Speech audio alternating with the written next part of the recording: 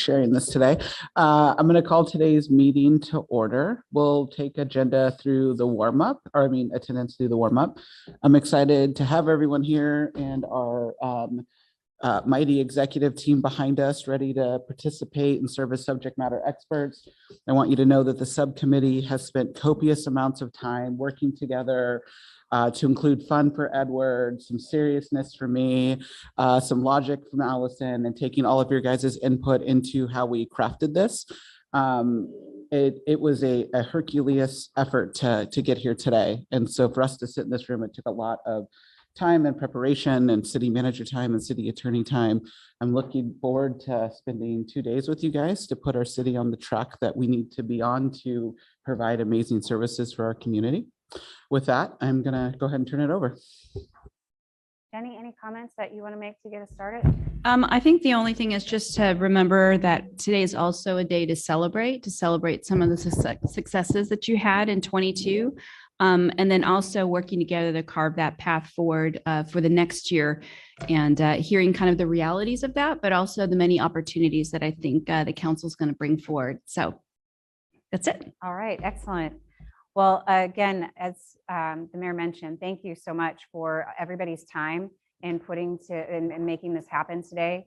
There was a tremendous amount of input that went into forming the agenda. So I just want to start out by centering us around the outcomes that we identified through that outreach. So what we're here to do today, our purpose that we're driving towards is to identify council goals that will guide and develop the work plan and the financial plan that aligns with staff capacity and resources. And what that really means is goals that are realistic. I know I heard from a lot of you guys have a lot of wonderful ambitions for Beaverton, and then figuring out how to make that work in today's economy and with all of the needs that the community has is a challenge. And so we want to make sure that you all walk out of here with something that feels realistic. I want you to come back in a year feeling like you were able to make progress on these goals and that we've got really clear direction for staff and we know what success looks like from the council perspective. The next piece is before we can get into the goals, to build a shared understanding of that community and organizational context. So that will really inform the goals. So it's about making sure we're all starting from the same place. Where are we now before we think about where we're going? And Jenny's put together a wonderful presentation that will help to center you guys around what's in the pipeline, kind of the economic climate that we're currently in, some organizational trends, and then we'll also hear from the council in that environmental scan piece about some of the things that you're observing. So that will help to build that shared understanding. And then last and most important, how are we going to get this work done? It's through team. And so we've identified some team building opportunities throughout today and tomorrow that will really help you guys to foster that strong and cohesive partnership that we talked about in the very first governance training. And then at the end, circle back to that to think about what are the team agreements necessary to support the council as leaders and policymakers. So how are you guys going to work together to make the goals that you set happen with staff? So that's what we'll center around for day 2 tomorrow. All right, any questions about the outcomes?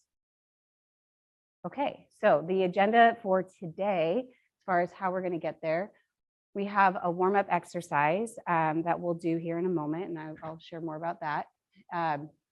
Then we will, after the warm-up exercise, we'll set our rules for success. So I think we have some really good stuff to build on from the governance training, but one of the things in the warm-up will also talk about what you need for courageous participation. So we'll be listening for themes as you guys report out, and we can build on the ground rules for this workshop from that conversation. Then we'll get into that environmental scan. So this piece about building the shared understanding. So you'll hear from Jenny on some updates there, and then we'll have some council participation in that piece. Then we'll get into the goal setting. We'll start with talking about the process so you all know what to expect going into it and how to work through it. So we've identified some opportunities for small group discussion so that you guys can really fully express your ideas, as well as bringing that back together and talking about it as a team. Lunch is at 12 o'clock.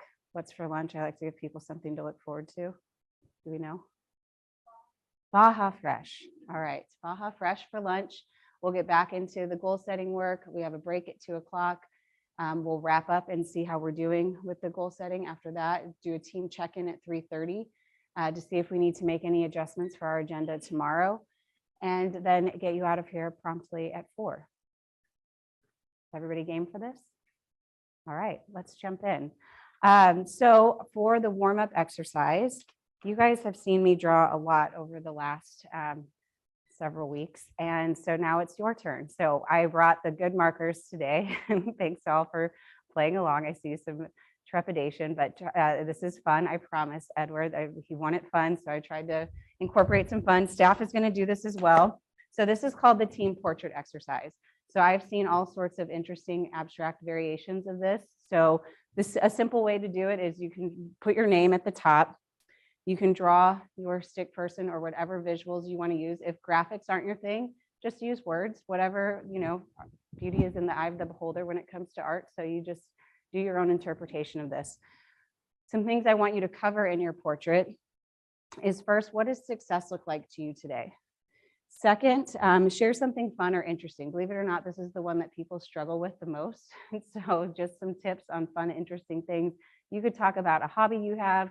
You could talk about something you're reading or listening to or streaming, anything fun that or interesting. Okay, then number 3 is, why did you get into public service? As elected officials, here to serve your community, or staff here to serve in that capacity. Tell us why, what motivated you to get into public service.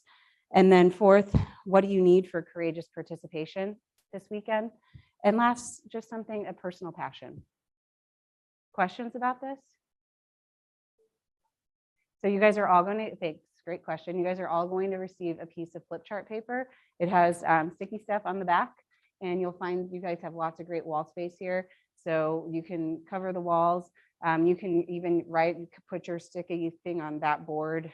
So wherever you can find space, but we're going to fill this room with wonderful public art today. I don't know if Beaverton has a public art collection, but maybe you guys will have some new pieces worthy of it. So you have the markers on the table, so grab as many colors as you'd like and come on up and grab a sheet of paper. We'll leave this up here to keep you as your guide. Feel free throughout the day to snap photos of any of the graphics if it's going to help you recall what the exercise is or the information that we're doing, that we're covering. So see Sasha and Ashley for your paper.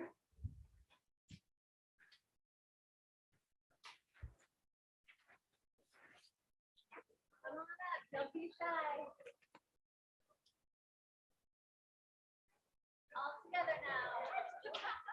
Thank you.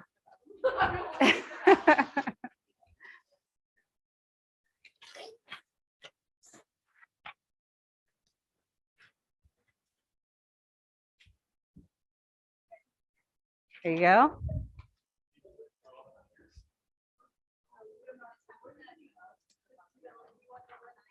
Yeah. Yes, absolutely. This is fun. I promise.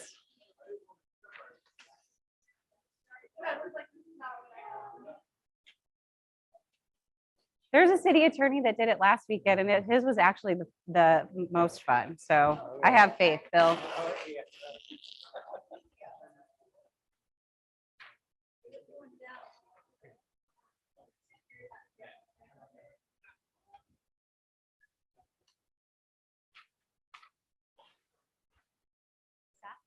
Yeah, everybody.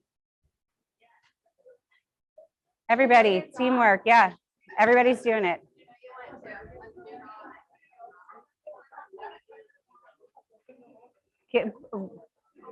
Please.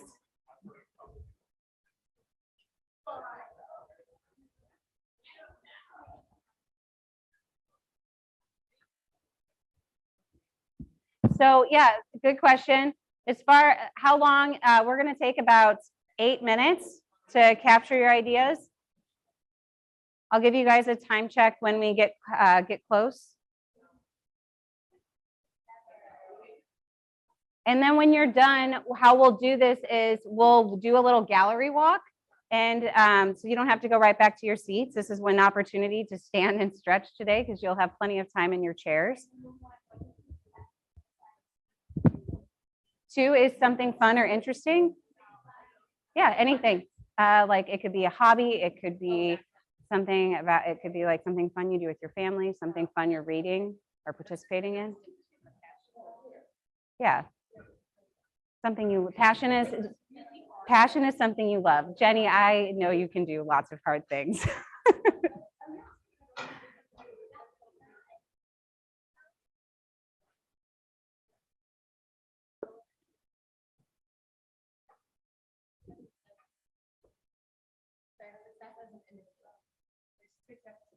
Success today.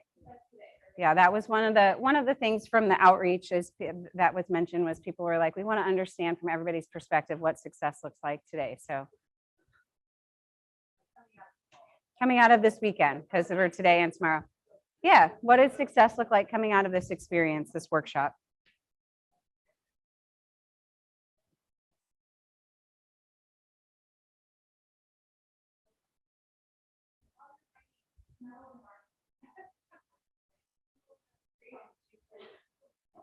And if the scented markers are annoying for anyone, I have unscented markers, but people found them to be really fun as a throwback to, you know, if you grew up in the 80s or 90s.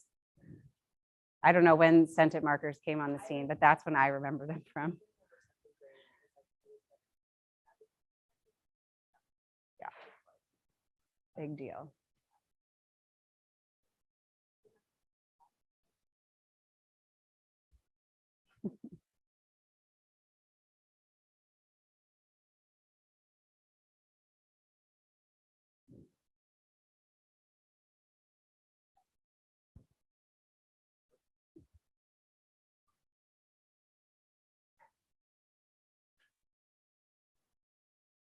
Some inspirational music, yes. Do you want mine? Okay. Sasha will give you guys some inspirational music to help fuel your creativity.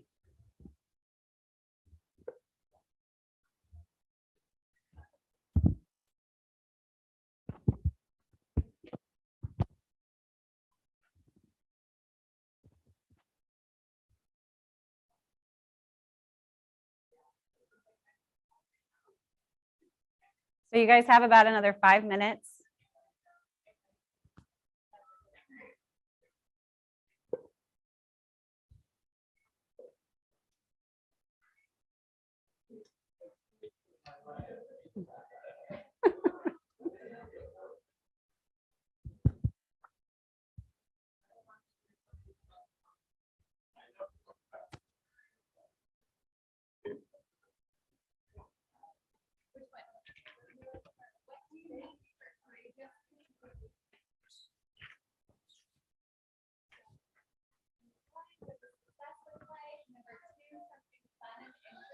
If anybody's feeling particularly pained by this exercise, it was this or trust falls. So this felt like, this felt much safer, right?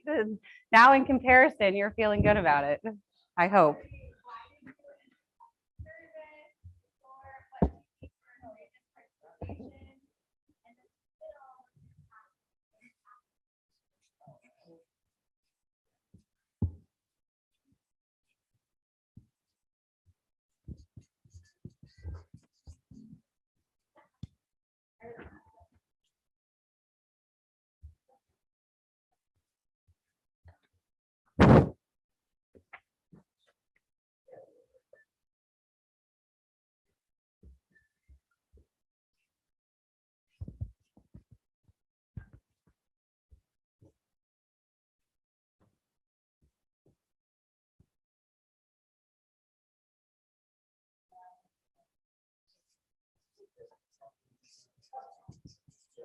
So if they're on red like that, they're muted.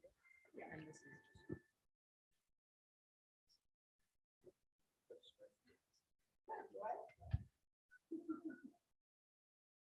Okay, you guys have about 2.5 more minutes. 2.5.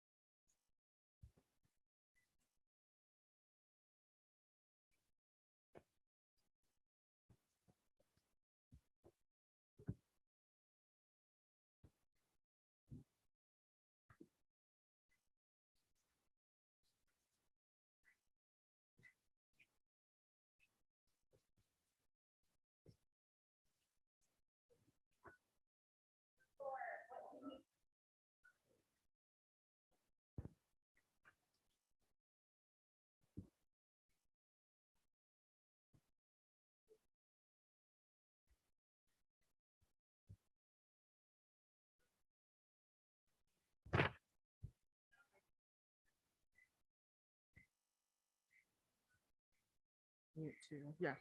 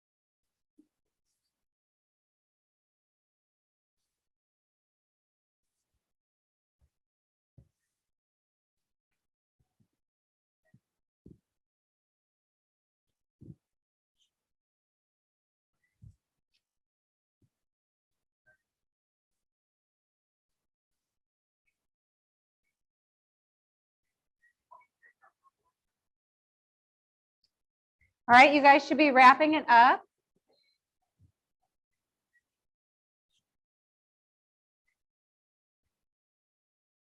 All right, Sasha, let's pause that.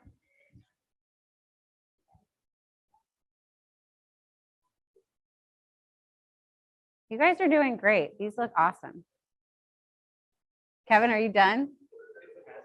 It's a masterpiece. Do you want to start? Yeah, well, we're going to do a little gallery walk. So if Kevin wants to, are you okay with going first? I'm gonna help kick you guys off to give you an idea of how fast this should go. But once you're finished, come gather around the first part of our gallery over here. Kevin's going to kick us off.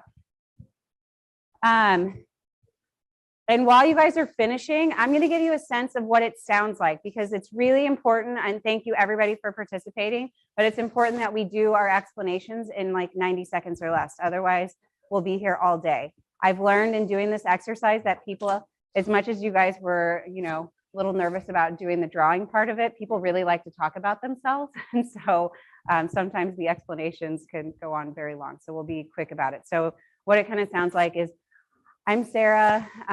What I need for courageous participation today is for you all to play along with whatever games I throw at you. But just an example, as far as why I got into public service, worked in local clients or local government, it's because I think at the local level, that's where the most gets done. And I find it really inspiring. Organizations be better places. As far as something I'm passionate about, my family, my growing family, I'm super excited to add a baby boy in July. I have 2 Newfoundlands who run the show at my house, and they're extremely large, 300 pounds of dogs. So family, animals, public service, those are a few things I love and am passionate about. And let's see, something fun. I know the Super Bowl's tomorrow. I'm mostly excited. I'm a big Yellowstone fan. And so 1923 has been keeping me really entertained. My mom's in town, so we've been watching it together. So it's about 90 seconds. That's how fast it should go. Okay, Kevin, you got this. Let's go. Let me introduce you. This is the Mona Lisa of Beaverton. The person, the body, is my vision of what success looks like, with the eyes trying to keep perspective and focus on others, ears for listening and learning, smile or mouth for encouraging, having fun, valuing others, and then hand up, trying to bless with what I say and what I do, and the hand down of trying to accept what others are offering. It's my self-portrait. It was very beautiful in my mind. I am a little afraid I'm disappointing the arts commissioners. Something fun about me, I have some major ADD. I think it's expressed here in the photo. I've played Dungeons and Dragons. I love to do improv, although I haven't done it in a couple years because of the pandemic. I also love watching movies and telling stories. And then the third question is, I don't remember what the question is. What do you, courageous learning, participation, thank you. Humility for myself, also humility from others, acceptance for what people are sharing, not just me, but everybody, space to share and be heard, and then a focus on co-learning together. And then the last question is, why did I get into public service? My grandmother and my grandpa on my dad's side were both in local and state government in Ohio. My grandma actually ran to be the first mayor of Columbus, Ohio, back in 2000. She lost, it was close, but we got to help her campaign, and it meant a lot to me. So you get to really dream in local government, you get to really support people, and this is the kind of work I really love. All right, thanks. Excellent job. Yeah, you guys can talk. You guys, which way do you want to go? You're the closest to me. You're closest, so I'm going to hand it off. Can everybody? Or do This you, is my robot. Thank you. We all know I'm an athlete and can we not an artist. move it right here? Let's go. Let's go. Okay. I said I got 90 seconds Yeah. reading into it. You're good. All right. All right. They can't see your artwork, so And they'll be really sad not to see it. okay. Okay, success for me is a plan that's easy to articulate and we collectively champion. I think it's important for our community. For fun, I don't know any elected officials that have it, but the vice mayor is obsessed with Star Wars, and we were on watching the fourth one together. And last night she was so excited, she kept elbowing me and talking about it. So watching movies through a 5-year-old's eyes is pretty cool. Participation, making it about the whole city and not individual electeds. I think we've moved into a really healthy space with that. I'm passionate about my family, veteran service issues, Spartan racing. I think most of you know we have an entire obstacle course in our backyard my husband built. Can't do it now, but we invite people over in the summer. Being outdoors, I love skiing. I'm a backcountry skier. As you know, on my 3rd week of office, I had to be rescued out of the backcountry, tearing my meniscus after only being here for 3 weeks and having to run things from my couch. And I entered public service to live a life in honor of my friends that I've lost. Service. Thank you. You guys want to kind of gather in the center? You'll come back out? Okay. He's coming out. He's coming out. Just, yeah, go that way. That'll be easier. Got it? Okay, so as a lawyer, I'm a literalist. And I just want to say that it said something. Something fun and interesting, not some things. I just took it on. I thought what would be interesting for you to know is that I grew up basically just Ridge Trail.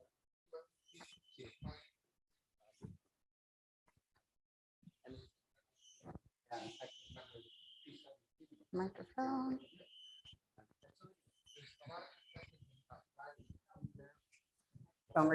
The signal. Okay, so anyway, so that is one thing interesting about me.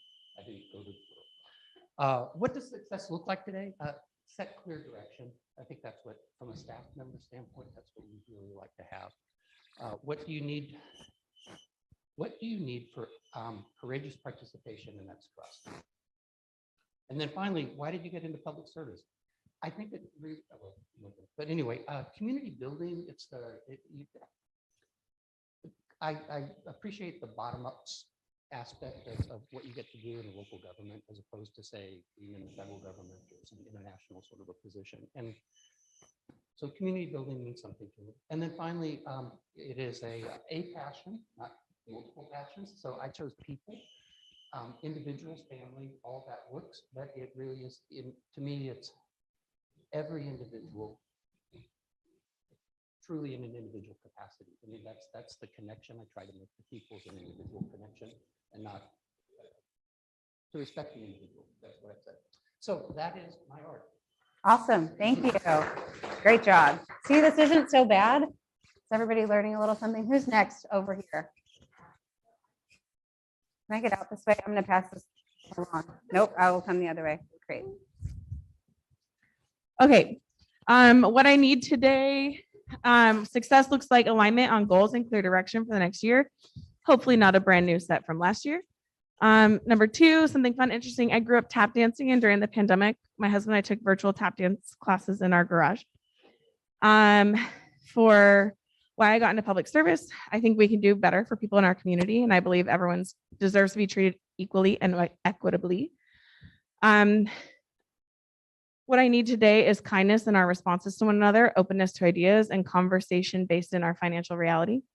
And then for my drawing, I love the color pink. I'm passionate about dog rescue, making cool software, traveling with my husband. I'm passionate about having compassion for others and race walking. All right, excellent. Edward. Thank you. Will you also add your name to the top of it so that we can memorialize? I think I missed out on the part that you have to draw in the center. No, no, no. This is, art is Yeah. your interpretation. So Okay. you did just, Oh. All right. So first one is, what does success look like? Everyone on the same page and be more passionate. Two, something fun, interesting. I'm a horrible actor. I played a kids' Christmas play when I was like 4th grade, and I was traumatized. Everybody let me know I was a horrible actor. So I convert to singing. I play guitar and sing, and I also want to travel to remote places. That's my fun thing to do. 3, why? I was always in the public service since I was in high school, and I became an empty nester, and my wife gave me an eye that she doesn't want me around. So I ran for city council. Great motivation, I should say. 4, what do you need for courageous participation? I need a little bit of soju. That's Korean alcohol. And it's the only drawing I know how. So thank you so much. all right. Will you add your name to the top as well? Thank you. Yes. Good morning, everybody. Like Bill, I was quite literal in my interpretation of the assignment. So number 1, sense of common ground on priorities for the city. That's what I hope we come out of this session tomorrow with. Number 2, what I love to do, I love to travel. That's a really bad heart. Art is not my thing, obviously. I'm an empty nester too. I feel like I paid our dues. Those 3 kids are through college. It's time for mom and dad to have some fun. So we're going to be doing a lot of that in the future. Number 3, what brought me into public service? I think at a very young age, I felt a desire to help my community. I grew up in a very small town in North Dakota where everybody knew everybody, and you knew everybody's uncle and aunt and grandparents. And you always view things through the lens of the community, not just through your own personal needs and interests. And I really believe in local service. I think this is where it's at. I think it's most fun and rewarding because you get to touch people that you directly support and help with the work that we do day in and day out. And lastly, what do I need to be courageous? I would say the ability to have respectful conversations with active listening by the group. Thank you. Great. All right. And thank you guys. Strength. Okay. Hi, mine is shared achievable goals is what I'd like to see come out of today. I think that's the theme. I'm from Wyoming, which is odd because there aren't very many of us. So I like to share that with people. I like the built environment a lot. I grew up helping my parents run a trailer park. So if you can only imagine, my community development background is very much rooted in that, but I also did a lot of leadership in high school in the Rocky Mountain region. So it was bringing together built environment and community together. So that's, I just really appreciate that. Keeping it real. This is kind of a joke between me and some of my coworkers about going to lunch at La Hacienda Real, but it really is a theme that we've used over the years about just being together and being honest and having fun at the same time. And then my passion is just people, family, friends, and people.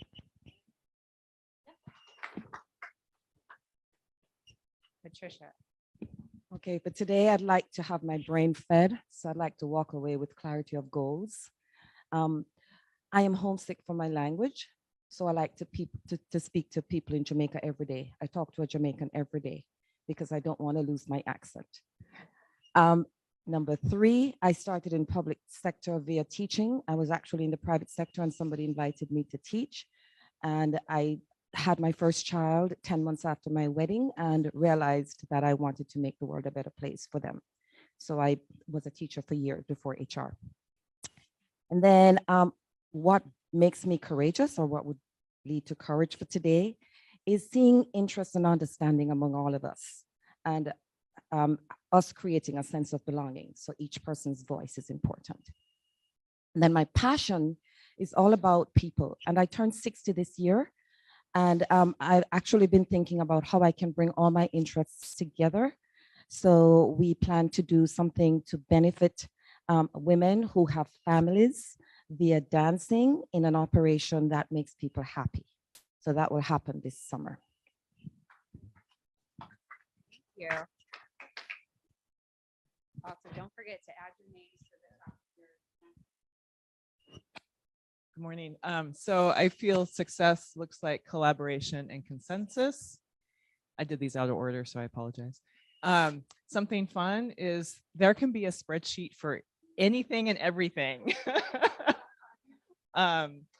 Courageous participation for me would be trust, honesty, and grace to each other.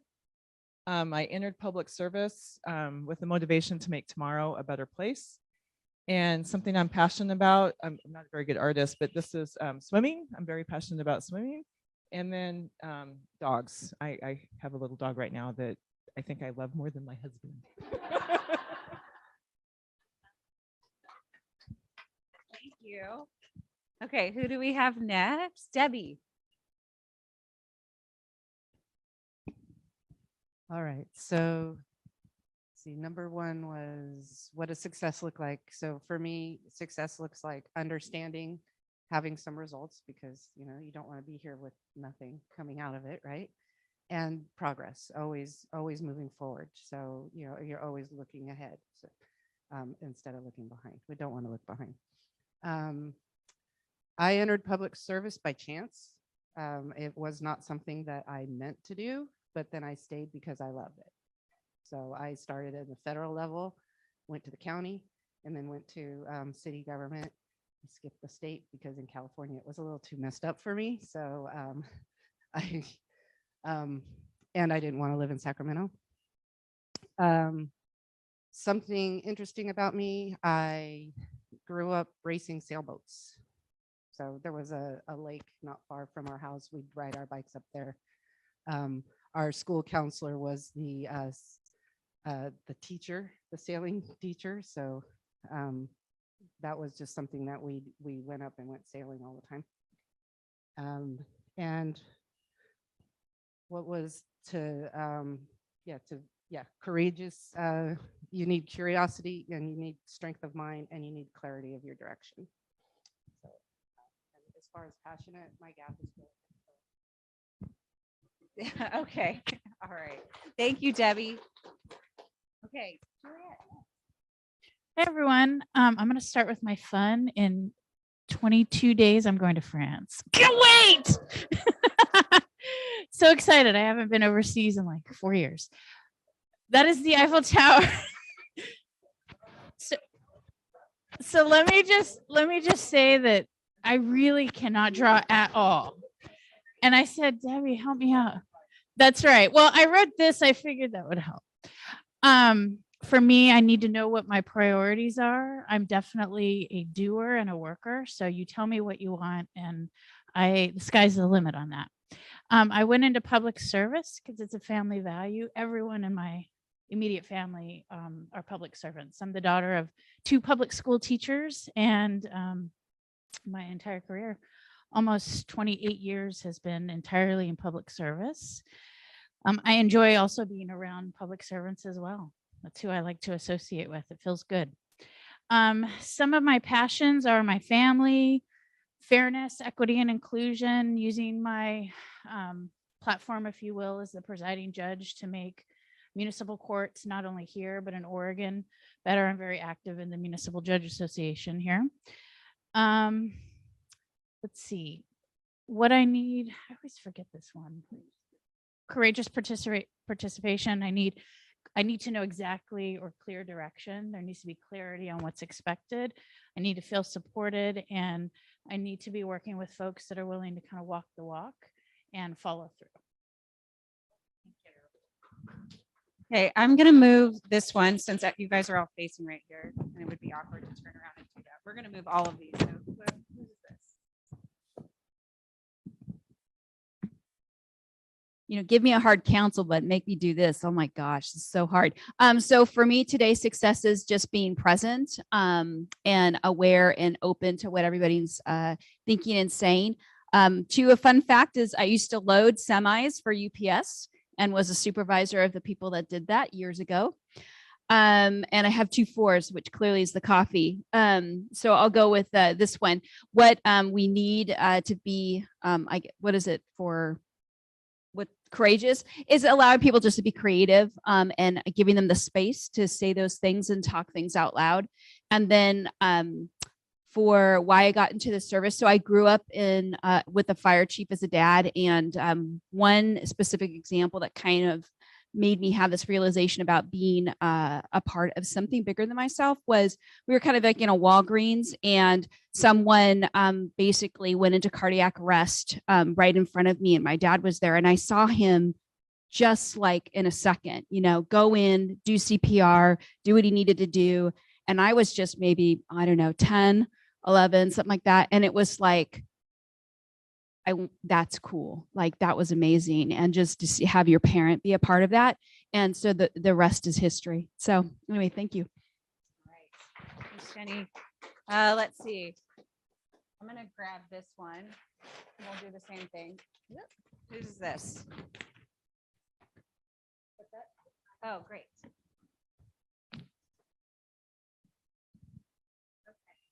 Thank you.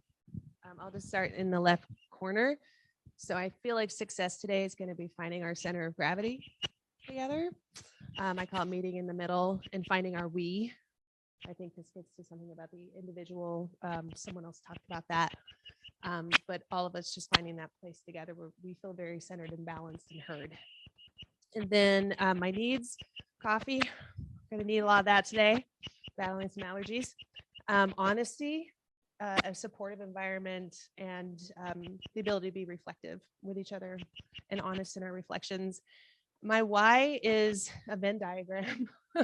I spent 12 years, I'm still in the industry, but 12 years prior to deciding to run working in land use and economic development, as well as all sorts of other areas of city and regional and urban planning. And so I knew the lingo, I know the pace of things. I felt like I had my feet under me in that way, but it was truly just a love of our community in Beaverton. I felt like, maybe I could do a good job if the voters thought I could, and get in here and just come prepared and serve the community. So that's why I ran. Interesting thing, I'm all analog, as most people know. I don't have a smartphone. I did for 6 years, so not a complete Luddite. But I just decided that it wasn't for me. Vinyl is kind of a good representation of that. We have a lot of records. My 13-year-old just got a record player, which is pretty cool. I read about 1 book a week. Absolutely love reading. Thank you, Glenn. I didn't put it up here, but our current TV obsession is The Last of Us on HBO. Loving that. And then as far as me, my passion, and I know I spelled this wrong, which drives me nuts because I love language, is equanimity. My favorite word in our language. And it's something that I strive for every single day. I encourage everyone to look it up because it is an excellent word. That's me. Thank you. I have some corrective tape. If it's bothering you, you can fix it. Okay, Dan, you are. Okay, I'll try and catch us up on time here. Starting the corner here for today, it's a little bit of a maybe triple entendre, kind of a funnel hierarchy of big ideas that can funnel into actionable and results for the community. So just trying to have the big idea, then how we can implement also potentially cocktails, and getting to the point where we're actually forming a better team across all the folks that are in here, and the funnel. It's kind of open, yeah, what would you like? Yeah, I can imagine. I guess I'll go down here for today, fun, and kind of with the theme, breaking down some of the silos, if you will, or the difference between staff and electeds, just trying to make a team. Try and cheat here. And so my purpose is really simple: make people's lives better. I have that like sticky, and I've moved jobs enough times. I have had several of those stickies, but that's sort of always front and center on the computer, just something to remind me of purpose. And so that is why I got into public service, and it's just the North Star for me.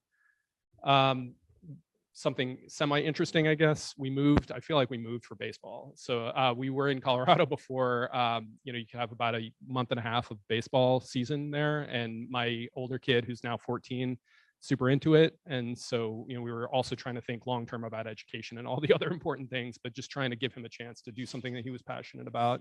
And I think we were ready to be in a different climate and all the other reasons, but it feels like that was really why we moved. So do a lot of baseball. We're already in it. It's going to be great. And then family is sort of the passion. So. All right. Excellent. Thank you. Let's see. I'm going to shift these around. Whose is this? Okay. We're gonna do this one and then Nadia's.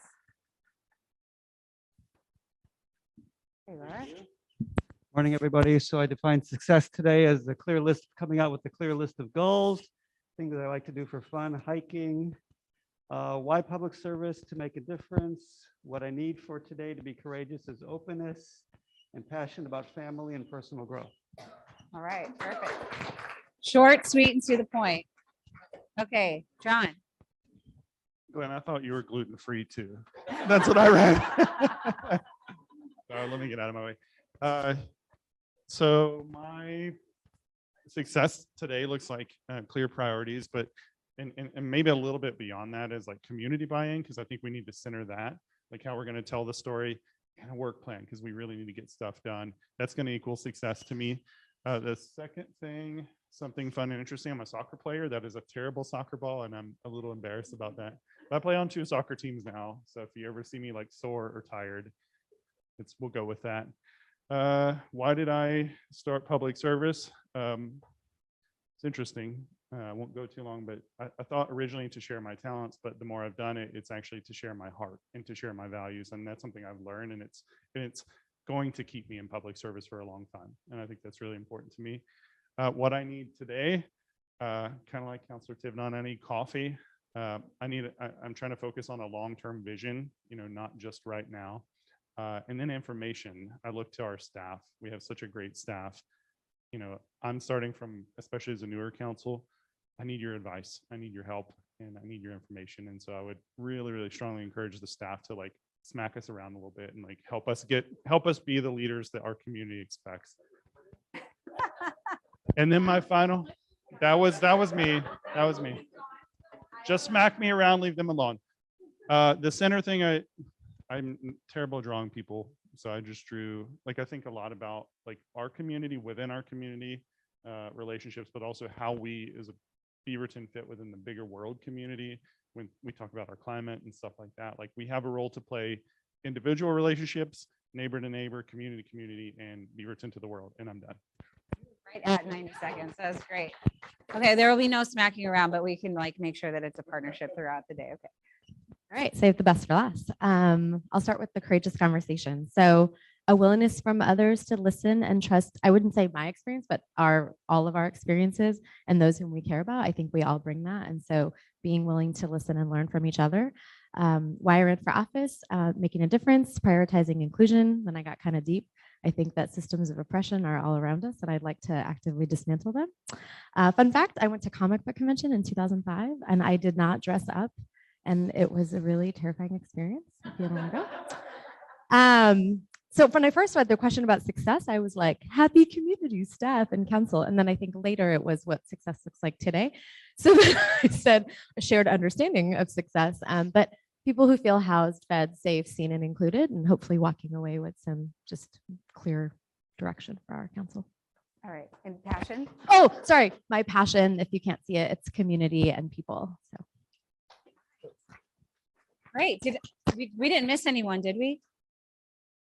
You guys did awesome. See that was that so bad? It was kind of fun. Did you learn a lot about, or at least something new about somebody in the room? Good. Okay.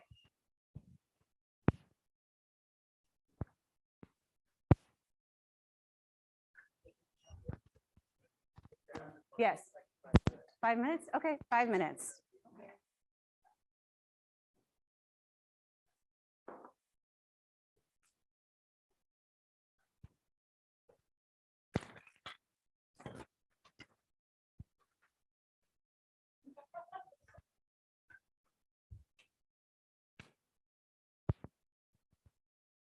Oh, thanks.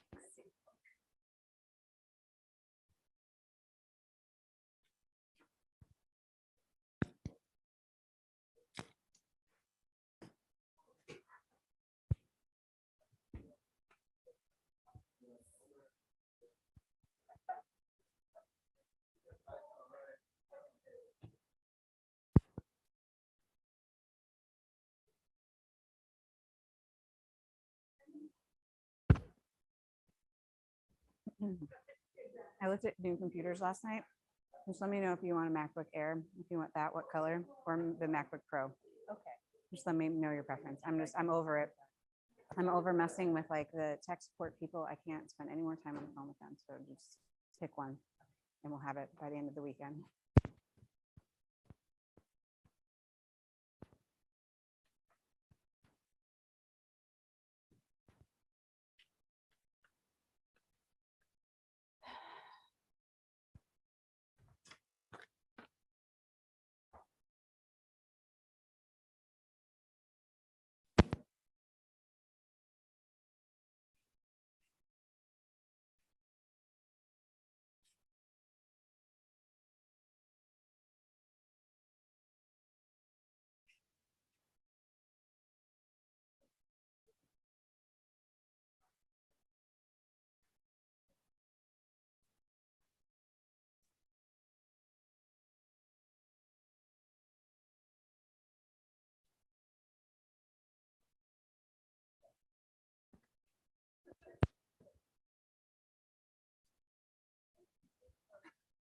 You want to fix it? Okay. It's like I use sticky notes. They're like labels for one. Just yeah, but the marker's right over them. So you just use as many.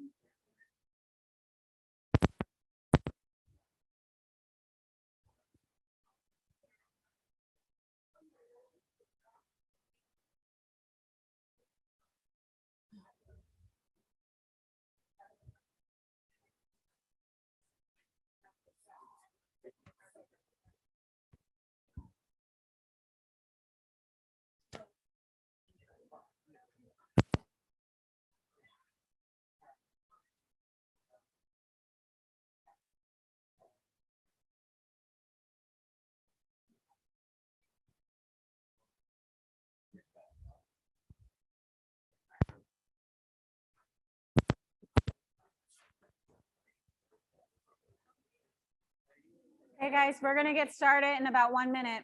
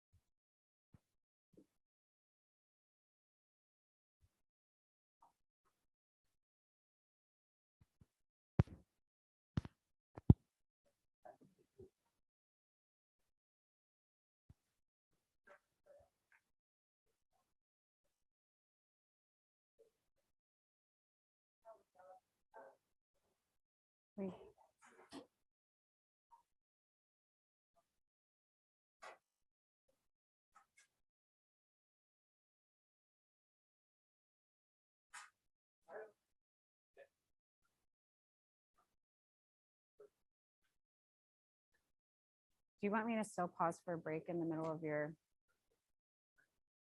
You guys keep it moving. I'll just look for the, we're not off track. We're still on time. So I'm not concerned about that, but I'll just look for visual cues when you guys are ready for another break.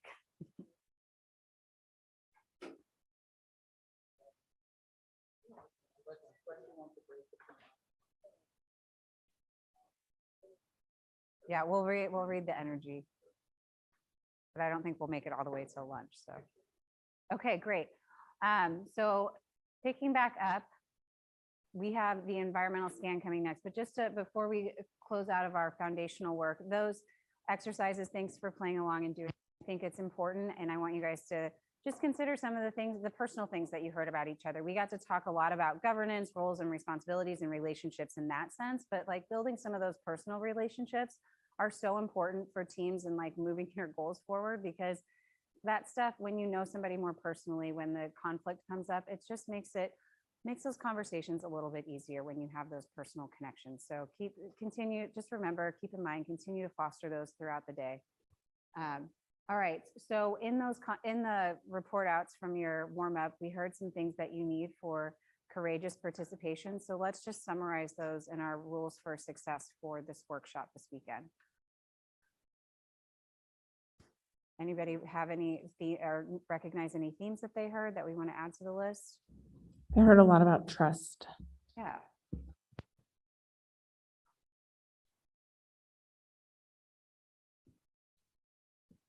So agreeing that we can bring trust into this conversation with one another, trusting the staff expertise, trusting that everybody's coming from a good place of positive intent. Does that capture it? Everybody good with that? What else? Any other themes that you heard? Yes. Listening came up multiple times. Honesty.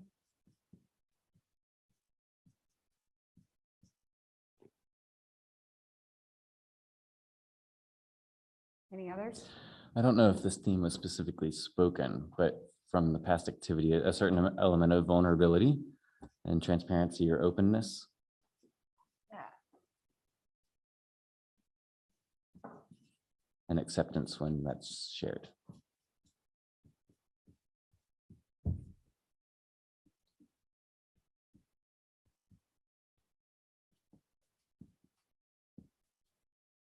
Openness, 2 ends? No, 1. Yes. What? Yeah, I know. Same. Caffeine maybe still kicking in, but only 200 milligrams unallowed.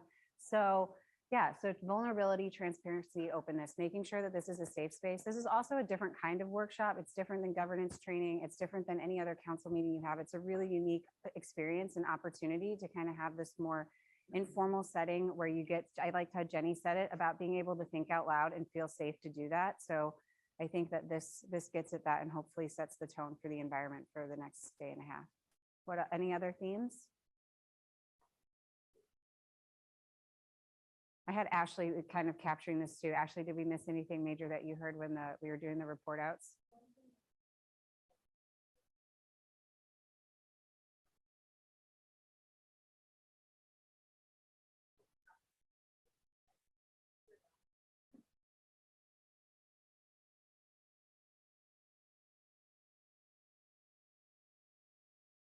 You guys okay adding curiosity to the list?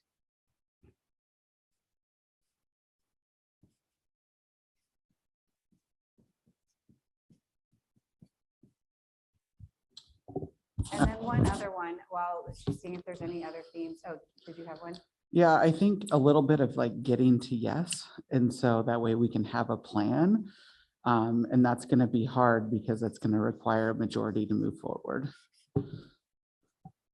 Yes, that was actually a perfect segue into the one that I wanted to add that we used in governance training, is just that the goal, when we get to that part of the discussion and the refinement of the goals, is that they'll move forward with consensus or majority. And when I'm checking for that, I'm going to ask you guys for some sort of verbal acceptance to make sure that everybody's on the same page, that there's no confusion. So we're striving today to create an environment where everybody feels heard. So I appreciate that this listen piece is here, and I want you guys as a facilitator to feel heard and feel good about this process when we get to the end. But I also want to recognize that feeling heard is not always getting what you want. And I think that's the really hard part about these conversations. And so just know that I'll be really consistent about how we use that practice when we get to it, to make sure that everybody feels heard, but it's the consensus or the majority that's going to move something to the final list. Is everybody good with that?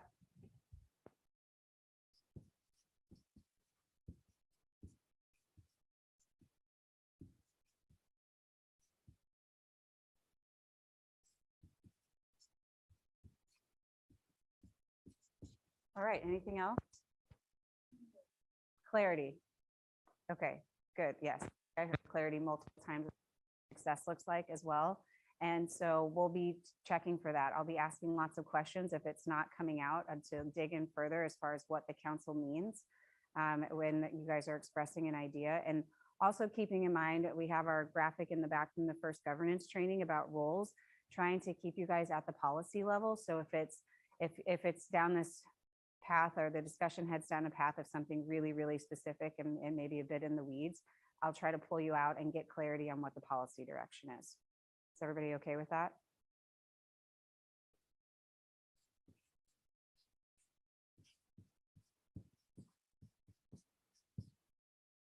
Okay, are we ready? Jenny, are you ready? Because this next part is really yours with the environmental scan. Yeah, and I also want to make sure that the council knows that I want to leave space to for you to ask questions and get clarity on some of the information that I'm sharing. We do have staff that can provide that context for you. But my goal today is to kind of set the table on some of the things you need to know going into your conversation. So if we move to the next slide, there's really 3 areas that I want to cover with you. One, I want to remind you of some of the good work that we did last year. But 2, building on that is understanding the financial forecast at the kind of 35,000 foot elevation, of course, and then what that means for organizational capacity and just some insight into what that looks like.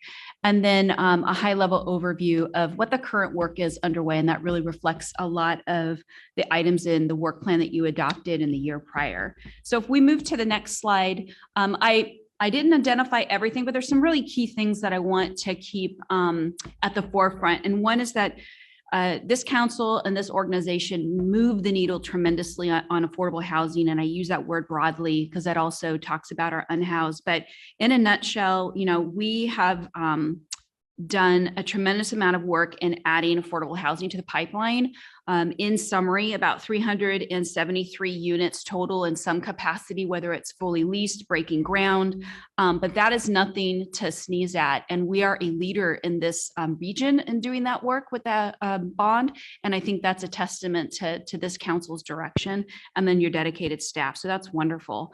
The other is that, we've really been able to help people. We've assisted, 5 families. And what does that look like? So through Proud Ground, we had 3 homes that were able to get financed. There's about $92,000 per home. We had Welcome Home Beaverton programs. I think there were 2 homes there, and that was about $25,000 per home. And that was really through ARPA. And then almost $300,000, if I'm rounding up, housed through partnerships to help people with home ownership.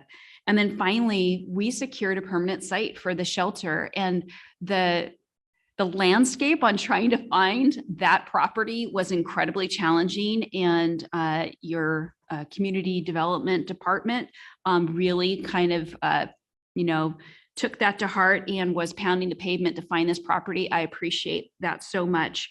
And the other is that we were able to use ARPA funds to purchase it. And then on top of that, through working with the mayor and other staff, being able to secure additional funding in the millions to be able to do the TIs. And we're not using, taxpayer dollars to do that. That is incredible to build this asset using other people's money. And so that's something I think that folks should be really proud of, and the organization, because those are the people that are making this happen. And I want to continually remind you when we talk about capacity that it's the same people that are doing this work, by the way. So we are triaging a lot of these great priorities, and just keep in mind that we're still able to meet these outcomes that you want. So that's a real feel-good item. The next one, if we move the slide, is transportation. And the biggest takeaways from my perspective right now in transportation have been really around funding. And we've been able to find key projects to fund. The Loop is one of them. We've had a big planning grant, as you know, the RAISE grant, which is about $2 million. And that's significant. We have additional millions of dollars coming in for the actual construction. And you know that this is a work in progress, probably over at least a decade. But we've got pretty much all of the foundational things that we need to get this off the ground. So that's been really exciting. The other is that staff went out and was able to get a $300,000 grant for the transportation system plan, which needs to be updated. The council was very, very vigilant about saying, this is something we need to do. This is $1 million project. And this is a project that is going to hit your general fund, and we need to be really creative about how we get money. And so I really appreciate that staff was able to find a source that we could rely on in the first kind of stage. And we're going to be very creative in how do we incrementally go about this project and get it done. And it will take some time. But I want you to be aware of the impact of the dollars that this is going to cost. And again, the resources, because that's internal staff, both on our community development and our engineering team. You saw at the other council meeting that we brought forward the CIP prioritization rubric. So that is a great first step to help you prioritize those projects when they get before you. And then I think the other one is that, we have actually seen the rubber meet the road with completing traffic calming projects. And those are things that are brought up from the community, right? They go through a vote and then they're implemented if they're passed. So that's on 155th. We've had that. I think those are the little humps there. If you've experienced, I drive them over every day and I think about it, and they're great. And then the rapid flash beacons, we installed a couple of those as well. And so again, I just want to keep in front of you while I think this council is passionate about pedestrian safety, about getting out of our cars, climate, that we are starting to do some meaningful first steps on that. So the next slide is around climate action. And a couple of things I want to highlight here is that we're actually building the EV infrastructure at both the public safety building and the SKB garage. And so we're hoping to get all of this kind of buttoned up by the end of the fiscal year. One thing that I did is put a policy in place to codify the council's interest in having us meet sustainable fleet goals so that we're continuing to electrify our vehicles. So I think that's really important for you to know. One thing that's not noted on here, and sometimes we forget about the importance of the policy that you set. You've established state and federal legislative agendas. And I think that this is really important for you to understand because you're like, sometimes it doesn't feel like that does much. I want you to know from the organizational perspective, it's tremendous. That policy is infused in all of these projects that we do internally organizations. So think about when we're doing parking management, when we're identifying opportunities with respect to Cooper Mountain, complete street standards, the TSP, the Loop project, the Downtown Bureau project, all of those projects are looked at through a lens of climate action because you've addressed these through legislative agenda platforms that are a framework. And so while we're looking at bills through that framework, we're looking at our work through that framework. And so that's really great direction that you're providing me to give staff. And so I want you to know that it has a lot of meaning, not just, in that moment when you approve it, but the staff really listens and builds that into the way in which they do work. The next slide, and this is the last slide, is fiscal sustainability. We did some really great work last year as we began kind of this fiscal sustainability journey. And the first was that we built a budget around your priorities. So the budget is a numerical representation of the council and the community's goals. And I want you to think of that policy document in that way. And that's really important because that's clear intentional focus where you're asking for certain things to be funded. And while we're going to go ahead and fund the day-to-day things, we're being very intentional and we're not wasting taxpayer dollars, right? We know what we want to fund and we're setting out and we're doing that. And that helps reduce any waste and really makes us more efficient in that budget development process. We also closed a significant budget shortfall. That was about $7.4 million. Huge. And what we also did is we used ARPA dollars to help offset that to allow us the time and the space to work through this really thorny issue And at the same time, it helped preserve our reserves. So we weren't drawing down and we weren't doing things in a knee-jerk reaction. And that's why we have the policy committee right now to help us work through some of those strategies that'll be brought forward to you this April. And the other, and I really want to thank Bill and his team, is the successful settlement outcome to retain right-of-way fees with respect to Comcast. It was about a $4.1 million opportunity that we were able to secure. And we also were able to secure about $500,000 annually in non-broadband fees. Again, that helps our revenue situation. And a lot of that is the good work in the attorney's office helping to guide us do that. So that is a great accomplishment. So with that, let me know if there's any questions, I'll pause. Okay. Oh, I can't believe you brought that. Nicely done, Mayor.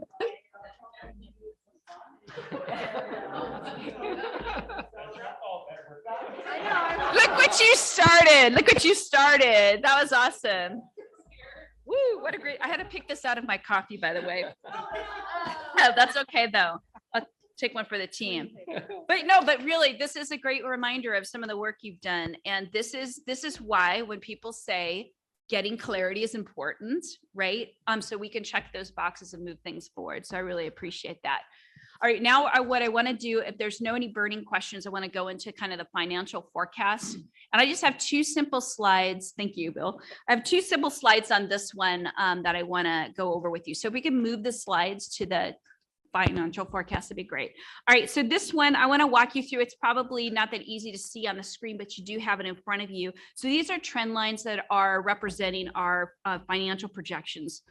Oh my gosh, for the general fund. You can't take me seriously when I have this stuff in my hair. Thanks, Allison. So anyway, I want to orient you to this graph here. So the blue line at the top reflects our expenditures. The green line at the top reflects revenues. And if you align to the 23-24 projected column, you'll see that our expenditures clearly are outpacing our revenues. And our budget gap is estimated for next fiscal year to be $10 million. It's about $1 million higher than what I was originally projecting. And without structural changes, and that's what this graph represents, it'll just continue to grow. And so our job this year is to start putting some of those structural changes in place so we can correct these lines. And that is something that we can do. So I want to leave this meeting today to know that we can adjust this and we can correct this. Can I Yes, ask a Mayor. question on this? Even if we close the $10 million gap that we're in, are we going to start next year because of COLA and PERS liability? Would we start next fiscal year in a gap as well?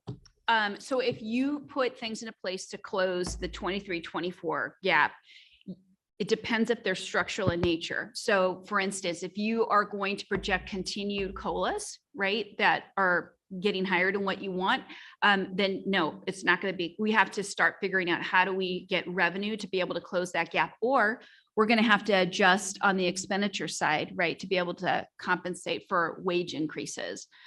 But I think this is where council's going, and I don't want to kind of jump the gun, but this is where council's going to have to start to think about what the appetite is for the type of expenditure controls, whether they want to do creative service delivery, right? Do you want to contract things out? We have to look at that in the context of labor agreements. There's revenue enhancement opportunities. What's the threshold and the appetite for that? And it's going to be a combination of things. There's no one hard and fast correction here. And that's where I need you to think creatively. And then you need to be kind of that rudder for us to tell us what's really the community going to be able to understand and get around, because that's another thing, is making sure that they understand what kinds of service changes that they can tolerate for a short time, and whether they want to frankly get around and fund that in the future. So we'll have those conversations in April once the subcommittee kind of makes some recommendations around strategies that they'd like to put in front of you. The other thing is that the trend lines on the bottom, that reflects our reserves. And I'm going to talk about reserves in the context of, I'm going to say, fund balance. And so based on our current policy, our target fund balance is hovering around $10 million. And that's that purple line that kind of goes straight out. However, you can see that if we don't have solutions in place, that fund balance, which is the black line, starts to go down. And as it decreases, we're going into the negative, and that's what we want to avoid. One thing I want to put in front of you is even if we correct this, which some of it will rely on using some of our reserves, you need to replenish that reserve. And that is going to take discipline on the part of this council. And so that's something that you really need to keep in mind, that just because we find structural changes and we get them implemented doesn't mean that we don't have some homework to do on getting our reserves back up where they need to be. And I will probably make an argument that our current target is not adequate enough. And so I think we need to talk about that as well. Can you remind the council what the target is? I want to say it's kind of weird. It's between 11 and 16%. Susan? 2 months of operating in short. 16, 17%. 16.7%. So 17% is our current fund target. We're beneath it, and you're saying it needs to be higher than that in actuals. I think that there's a couple of different approaches that you can do in terms of creating a catastrophic fund and then defining what that's for, and then an economic uncertainty fund. And there's different triggers that you would use, right, to be able to pull from those buckets. So I think we need to have a conversation about that. The next slide is really a rolled up slide to say, you know, how did we get here and what's going on? So with the $10 million shortfall, we've experienced revenue loss. And I want to kind of put that into context.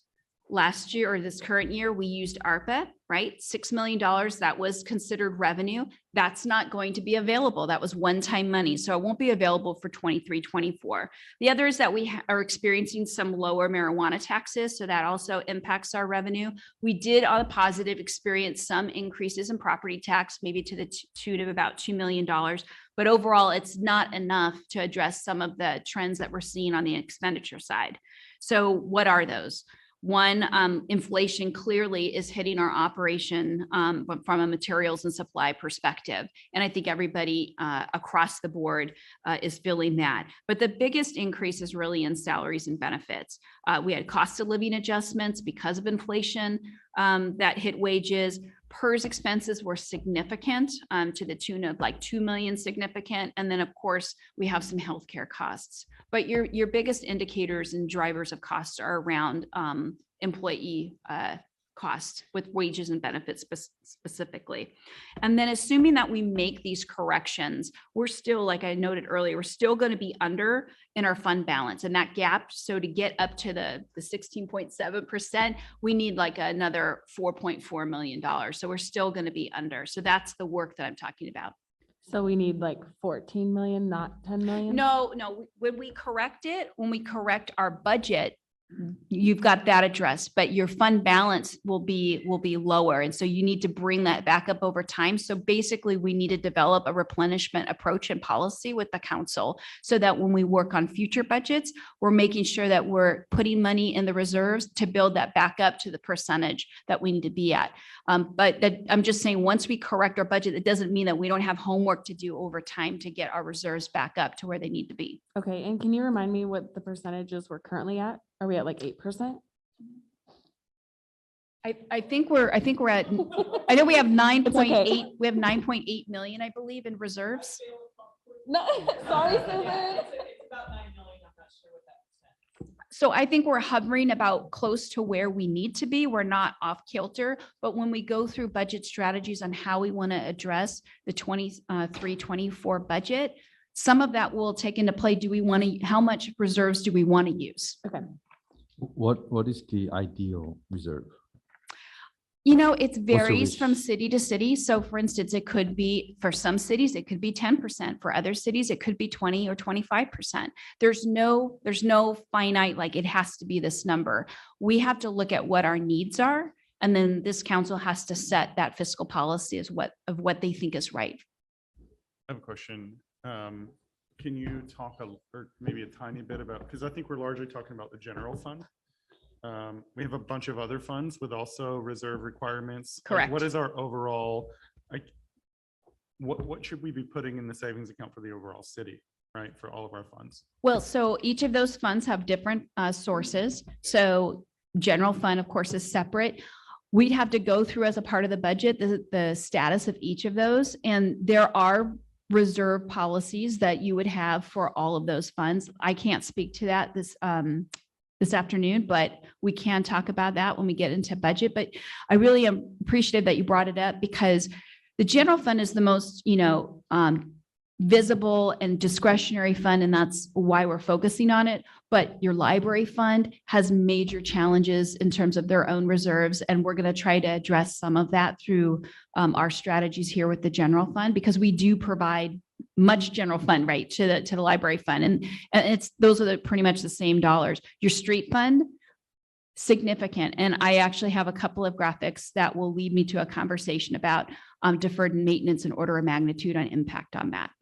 Can I also just say, like, when we're getting ready to have that conversation, because of our unique form of government, I don't mean council manager, I mean not strong city, since we don't have parks and fire and water, our personnel needs are much higher than other cities. So when we address the fund balance, knowing that majority of our budget is people, how we're going to tackle that, and my inkling is it's going to need to be higher than a city that sets a 10%, because that has a lot more hard costs and we have a lot more soft costs wrapped into our budget. Right. And as the city has more vulnerability around its revenue, depending on, for instance, you have, you're vulnerable in terms of unfunded mandates.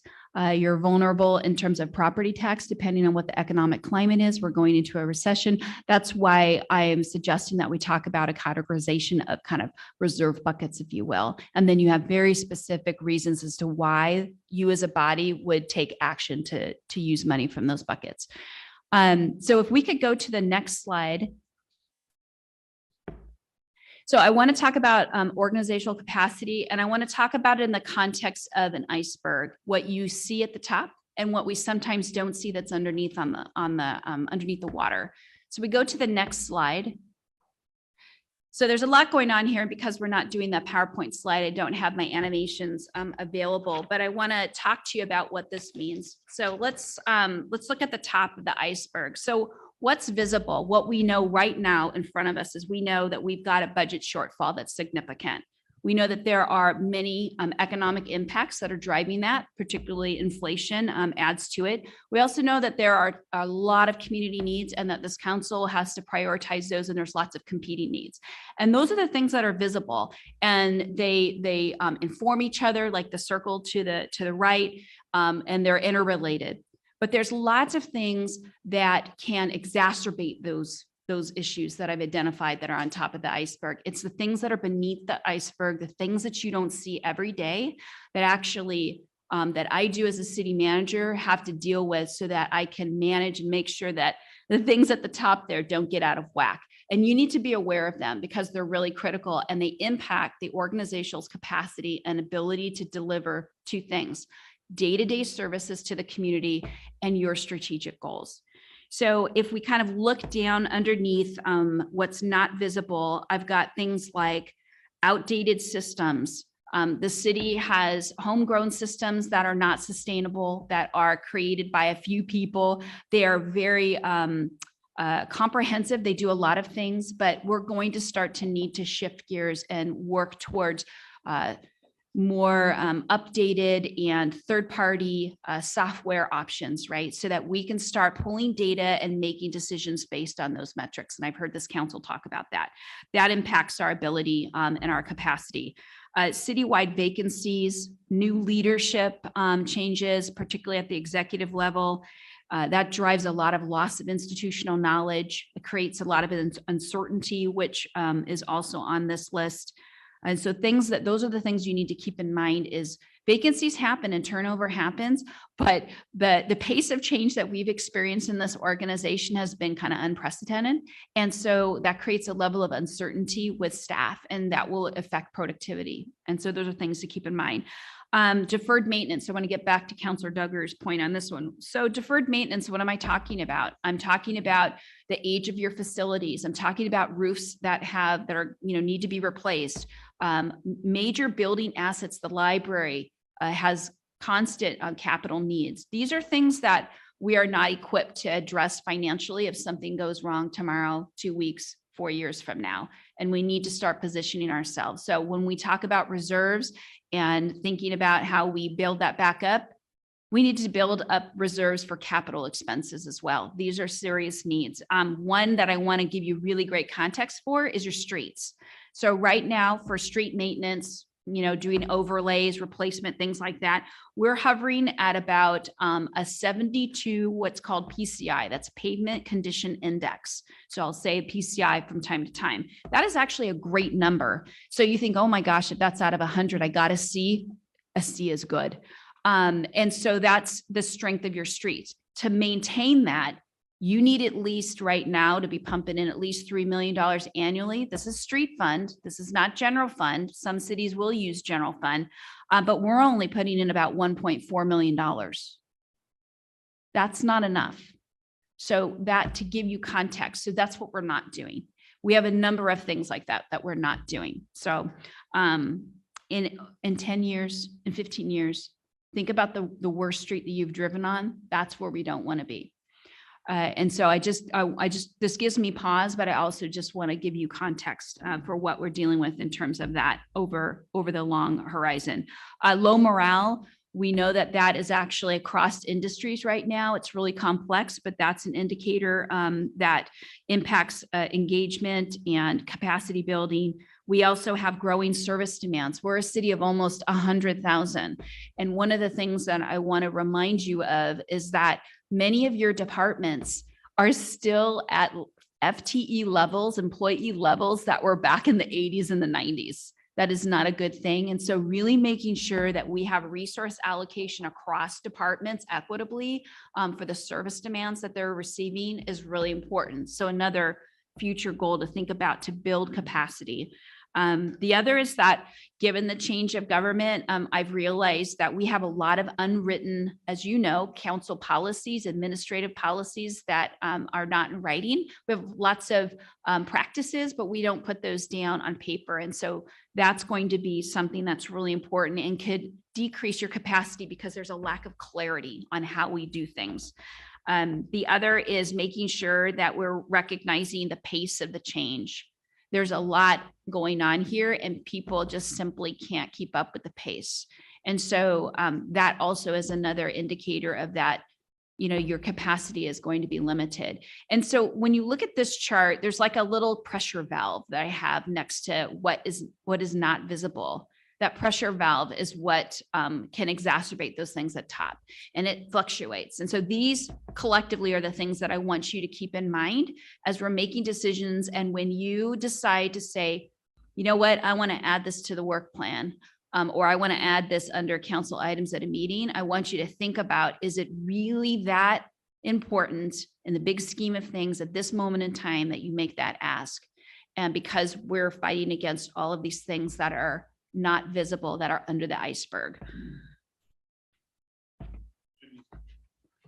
And we don't need a comprehensive answer here, but like, are there work plans and sessions for all of these things? Or is this something we just have to assume forever, right? Like unwritten policies, like it seems that the answer is there is like to put a policy committee together and get them written, right? And achieve those efficiencies. Obvious question, is that sort of stuff in work for some of these things? It is in play for the council with respect to governance. So there's a number of policy items that we want to take care of, like rules of procedure is a really good one. We talked about roles and responsibilities. So those are outcomes that I have planned, but citywide in every single department to vary, some have more than others. There's those gaps that I have to do an inventory of, and we have to prioritize those and determine that. And operationally, we can do that. My point in raising this to you is that the more you have this, the more uncertainty that it creates and the more that affects your capacity. Each department has their own work plan and they try to kind of juggle. And one of the things that I didn't say that I think I skipped on this list was triage. We're triaging services. So when I go back to when you're asking for an item, just know immediately right off the bat, I'm robbing Peter to pay Paul. So the moment that, I would like to do project X, I'm having to take 3 people to work on project X, which means that project Y, which was on your priority list, is now on pause. And that is the reality across the organization. And so the hard facts are that I've got to figure out how do I balance that where I keep the plate spinning, but at a pace that will meet the council's needs and the community's needs. But we all do have internal work plans that drive our work.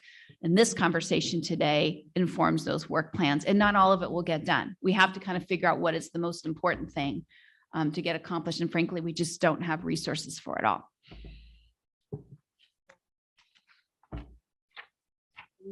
This is on?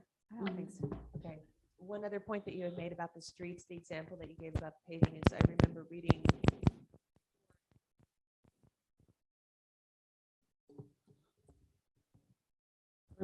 A report from PBOT, because if you've driven on certain streets in Portland, it's like off-roading. And filling a pothole is not a fix. It's only a patch and it doesn't last very long. And they're actually really pricey to go out and do those. But once that score, the 72%, I think you said, drops, getting it back up is nearly impossible because the costs exponentially increase because of the type of work and how far down you have to grind the street to get back to the place that we're currently at. So once we lose it, it's pretty much gone. And I don't know if there's any other things that applies to in our infrastructure in Beaverton, but that's something else we need to be really careful of.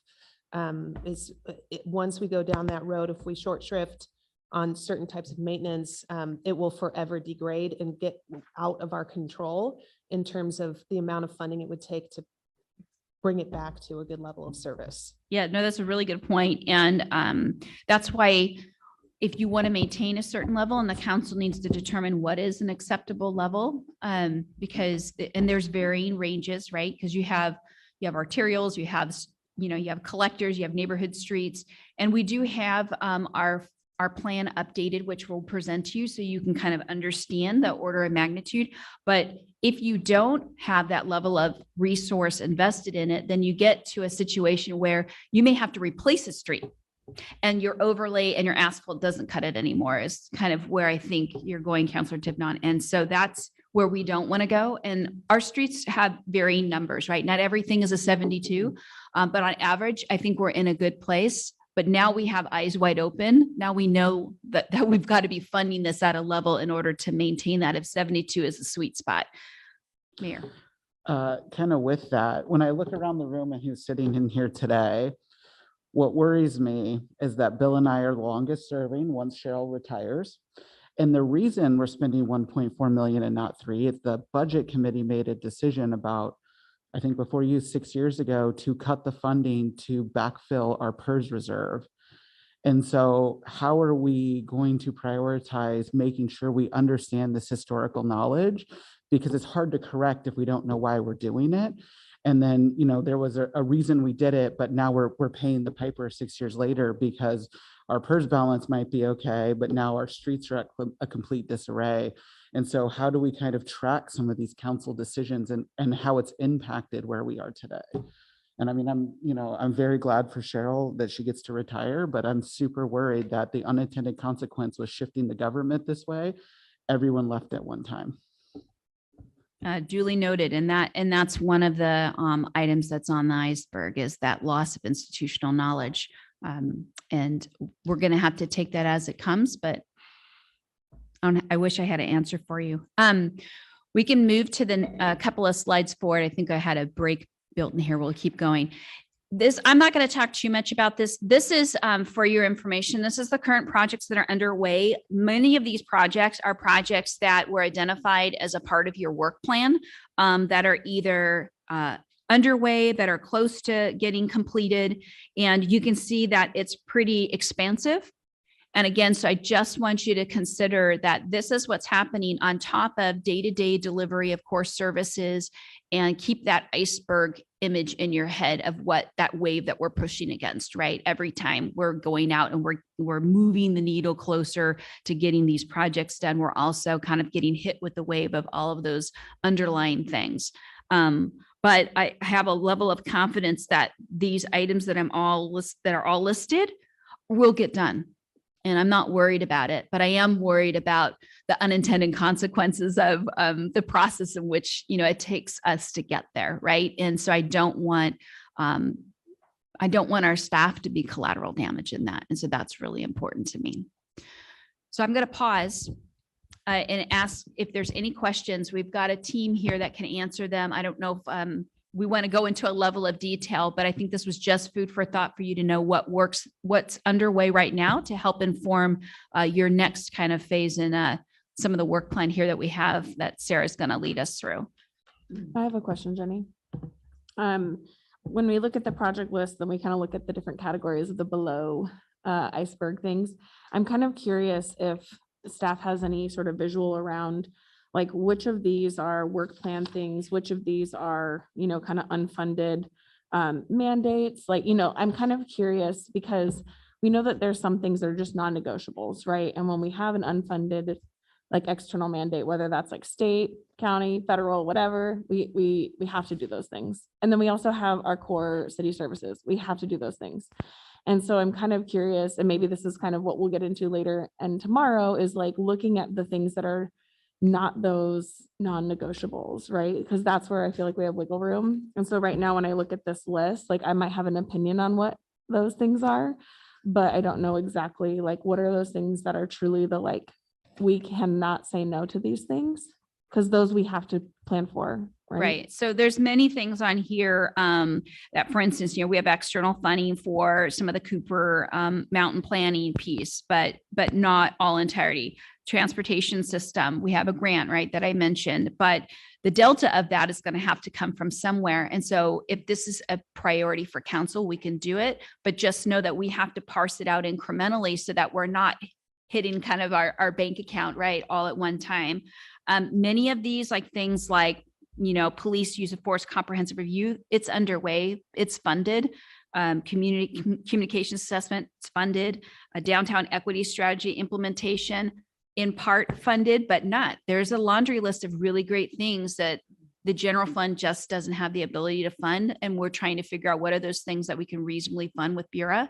And so I'm working with Cheryl on that. Finalization of the facility master plan, we will get there, but it's then now what, right? That's the big ticket item. Your bookmobile, that's underway, but something about that is that that's being funded by a grant. But guess what? What happens when that grant goes away? The operating budget has to pick that up, and we have to figure out, is that going to be a nice to have, or is that something that is a really important thing to you that we need to keep going in perpetuity? You know, DEI division planning, right? You have a new equity officer and we have to create a new division. How do we create that division with existing resources? But there may be a requirement for something new, right? To be able to move the needle on some of that work. So that one is a good question mark. And then the other that I didn't talk about is the First Street Dining Commons, where we're trying to find a plan on how do we fund that, because it's not going to be funded by Bureau. It's going to have to pick up by the general fund. Maybe it's seasonal. Maybe we only do it during the great, you know, weather times. The rest of these things, they are funded. Executive recruitments are funded. We have to do that. Governance is funded for your policy development. Homeless response, that's where the mayor's going out, working with the emergency order, the governor, to try to see if we can apply to get money to help add to that. Nonprofit incubator right now, that is not general funded. We have external funding. BCAP, there's some opportunity there to get grant funding. And CFIC is a good example of the unfunded mandate. That body of work that we absolutely have to do, and that competes with some of the other things that might be a nice to have. You'll have a work plan conversation actually with community development. There's implications with engineering on that about what they have on their plate. And I've talked to some of you offline about when we have these conversations at a work session, I want you to look at them through what is an absolutely mandated thing that we have to do, what is something that's important, and what is nice to have. And those nice to haves have to go. And the important stuff, you have to determine, okay, how important is this? And could we do this differently to be able to get some savings? And so your conversations are going to toggle between the stuff that we got to do and then the what's important, and the flexibility needs to be with the what important if we don't have enough resource allocation to support that. Yeah. And so that conversation on many of these things actually will come before you shortly. And Cheryl's team will be presenting that to you. Okay. I think for me personally, maybe it would be helpful for others. When we are in that non-negotiable category, for us to be told that up front, is really helpful, right? Because we need to keep that in mind. And then it allows us to kind of help weigh those other categories. But I think it would be really helpful, and I'm sorry if this is creating work, but like Susan, we could use a really beautiful spreadsheet that helps us see, you know, like what type of body of work is this? Where's the funding coming from? Is this like causing that pressure valve to go too far on the staff side, right? Like kind of what are those things? Because I think this framing is really helpful for me to like really be considering what's ahead of us and like what everyone is dealing with. But like having some sort of like, I really do see like a spreadsheet, you know, and we can use different categorizations of what is each of these things? How is it funded?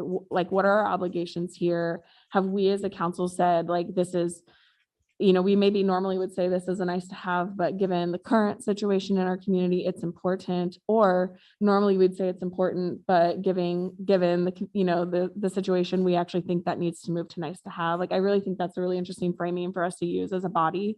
But I think it will be helpful to have a little bit of something like tangible for us to be like looking at and help us, you know, because you clearly know your stuff and that you knew the status of all those things. We won't know it right, like, you know, as deeply as you do.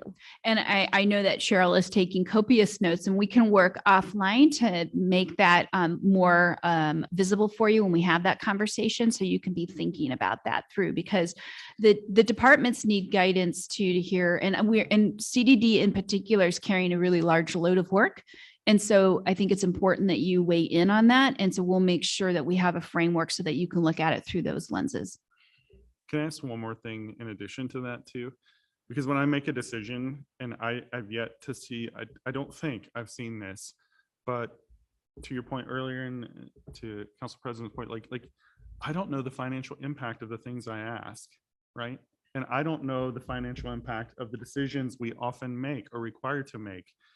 Or I also don't know what is going to require something to be taken away that we've already made a priority. And I think as we move forward, I was even thinking about this in the context of today, right? We're establishing our priorities, but if this were a 2-day meeting or like a broken up meeting, like we could put all these ideas and then like the staff could go through and tell us the fiscal impact of each of these things, because we're going to make our priorities today blind. You know, we're going to make moral judgments. You know, I like this idea, I did, but I don't, you know, that's a missing piece of information, not only today, and not only in the prioritization work, but just in our general flow of council decisions. And I would ask if we're going to go through all that, which I think is really a fantastic line of work, and I would applaud everyone that can contribute to that, but also give us the direct impact on the finances, the general fund, and potentially what it would have to displace. Yeah. And so one thing, those are excellent points. And one thing to help you feel better about that is, so today, you're going to identify those key areas, affordable housing, climate action, whatever they may be, right? And we don't want to get too in the weeds, but some of you may have some kind of, you know, I really want to see these type of projects or something like that. And that will be good for me to hear. But my job for you is to take those and I want to operationalize those. And I'm going to tell you how much it's going to cost, whether we can afford it. And I'm going to give you a roadmap to get there, so that, because that's what you, as for a city manager, what I do. I know where kind of all of the landmines are in terms of operational capacity and money and whatnot. So when I hear what your goals are, I'm going to come back with an operational work plan that shows you how we can fund those and maybe what we can't fund. And then you tell me, does this work for you? And I will have that laid out. But I think for context for today, you don't hold yourself up that I can't make a decision around that. Affordable housing is important to me because I don't have the money. The next step in this process is for me to show you all of those different items. I guess my confusion there then is, do we end up with 30 priorities then? No, because well, that's what I'm saying. No, like, because but you're the going to tell me reality not is- to do that today. But the reality is like if one priority that we land on today is 10 million and I want it, but there's another priority that we don't vote for today, or we don't surface today because it's just not burning as hot, but it was 2 million and we could actually accomplish it, that would absolutely affect my decision. So can I provide a little clarity just Yeah. around the process? Because I think this might help. So it's important to paint this context so that there's not a huge, long list of new stuff that comes up, because I don't think that that would be based in reality. We want to get those ideas out there. We have a parking lot over here that we will utilize. You will come out with some priorities today, and we can even refine those further tomorrow based on kind of how today's process goes. And I have an understanding of, you shared some stuff in your interviews, but I don't know everything. I don't know exactly how it's going to play out. So we have to go through the exercise. And then what comes forward out of that process and even out of tomorrow, we'll have some clarity, but you're not going to walk out with an exact work plan. Staff has to, like Jenny mentioned, she's got to put that together for you. And those will be budget decisions. So you'll be able to understand we'll know what the council's short-term priorities are, because we can do a prioritization exercise. If sometimes it's needed, sometimes it's really clear and you don't need it. There's not a lot of stuff, but that gives Jenny direction on how to build the budget. And then it comes down to budget decisions. So you'll have some goals. We'll understand what the priorities are. Some of those may be for the short-term consideration, and some of those may end up on the longer-term list. So it's still out there. So the work doesn't go to waste today. It's like, this is short, mid, long-term. And then in a year or 2 years, depending on what goal setting cycle you guys are on, you can reevaluate some of those things that didn't get in the budget for this year. Does that help? Yeah, the way I'm starting to think about this in my own head is that calling it what it is we're austerity planning. And that Laszlo's hierarchy of needs keeps coming to mind, that we have to keep certain things in their bucket of importance for the community. And approaching it that way, I think, might help with the prioritization of things. And then also maybe framing it not only for ourselves, but later when we're communicating this to boards and commissions in the community, is that we're never saying no to something that we believe to be a priority. It's just tempering the pace at which we're going to be tackling it in the coming fiscal cycle. Can I ask, is this working? Oh. So would you say that based on this discussion, we'll kind of land the priorities, and then when we go to budget, this like that could impact or influence that, like the May budget meetings? So the outcome of this is when you identify your goals and your general priorities, I'm going to come back to you in March with a work plan, and I'll take in consideration where we're at in our budget situation, of what temperature and how we budget that and what's available. And it'll be a little bit of a moving target, but if I know what your goals are and what you want to achieve, I will build a budget based on available resources to move the needle. And to Councilor Tiverland's point, some things will move at a slower pace. Some things might move at a quicker pace throughout the fiscal year, but we'll still try to meet those needs. And then keep in mind that you also have a fiscal sustainability group that is going to also have, right? So you're going to have your fingerprints on this too. And so you'll know more than the average bear. And you'll bring that forward to the council, and then ultimately it will go to the budget committee.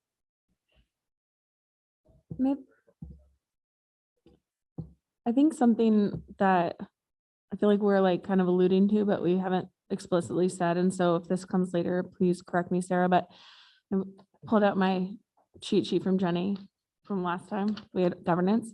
And I think it's really important for us to talk about what are priorities. And in my mind, priorities are not projects. And so I want to make sure that like we're all aligning on like the right level today.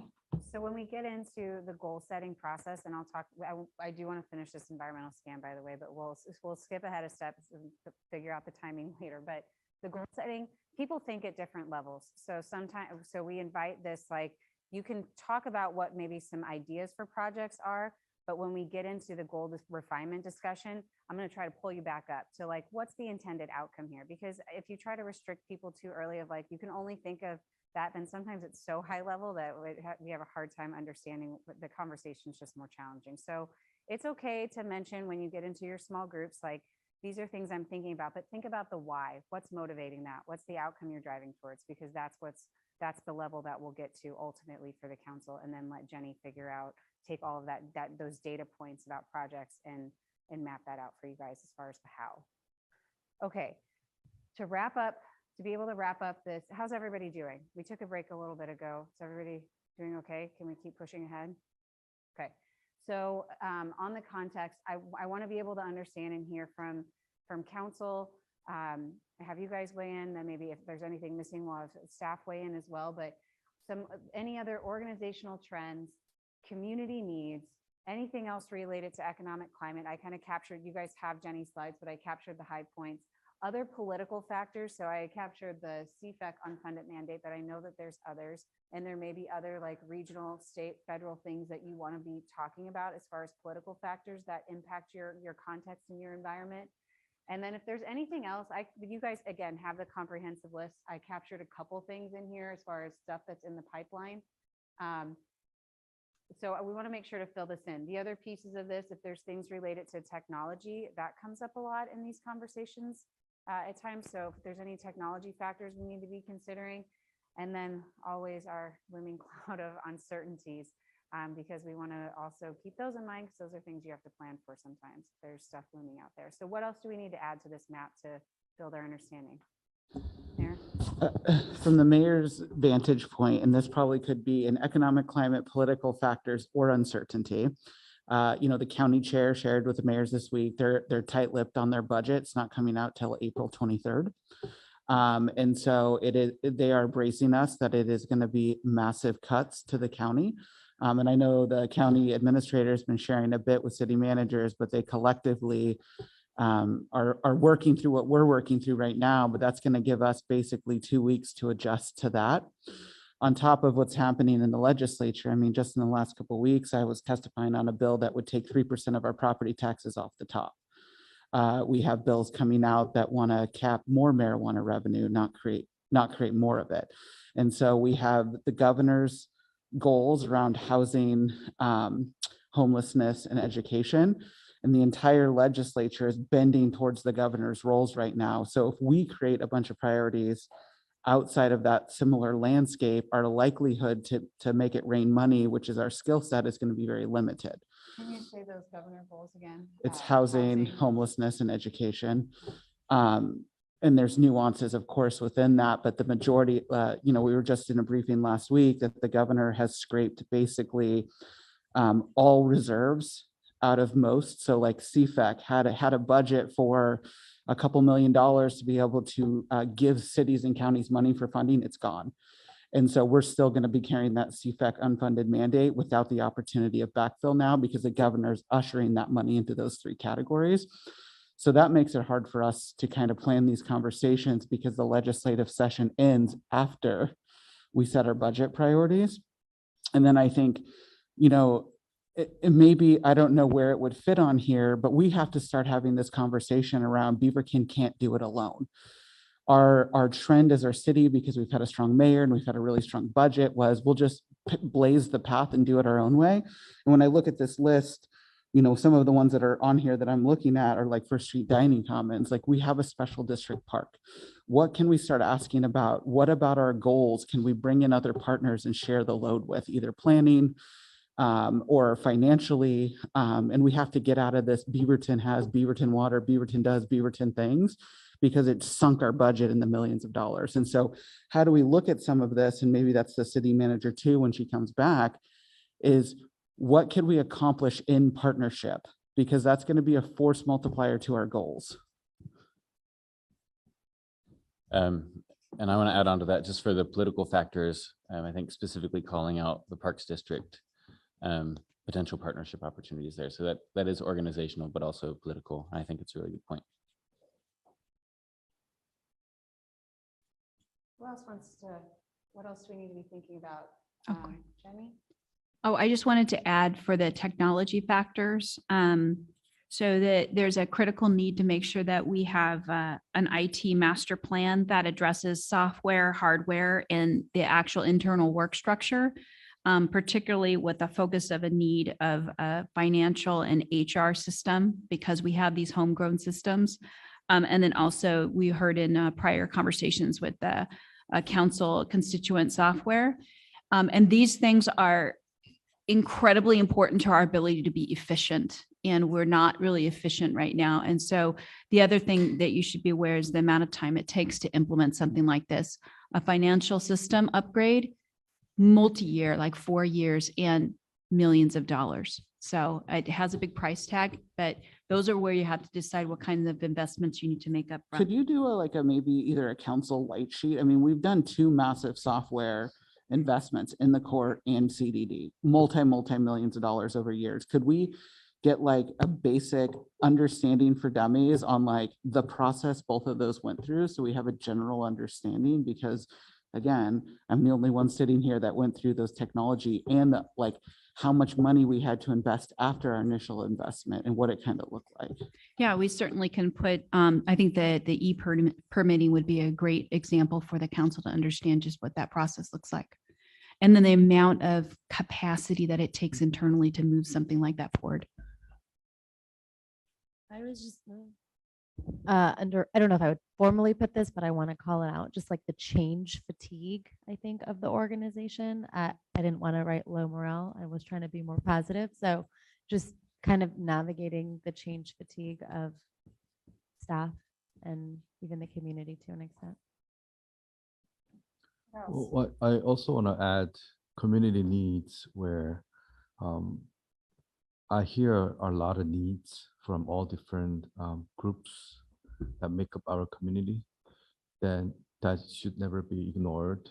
I think our tendency is to talk about policies and talk about bigger picture, but one thing that we hear, we get emailed all the time, is what their desperate needs are that needs to be addressed right away. And those are things are important and urgent for the community who's asking. So I think we need to open up our ears and really understand where they're coming from. And it's important that we have our own set of priorities, but then that all gears towards people's happiness who live in Beaverton. And there's got to be better communication and also urgency in the delivering services to the needs of the community. Can we also like frame that in a similar way of Beaverton has dog-legged out of our core services, which I've been a part of, and I totally agree. A lot of the things we're doing are meeting needs, but where can those needs be met by the right people that are getting funding? Because what we're experiencing is that we are doing a lot of county services and not being reimbursed for it without a pathway for reimbursement. And so how do we honor what we're hearing? Because this is the door in which government people come to, right? They know who the mayor is, they know who the city councilor, they're coming through, we're getting the emails, and our response is often to meet their need, but the reality is our budget just can't sustain it. And so how do we start having a filter of, do we have the right people doing the right work? Yeah, for one more for political factor too is, I think I've done 2 kind of town halls in the last month. People are shocked to hear about our budget, and you know, they have all these ideas. There's been a history in Beaverton of this government doing a lot of good and it being very visible and doing things. And I think the fact that it's going to be a challenging year or few, that's a political factor that shocks people. It has not historically been the case here. And I think we need to go wide open, eyes wide open in that too, that our residents have expectations because they've been spoiled, if you will, in a good way, right? Like we deliver really good services. And I think there's a history of delivering really good services. And I think we've got to be realistic with them on a lot of this. On that point, you got me thinking about something I'd written reflective on my me poster over there, is what happened during the Great Recession? What was Beaverton's experience? Was there a budget shortfall during that time period, and were there lessons learned? I think it's one of those, if you don't know your history, you're bound to repeat it. So it might be a good idea for us to go back in the Wayback Machine and see what was occurring in the last recession. And I think the positive side of recessions, at least from a government standpoint, is that's typically when historic investment in infrastructure is made. We start to see federal funding. And so how are we positioning ourselves to be good recipients? We bought this building coming out of a recession because we had the fundings to do so. So when we're putting things in budget context, how are we not only digging our way out, creating the fund balance, but being in a position to be able to thrive, because when we do a whole historic 100-year overview of this country, recessions build infrastructure. And what are we doing to be in line for that? It's making me think about the Inflation Reduction Act as you're talking about federal investment. And I definitely think that's something that the city has been especially effective in the last couple of years, is going out and finding other sources. And I feel like that's another opportunity for us. I don't know if that fits in political or economic, because it's, well, specifically the Inflation Reduction Act is an opportunity, you know, that Yes. may create opportunity.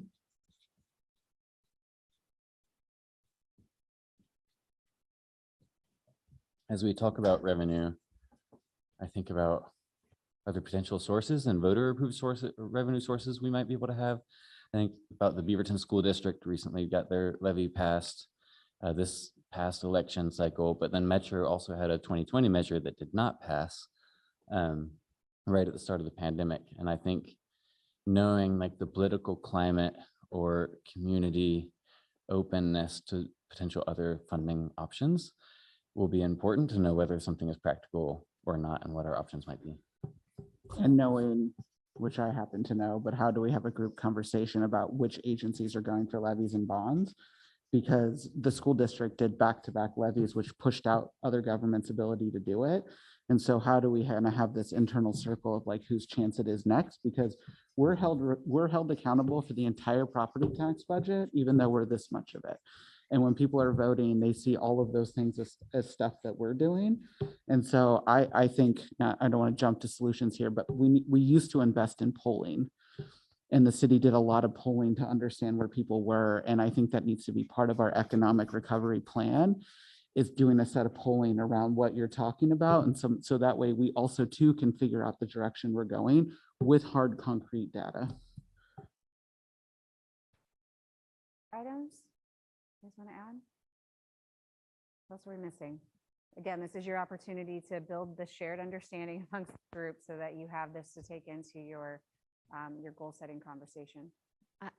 I don't know that this needs to be written down. I think it's just important that different, like an understanding that different communities have different needs. Like each of us represent different groups of people and know different groups of people, and your town hall might look different than my town hall. And so bringing that shared respect and understanding for knowing that this community's needs looks different than this community's needs. I think that is something that just rings really heavy for me sometimes.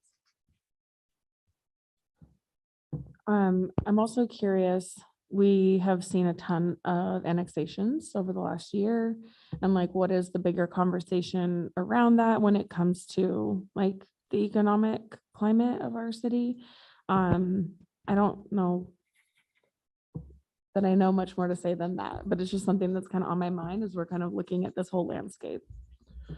Who's in charge of economic development in a way to find the avenue to get revenues increase for the city? You, Yeah. Edward. Ultimately, I it's can the charge you council. for emceeing, but Yeah. you can bring so much money. Yeah, I think when you have your budget strategy conversation, that's going to inform the approaches. And back to the mayor's point about taking a temperature of the community and finding out what's really feasible and what's not.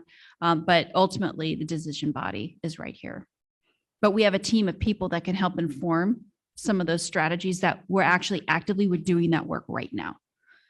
And sadly, we just don't have a lot of levers in local government. And it's you know, that's the reality. And we could put, you know, lipstick on a pig, but there's just not a lot of way. Like when we talk about like the future of, oh, there's all this funding we could go after, like not really. Okay, so we've got just about 8 minutes left for this conversation, then we'll take a short break before we do goal setting. But anything that the exec team would like to add to this context map, thinking about some of these categories? What don't we have up here yet? Yeah, Cheryl. Oh, do we have the handheld one for back there? Oh, good. Okay.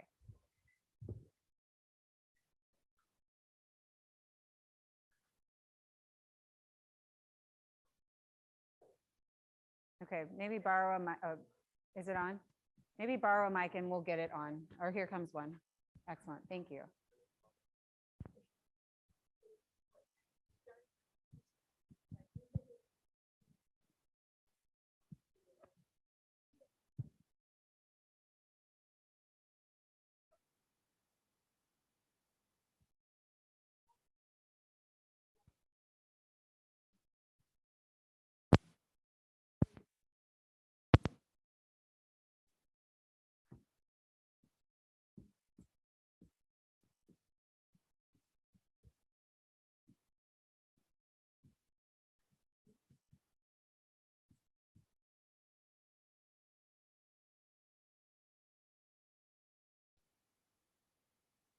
Needs analysis and housing production strategy, which needs to be coordinated regionally. Oh. Fourth time's the charm, I think here. And it just takes an inordinate amount of staff time. And that's all that under the iceberg stuff that you don't see. The other thing I would just add is how much time and energy your staff spend on responding to mailbox mayor, mailbox council, mailbox sitter manager. I mean, your top people in the organization spend hours a week jumping to try to come up with correct answers, because we want to be responsive and we know that you want to be responsive to the community too. But oh my gosh, it's hours and hours of work every week, and it involves Jenny, it involves me, it involves Jesse, and as well as the subject matter staff touching those efforts.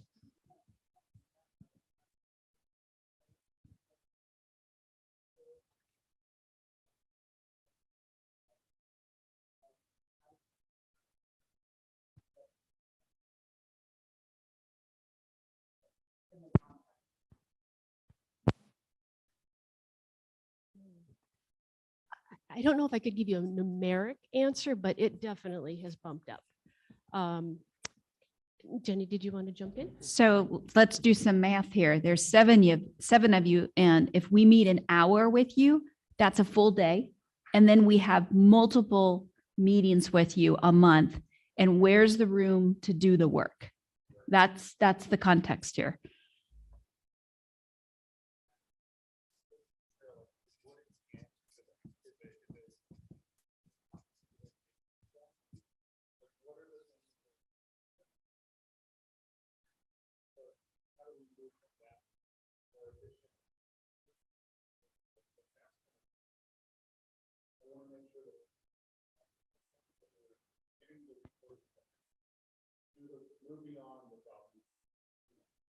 So for the sake of time, like, you guys are going to have time to do some brainstorming in your small group. So I want you to, if you have ideas around solutions, be jotting those down. But I do want to, we have about a little bit, 5 minutes left. I want to make sure that we have a complete understanding of the picture.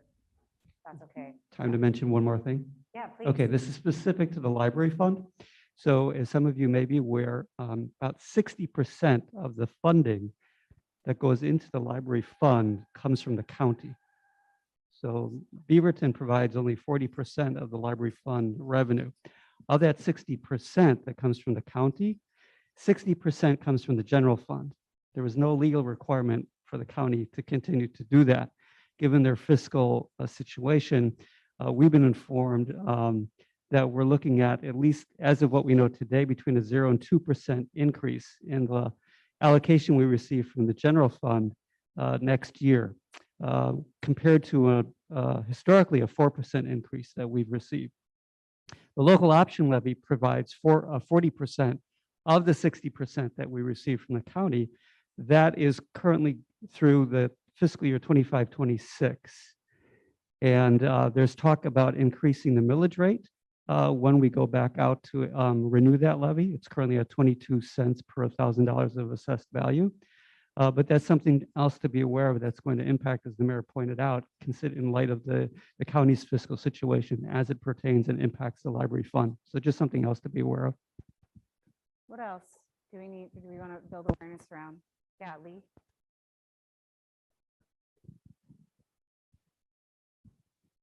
Just on the IT side, we get a lot of grant funding for our critical infrastructure, and you should know that we might not get that in a couple of years. We think we'll get it in the next fiscal year, but beyond that, it's kind of tied to Comcast and a Comcast relationship, and that relationship that we have, we're slowly removing. So they might not be as likely to give us that money again. So we've got to figure out that long-term infrastructure on the IT side. So speaking of infrastructure, everything we add is great, but we don't have the staff to maintain what we actually have now. So just putting that out there as a risk, we're going with local control or with local provision of some services, and it creates more budget impact in the future. So just we've got a ticking time bomb waiting for us down the line as we're building out some of these systems. So just something to be aware of, especially thinking about PCI or some of these other areas where we're maybe struggling to find the budget to actually even keep level. And then the staffing, and there's staffing impacts across the organization, but across all the markets as well. We're competing with the private sector to try to get bodies in, and we're down in many departments just because we can't actually hire and we can't recruit. So. Okay, any other uplifting comments you'd like to add? Yeah, I think one, I feel like we'd be remiss to not mention it. I think you're starting to kind of get it, but the thing that I've heard in every city I've worked with this year is around recruitment and retention and just the challenges associated with that, and competing for that labor pool. And all cities are competing for the same folks, and it's a tough market out there. So anyhow, that's another maybe consideration you might want to keep in mind. Okay. Anything else?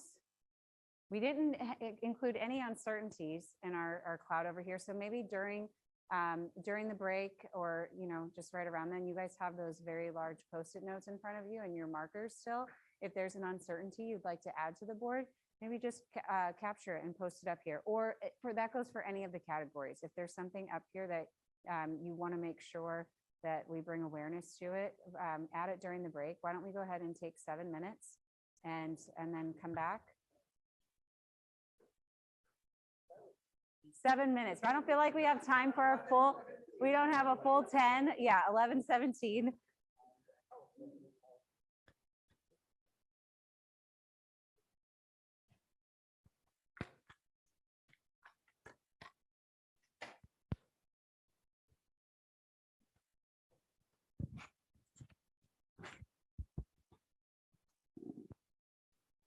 Testing.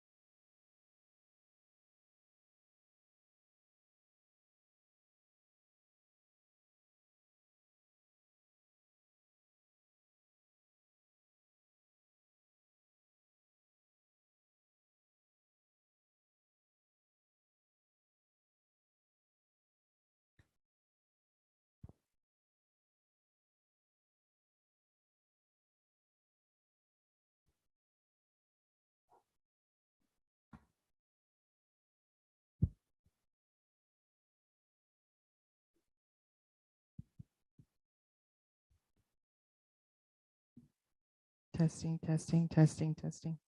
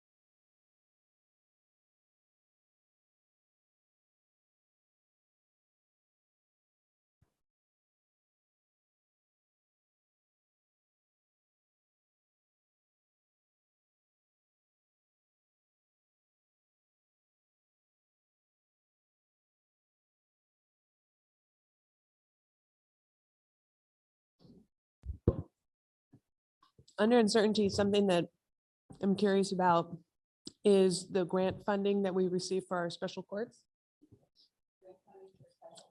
Yeah, like Be Sober, behavioral health court, and what that looks like going into the next year. And from what I understand, I know Be Sober's been successful.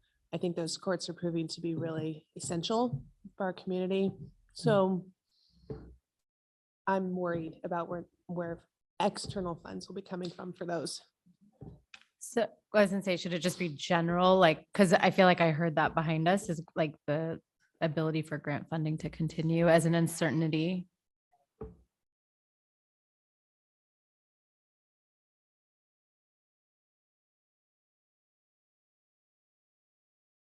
I think we need, coming out of this, at least going into budget too, where all of the programs are that have grant funding and what is like in the spreadsheet for Susan over there, like what year do they run out? And I'm sure this already exists, but like I've never seen it.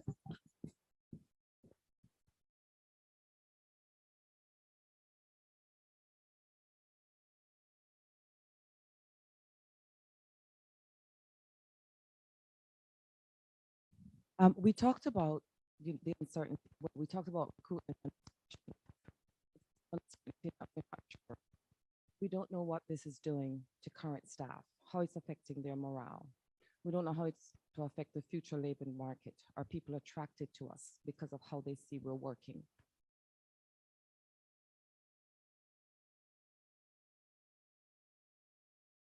Amount of hours they're putting in, the weights changing their focus to be just centric. And so those are the uncertainties of to attract people to the public sector because they see us working hard, they see us working smart, according to but they see the results of what we're doing. We're always tired and we're always lacking resources.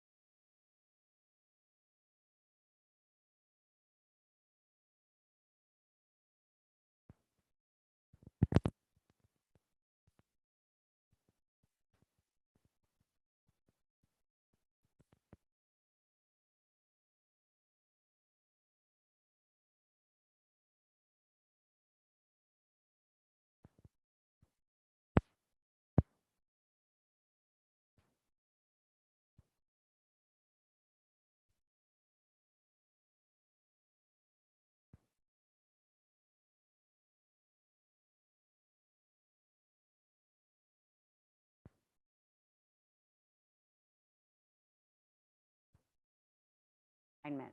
So we'll start to talk through what are the outcomes that we're driving towards. If it's not clear in the presentation, we'll make sure like What does success look like in this area? What is the what's the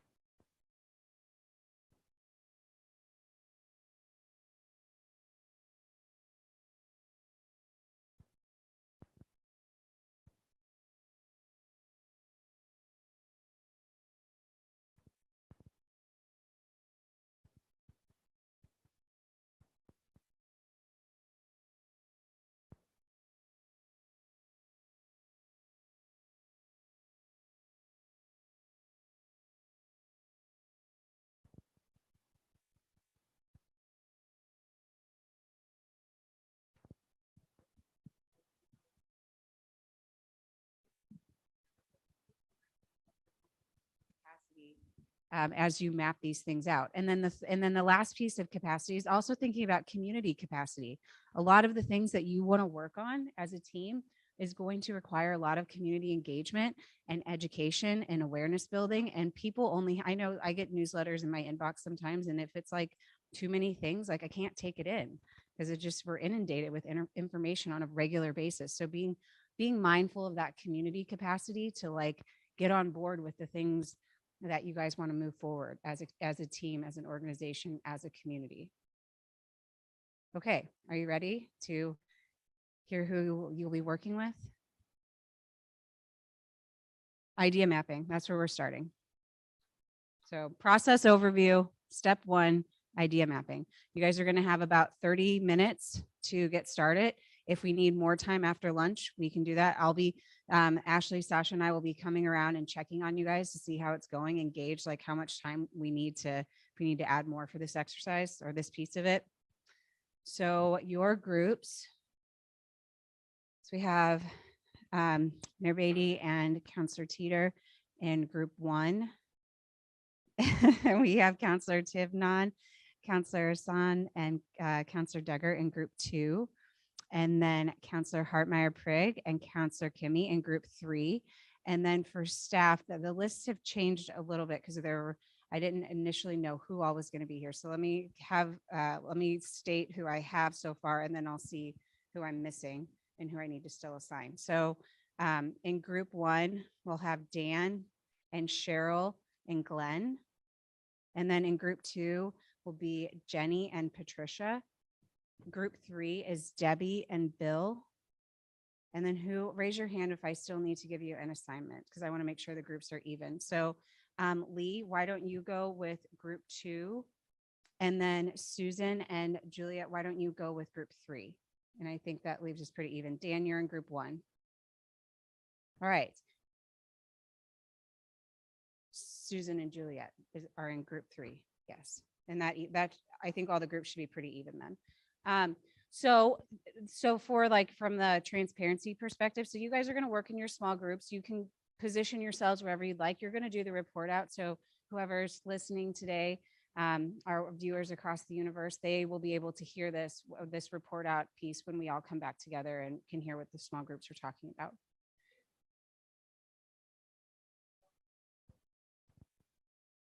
You're developing ideas for potential goals. What's important to the council? What do you want to achieve? Keeping this in mind. Yes, keeping your environmental scan in mind. This is the shared reality, shared understanding of our reality. Now, what are the goals going to be for how you make it, what comes next? Nope, brainstorm, get your ideas down. All right, where's group 1? Where's group 1 going?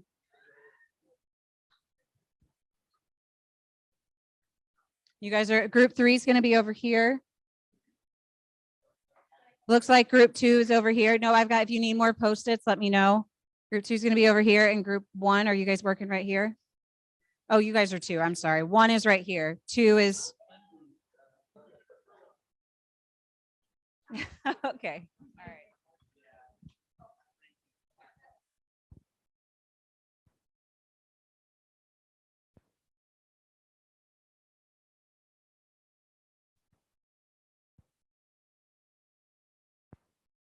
No, it's on.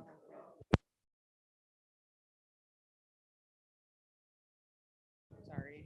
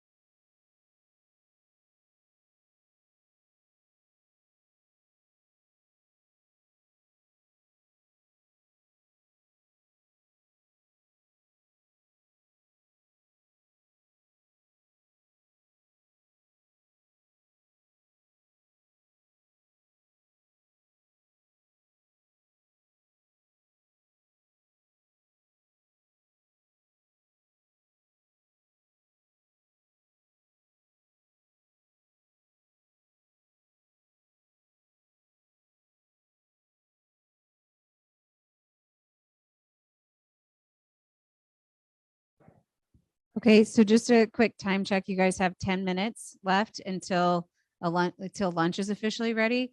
You're welcome to do a working lunch if you really want to, but just to kind of let you know where you're at.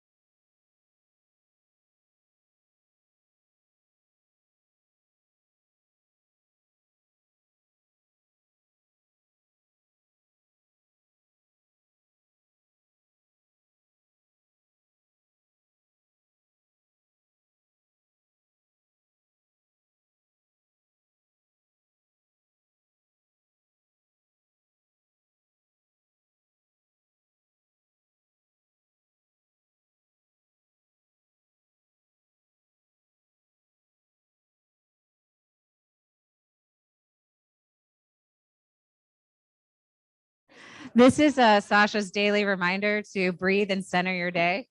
Oh. There we go. And on that note, that is also it's 12 o'clock. So feel free to wrap up your conversations. Yeah. No. So just, can you guys pause for just a second? Just some quick instructions. You can finish up your conversations, but lunch is being put out over there. There's one container I was instructed that it is like just veggies with no meat. There's also some veggies mixed in the meat container. So if you're a vegetarian, please reserve the veggie only one for the veggie folks. Your Post-its, hang on to those because we want to have the council present after the lunch break. And so just make sure you put them in a safe place where they're not going to get spilled on. And with that, I think that's it.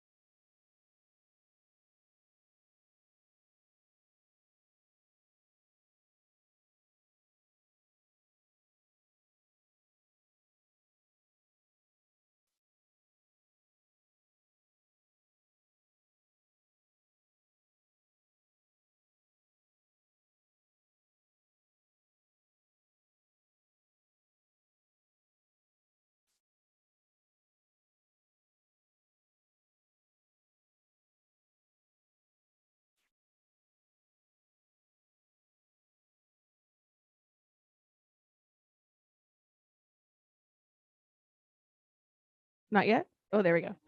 Okay. Edward and I are gonna split up our ideas. Okay, so the first one is we need a court strategic plan and priorities. Yeah. but it's important for the whole functioning of our city.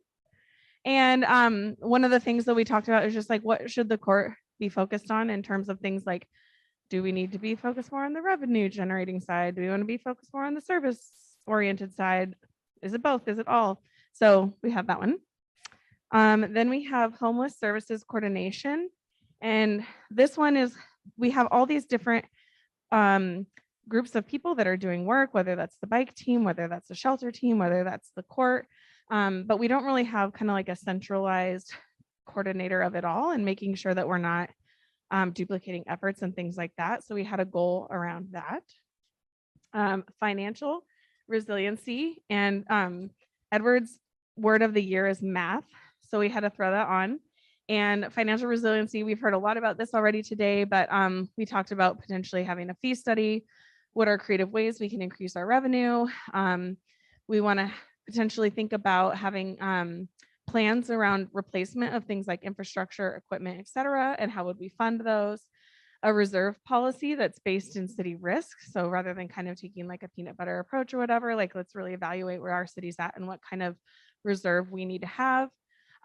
Is there opportunities for non-property tax revenue, business license fee, or wireless fees as examples? And then this one is a lot of consonants for us, but we want to be a consistently competent city.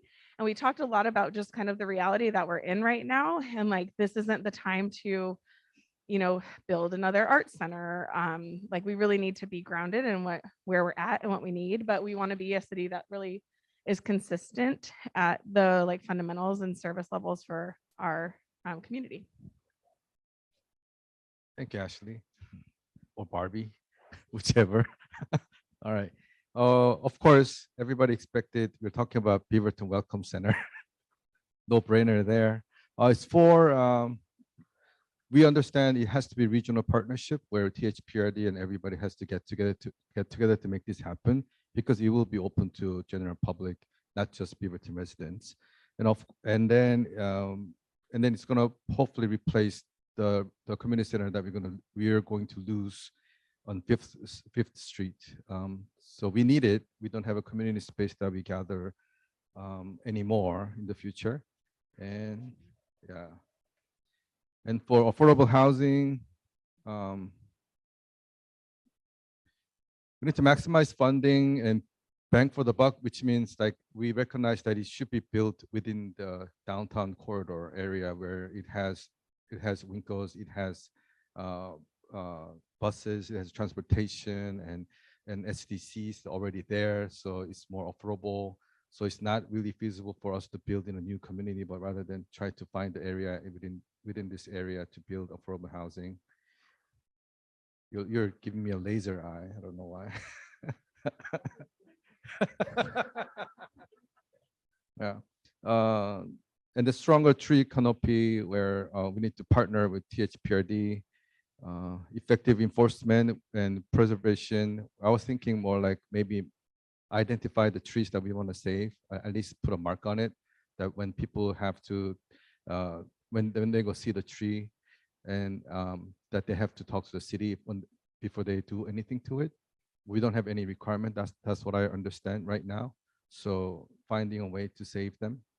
And review of Griffith building, that the repurpose or condition is really getting old and nobody wants to deal with it, but we need to find a way to better use it. Any questions for our first group? I think I need to know more about that last one. Can you talk, like the one you just talked about, review of? So we really want to talk specifically about safety and security when it comes to the Griffith building. So we want to understand the purpose of the building, the conditions of the space. And so we wanted to be a little bit more specific than like our facilities master plan. And like, we think that this building may need some specific attention. And like, given like what's currently housed in the building, are we meeting the needs of those like departments and services? Is what's happening there like done in a sustainable and safe way and in a secure way? So we just thought that one needed a little special call out when we were talking about our goals. Okay, any other questions? All right, let's hear from our next group.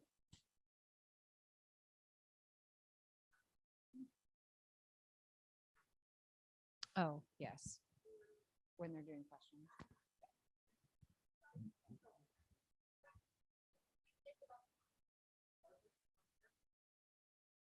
Come on down. Who wants the microphone first? All right. I've got a stack here. Do you mind holding on to these? Not all of those are written on. I couldn't rip it off at the same time. So this first one is realignment of boards and commissions to better serve city council priorities and goals. So we talked some about making sure they've got really good work plans, short, medium, long-term goals that are included along with like a budget estimate of their impact. And that way those boards and commissions can know like, oh, these are things that city council might actually be able to act on and not be as advisory. But there's also the side of things of the question of like, are boards and commissions as they're structured right now meeting our goals? They were set up under the old form of government. Maybe we need more task force oriented, time limited boards and commissions that are aligned with specific projects or goals. So that's kind of a large all encompassing boards and commissions comment. All right, this next one, it sounds similar to consistently competent city. It's called the Year of Boring and focusing. Yeah. Thanks, Dan. We want to focus on laying some really good groundwork for the city, policies, procedures, roles. We've been in so much change, and we want to help give it a good setting, a good grounding. We're open to wordsmithing the word boring, but we felt like that kind of was the essence of our group conversation. This one kind of goes along with it. It's institutional stability for the electeds and for the staff. And really, you know, when I think about Portland, when they just went through their charter change, they're taking 2 years to transition their government, and we took 2 months. And so we just have so much undone here in policies and infrastructure to really support what our community wanted us to do, which was move to city manager form of government. And so institutional stability, I think, could mean a lot of things, but it's writing down policies, procedures, practice. Our institutional knowledge is like fleeing out the door faster than we could keep it. And development, partnership development, kind of in the same theme of Beaverton can't go at it alone. And we've spent a lot of time not working with our special districts. And, you know, we have a value add in Ashley coming from the Park District to us and a little bit of understanding of where they're at. But our voters deliberately chose the government that we have, not only the city manager, but the special districts. And so how does Beaverton become the epicenter of what's happening and not the opposition? Because we're duplicating so many services. We don't, and sometimes to me, I don't even know what we're duplicating. And this is kind of with it, but it's all government working together. You know, we're putting up climate goals. We talked a lot about, if your word was the word math, ours was the word framework or lens. And really thinking about the success we had the other night with the project list and how council has their fingerprints on that. How do we kind of take that similar lens to climate through diversity, through all the other things that we're doing? So that way, when staff are making decisions, they understand where council is at in a way that is actionable. But on the flip side of that, it's really thinking about our other responsibility that we never do, which is oversight. And how do we build that muscle from the council perspective, the oversight? Like we did the lens. Now we need to trust the staff to execute what we're asking for. And at some point in the future say, okay, let's check it out, make it sure where it's at. Housing supply and accountability.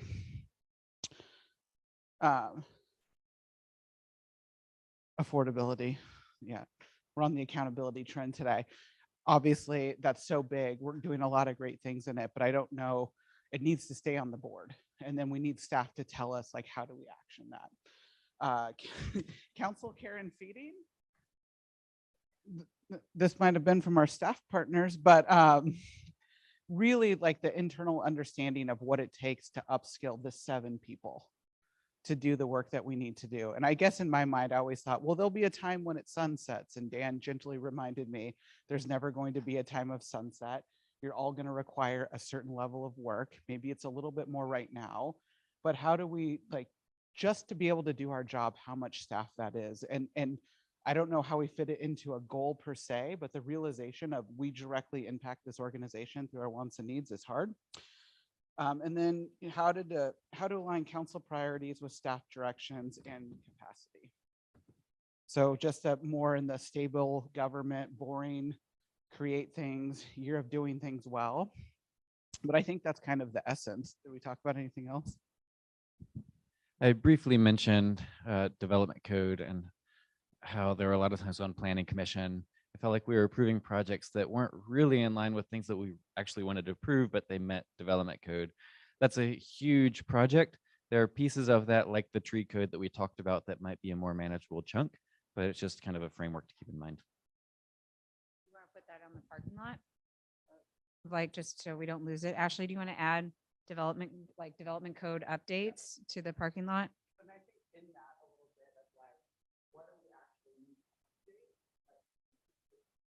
And yeah, probably inventory and prioritization.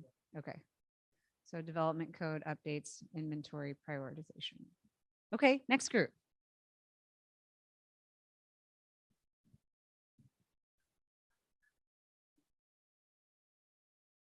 All right. Here, can I hand these to you?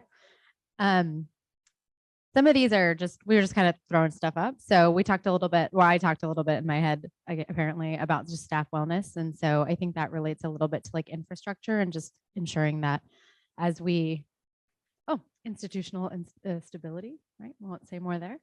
What's my next? This is just general, like thinking about renter protection. So like, how are we making sure that our renters feel protected? I was contacted by a couple of immigrant and refugee folks who didn't know how to navigate that. I know there are organizations that do it, but are there mechanisms for us to leverage that? One thing that I've just been passionate about, generally speaking, is crisis response. So alternative responses to policing.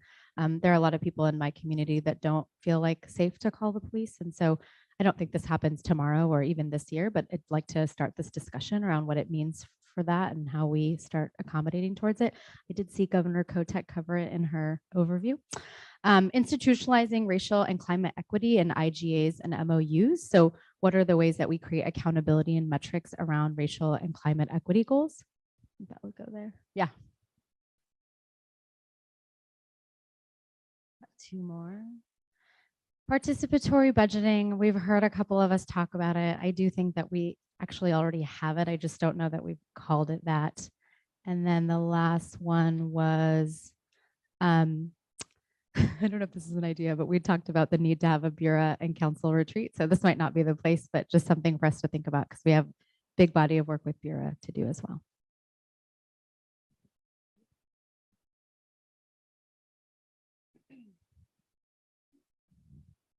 Okay, so, oh no, it's okay, I got it. All right, so this is just adding on to talk that was already mentioned by Councilor Kimmy about a welcome / community center / multicultural center, and that's making meaningful and visible progress towards securing a future. For one, knowing the year that we have in front of us, but signaling that that's something we're continuing to work on, and I think that's an example of many things that might need to slow down in the coming year, but that we want to signal to the community we're continuing to care about, prioritize, and focus on. The next one was creating efficiencies to maintain level of service.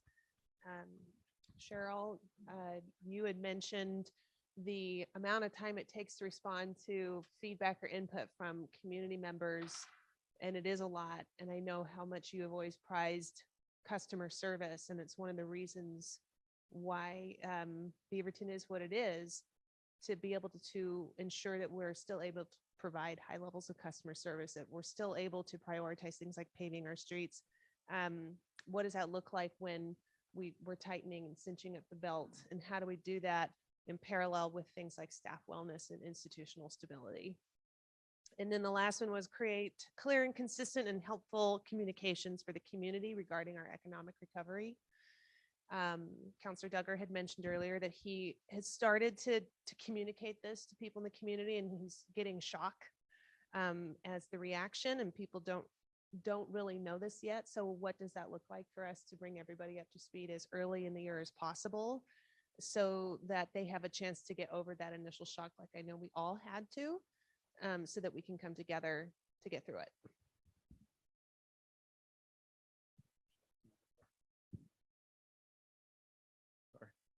The first one, I think Councilor Teeter mentioned it, but reorg boards and commissions, and I would also add NACs to tie work, not just to advise us, but specifically to the goals and priorities that come out of this meeting. I think there's a big opportunity there, particularly with staffing lens as well. We talked about an annexation strategy and framework. This is going to be critical for us for both two pathways. Number one, our staff.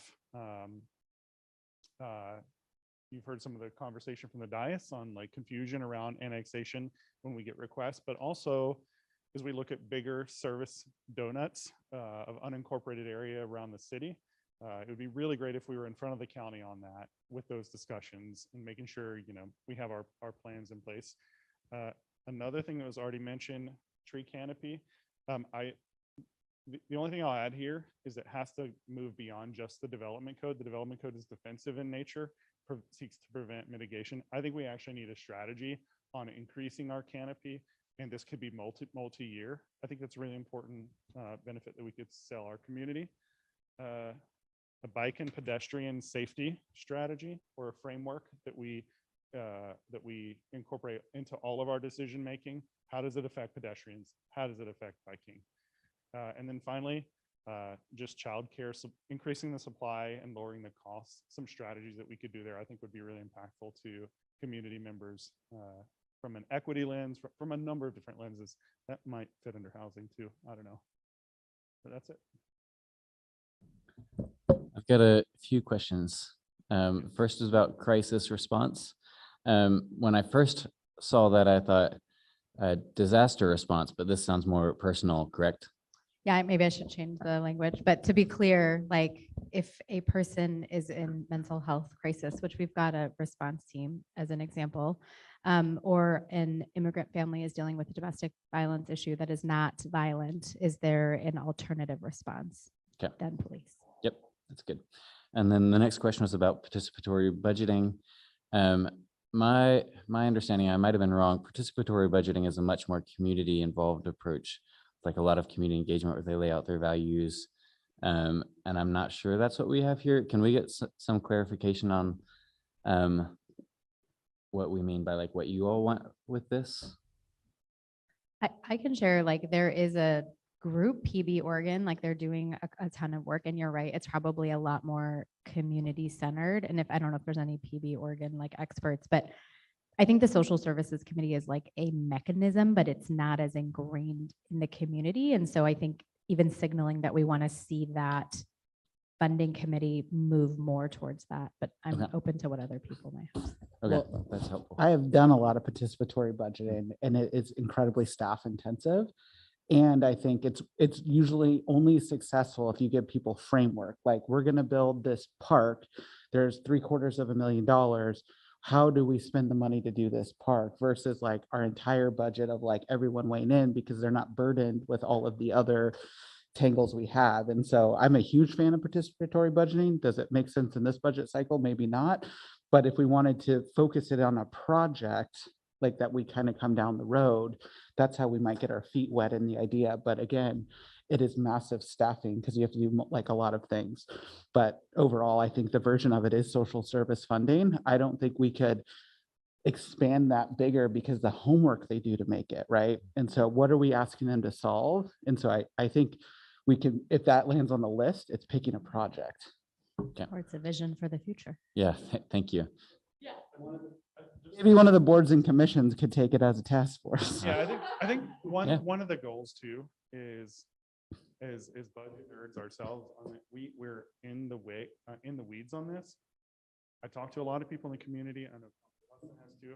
nobody knows about the budget. And maybe there's a component there where this is less participatory, but more community outreach and engagement around the budget and like the process and what it means. And to your point earlier around like people being shocked, like are there gaps in measures we can do, not necessarily to create the budget, but to educate and show people where we are and like what's coming and all those things. I think that's a part of it too. Because I think participatory budget and what you're talking about, educating about people about the budget are totally different. But I think both require a degree of understanding what we're asking people to do, which is part of the problem that's so hard about asking people about the budget, is they don't have the lens of all the other issues that we're dealing with. I mean, I would just say maybe participatory budgeting is like 5. I mean, I know we're talking about, right? But like it's a vision, and then like, are there steps today or tomorrow? Okay, You have yeah, more thank you. And then last comment, I'm glad bike and ped safety is up there. I forgot to mention anything about transportation, which surprises me. But I think the city's doing some great work on transportation, specific transportation projects, as well as like larger scale transportation visioning. And I just like keeping that momentum going is pretty important. And staff have been doing great. Yeah, I think there'd be a million things I would have put on this board if it wasn't for our previous conversation, some of it. My question is around childcare supply and costs and thinking through the lens of what the city can do to impact that. What do you see our role in that is? Because we do permitting. Let's do this one more question and response, and then let's just like gather back around the table, because we're gonna go through these one at a time. And I want us, how kind of what I was envisioning how this would work is we would start where like there's a huge grouping over here. And so we'll start with those and we'll kind of work our way through them to think about those questions exactly. So let's go ahead and finish the conversation. You're exactly where we are. Like what are the barriers to that we play a role in? We can't fix it ourselves, but we talk a lot about partnerships with other groups. We went to Bend, with the after school program. Are there partnerships there? There are things like that the city can do to make it easier to increase the supply, which will hopefully lower the cost. So. Facilitated partnerships, is that right?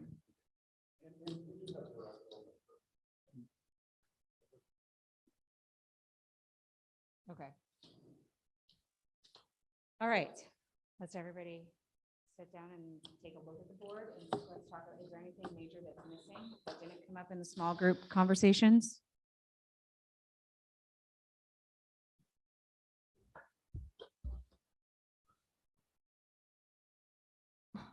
I had one.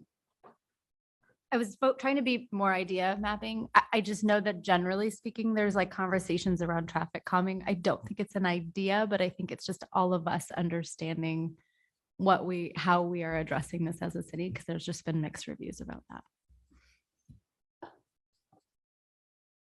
Once upon a time when we did polling, the number one complaint that we got was about traffic.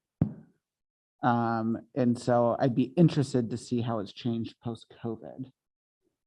Because are we solving the issue that's the most in front of us? But I agree, like traffic calming in general, but getting that like to the point of what we're solving. So we should find past polling. It's very interesting to see for you guys to see kind of what, but traffic was always number one. Okay, anything else? I'm going to attempt to use this handhold mic. The lapel mics are not working. And write at the same time. So we'll see how this goes. Okay, thanks. Okay, so let's start with this first big theme over here. I'm not gonna title it right now. It kind of makes what comes to mind in hearing all of your thoughts and ideas is around like effective governance, efficient governance, kind of getting that solid foundation put together. But what are the overarching outcomes here that you're seeing?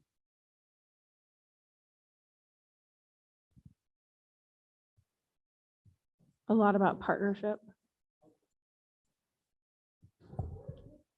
Caring both about our staff and our government and our people and our roads. What was that? Caring. Caring, yeah. Clarity.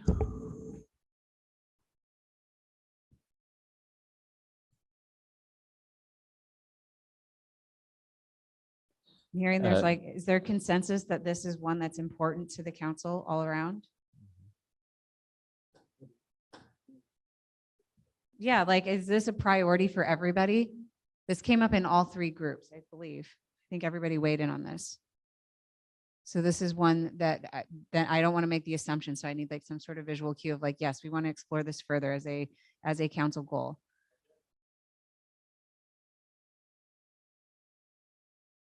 Institutional racial equity and climate equity. I mean, some of these they're kind of general, but they're also pretty different. And like I need a little clarity on like, Okay. is it everything here or is it parts of it or?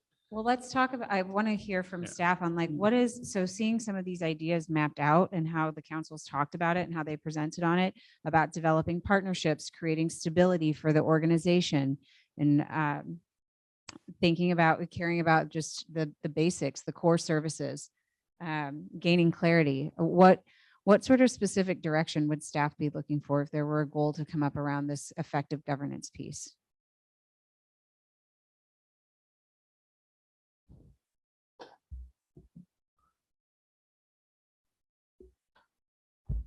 All eyes on me. I've got a staff behind me, but a couple of things is just general organizational and community wellness, but also when you are in this kind of budget constraint, I think, council wants to establish some principles that we move forward on navigating those waters while maintaining and preserving services. And that's always the underlying kind of message, is that the choices that we make, we want to have the core services and the preservation of those at the forefront when we have to make reduction decisions.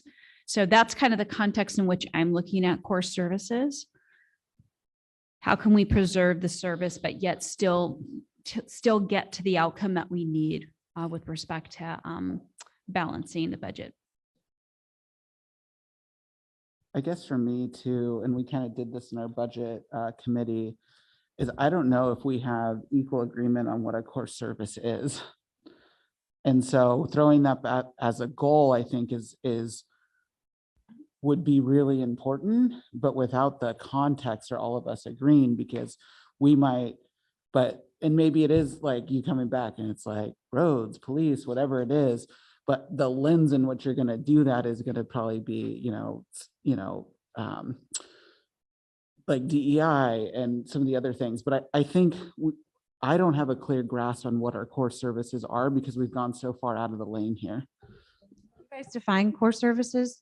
Well, maybe we instead of using the word core, it could be essential. Essential. Yeah.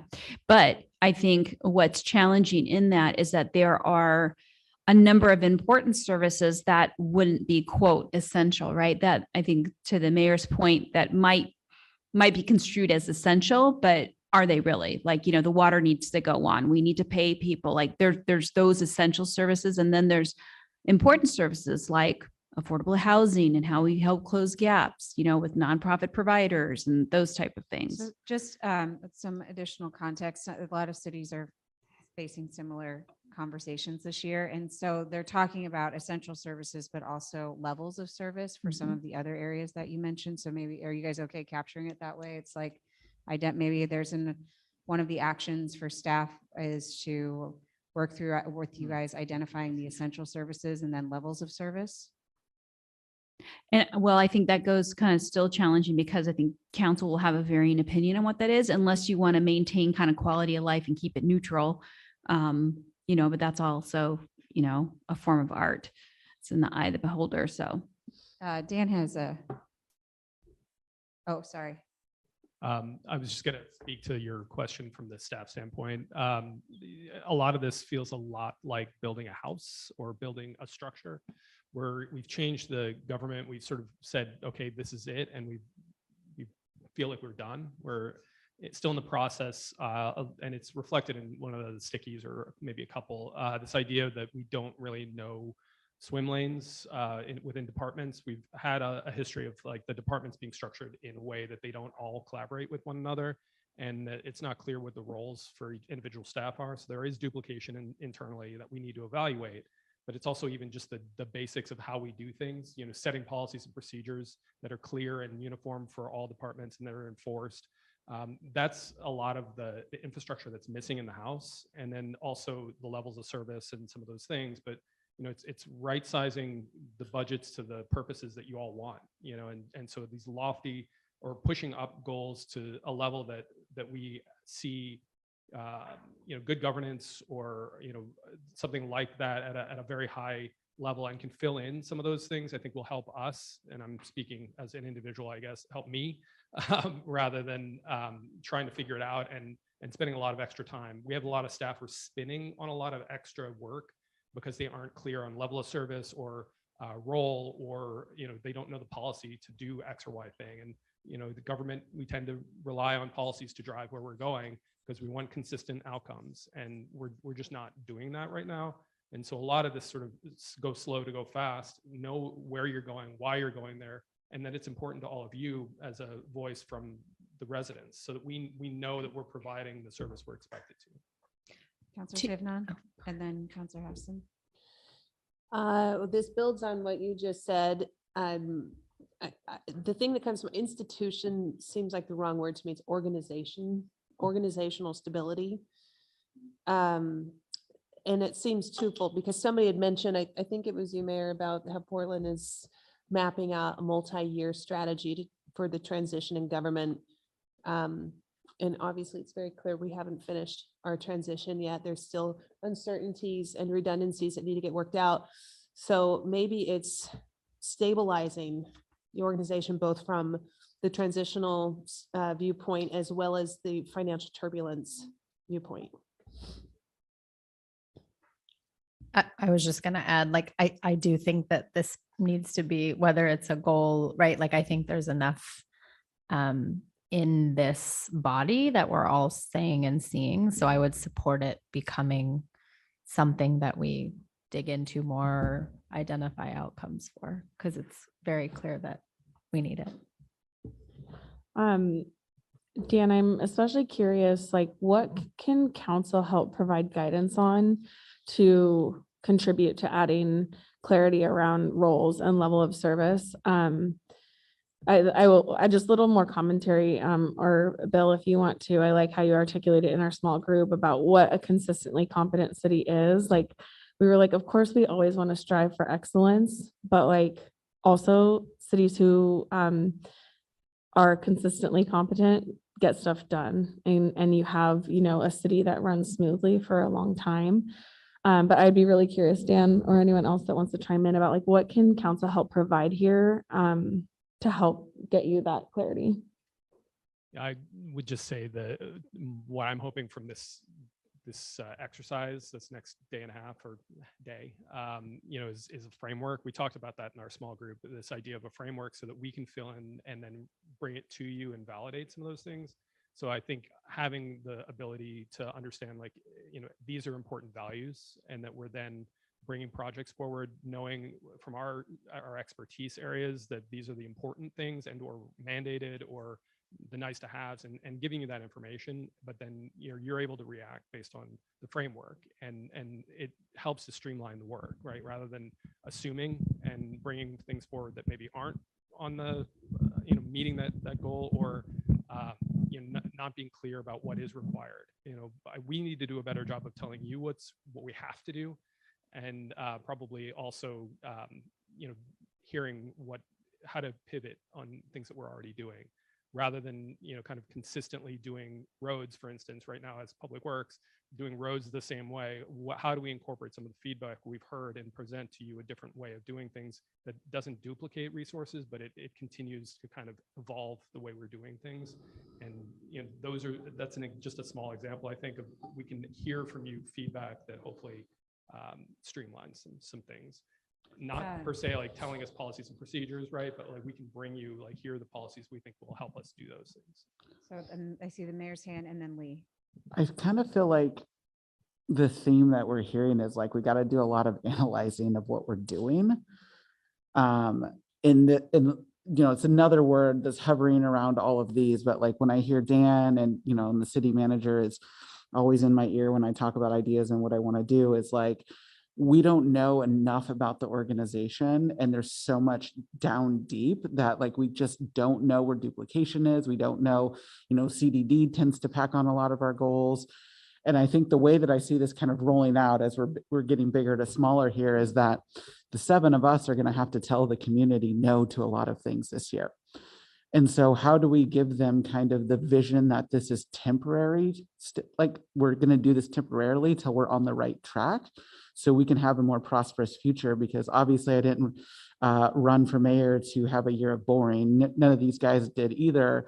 But I want to know that there's a light at the end of the tunnel. So how do we set up the goal for the city to understand that if we invest in you and give you this year of what you need, how are we going to be ensured that you guys can deliver it? And that way we can get on to some of the other big things we really want to do.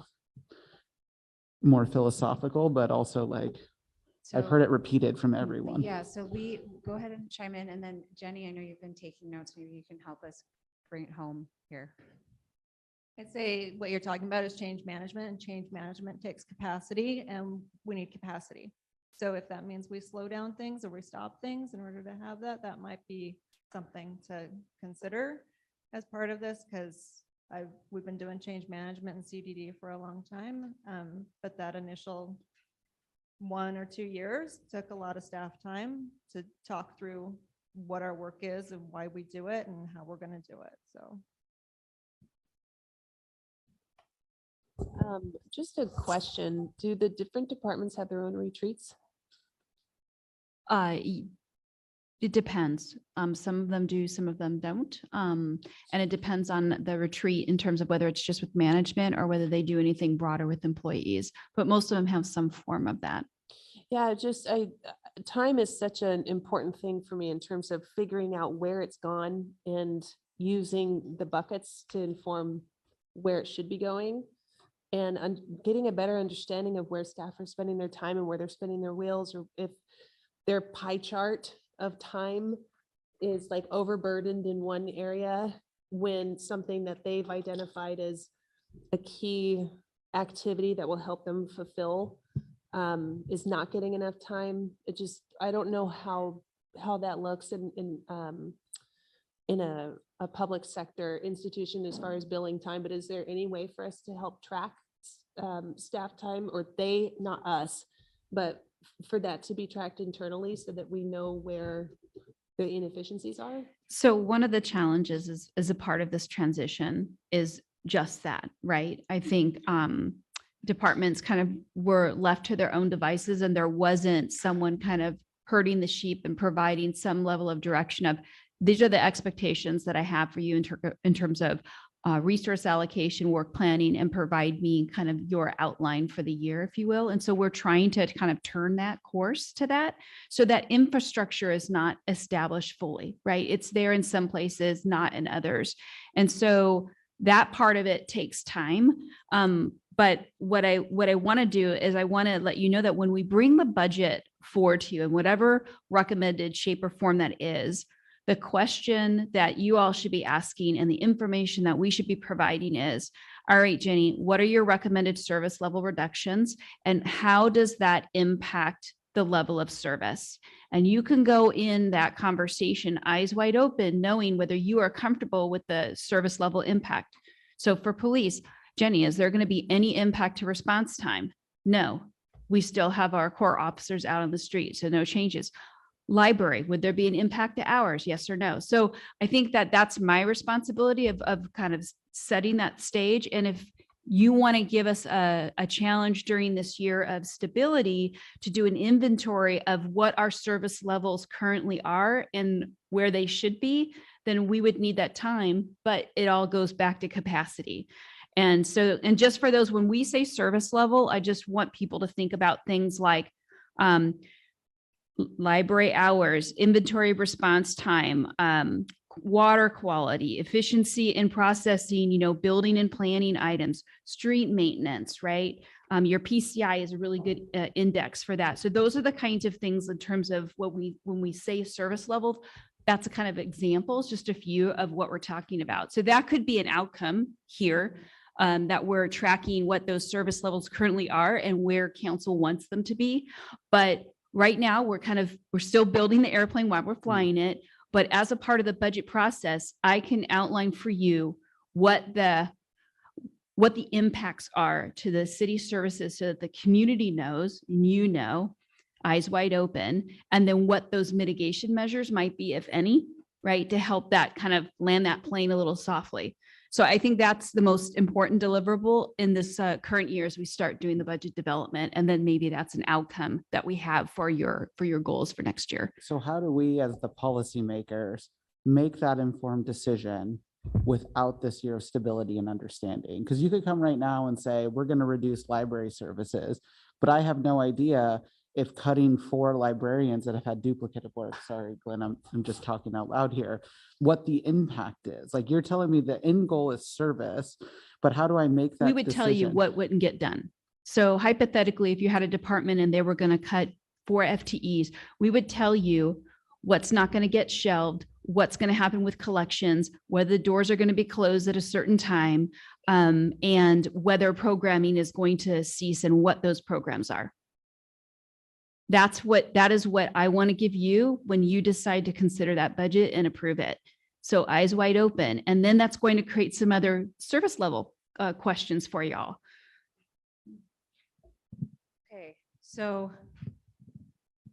other questions or discussion on this one right now? We'll come back to it in a little while. I think we've got at least some thoughts on what potential outcomes are, and then some things related to like things that staff would work on to just give you an idea of what potentially could end up in a work plan. Just final thoughts and feelings from Yeah. me is I think this one is crucial. And I think it has to be at the top of the list for the year we're entering so that it helps inform the wiggle room we have for everything else that's up on the board. Second. Seeing a lot of head nodding around the room. Okay. Let's see which one to tackle next. Let's talk about this piece about boards and commissions. So there was one, I kind of grouped them together. I don't know, a Bureau council retreat. I'm not sure if that totally fits, but let's just start with boards and commissions and then we can deal with that one. I just wanted to hear the thoughts process behind boards and commissions. Yeah.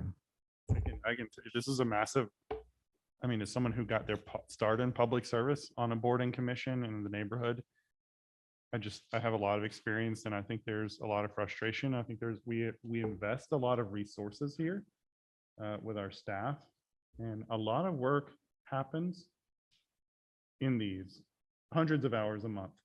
But when you look at the outcomes of that work, I think we're massively misaligned with using those community resources appropriately.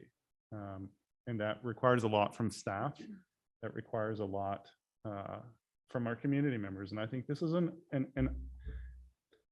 let me back up a sec. I think we spent a lot of time over the past decades adding boards and commissions, and we've never stopped to look and say, hey, are they still necessary? Number one, are they still serving the purpose that we want, right? The example I use, why do we have a traffic commission and a bicycle advisory commission that are separate? Like we should be thinking about moving people and goods around the city, and all of those decisions should be interconnected, right? Advising. We have an infrastructure that is legally required around our neighborhood NACs, right? To review development, land use, all that sort of stuff. But a lot of them sit largely not doing much throughout the year, when I'm like, we could realign and work with them to do really cool community engagement things in the neighborhood with minimal cost to the city, right? We're tapping those resources, those people that want to serve their community, but they need a little alignment. And I think this is a massive opportunity. We get probably a couple thousand hours of free labor every year. And I want to see us maximize the value of that and respect the value of that the community members are giving to us. I think there's a big opportunity for us. I think too, I think every single one of us came from a board and commission, so that's not lost on us here, but not every single one knows what a board and commission does. The bike committee and the traffic committee are very different, and I would say no to combining them because we don't want the traffic commission to only be bike centric. But I do think like having an understanding of where we are, and is there a meaningful first step? Can we start with a board, right? We can't shift 20 years of how we do things in one time here, but I agree, like there's some work over it. And I think Jenny it reminds me quite often of how much staff it takes to board and commissions. And so like, where is the place to start? with a goal So like this? My thought process was, since the change of charter, entire city has to change, right? The whole organization has to shift to a new form of government. But we're trying to carry on what was strong mayor form of government while we're trying to change it. So if it was my clinic, let's say, I'll just put a hard stop on it and rethink it and start new. What I'm saying is review what we've been doing before. It wasn't necessary now in this form of government, or is this aligned with what we want? For example, even social services funding, we've been funding for so long blindly, not blindly, but we go through the process, but it's just kind of routine, where maybe we should let everybody know that after this year, we're going to review the whole process and think if it aligns with our current priority. So I would suggest that we should go back, and I don't know, Jenny's going to do a lot of work, but reassess the whole structure, in government structure. I want this to be lean, but flexible, but hyper-focused.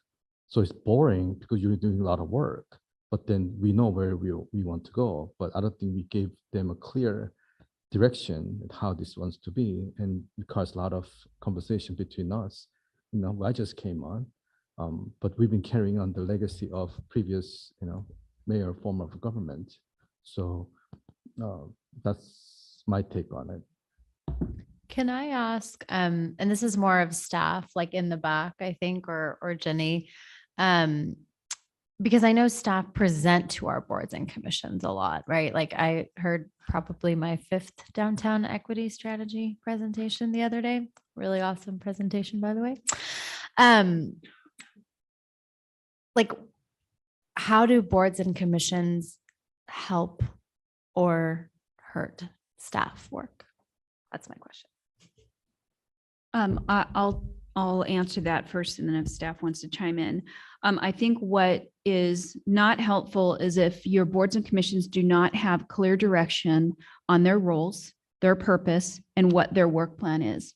And staff needs to be empowered to help navigate and guide that work plan development, working through the chair and with the commission. But they need to clearly understand, kind of using Dan's terms, what those swim lanes are, because you appoint them. They are your advisory bodies, and they want to be appreciated at the same time. But we also need to make sure that we're giving them clear direction around your goals. So that either there's a mechanism in which you as a council body communicate what that looks like, but staff has to help develop a work plan to manage the appetite and that matches available resources. Otherwise, you get yourself into trouble with expectations not being met. So that's how it kind of is challenging, I think, both for the commission itself, for you as an elected body, and then for staff that actually does the support. If I may add also, is that when we empower boards and commissions and give them clear direction, that I feel obligated, I feel responsible that we should implement their suggestions, as long as it aligns with us. But sometimes they've been asking for such a long time, this is what we need, and we don't respond and we just ignore it. It's a waste of their time too. So, and I think the problem is that when they have these suggestions, which some are probably very good, right? Staff has to feel empowered to help take those suggestions and filter them through to say, great suggestion, however, we do not have the budget, but we can do this instead. That's not happening. That conversation's not happening. And I need to be able to shore up time to teach staff how you have those conversations, because that is an art. And they want to please, right? We all do, but there has to be some guardrails, and we have to say yes and. So is there a meaningful step here if we say as a goal, and maybe it's under this first category, that we want to look at this and give the city manager the task of coming back with suggestions or creating a subcommittee? I know, like, we're getting rid of a few, but like the reality is, like, there's 7 of us with 7 different opinions on like what board and commission members could be. So what's the way to empower you to have this kind of conversation to come back for us? And I just want to remind you, you're up for election in 2 years, so you might not want to carte blanche all of the boards and commissions. That's probably 300 voters. But like, this is where I'm toggling of like going from how it used to be to like, how do we empower our city manager to execute? So like, is it saying we want to have an analysis? Do you guys, is there interest in moving it, kind of streamlining this to build into that? Yeah, I mean, it's a organizational good government governance item. It's a board and commission assessment, if you will. And then I can do kind of, if the council is supportive of what the mayor was suggesting, kind of a deep dive and come back with some recommendations that I think based on capacity, what we could actually do. And then we can take it from there, whether that meets your needs or not. Before I close, I want to say this is going to compete directly with your governance goals around you as a body. Because remember, we have rules of procedure that we need to update and get done. And then we also have roles and responsibilities. So I want to be cognizant that you know that this is a body of work, and then there's another governance body of work directly related to you as a council. Jenny, would it be helpful to add those as items here so that they realize that would all be grouped That would under be the great. same goal? Okay, so it's the roles and responsibilities, right? Well, I think, yes. Yeah, I mean, I do get it, but it's also reorganizing that it's good governance in a sense that we have to align from top to bottom. And if anything happens, it's all mayor's fault, so. I also think I think that it's an important call, Jenny, is that just because something's on the board, this board, doesn't mean it has to happen all at the same time, right? And I do think that's important for us to say. We're kicking off this council governance stuff. So we then, as a council, need to say, does that come before boards and commissions, or does that, I think it's just really important for us to be really thinking about actually the order in which, and like prioritization helps us do that. But, and I think we probably don't say it a lot, but I do think council understands that staff can't do everything we ask for all at one time, but we also need staff to help us understand that workload. I know I've heard everyone ask about staff capacity. And I think it's where council can help, like when priority means order also, right? Like, and timing and creating space to finish something before you start the next thing.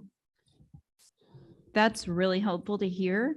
And I guess it begs another question, council, you may want to think about, do you want to approach this in a kind of a 2-year timeframe again? Because that we didn't get clarification. And if that's the case, that helps me map out things a lot easier. I want to add to that and then go back to boards and commissions for a second, but I do think it would be great if we could come to a shared agreement that what we're working on today is going to be for 2 years. And then maybe next year's retreat is us scoring. Some metrics on how are we doing in achieving this, because the stuff we're talking about is it's not things that can be accomplished in 1 year's time. And because we have continuity amongst council, it seems like that would make it sense. And I'm seeing everyone nod their heads.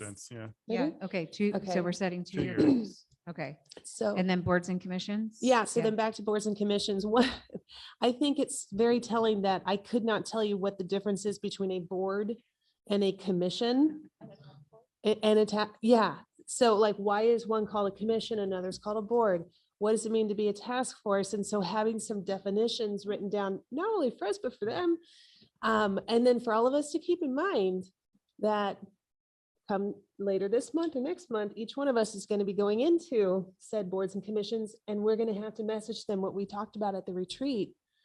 And this is going to be one of those line items. So ideally, we will come out with something at the end of tomorrow that we can, confidently message to them. I think what you guys will come out with tomorrow are definitely your high overarching themes of your goal areas. And we may, depending on how the rest of today goes, we may have enough information to even help you guys do a prioritization exercise if we have a sense of what the action items are. So that could happen tomorrow, or it could happen at like a future work session or meeting. So Well, and I think if we're empowering the city manager for 2 years, some of these things make a lot more sense. And your short-term, medium, and long-term goals, like the short-term goal isn't going to be racking and stacking boards and commissions.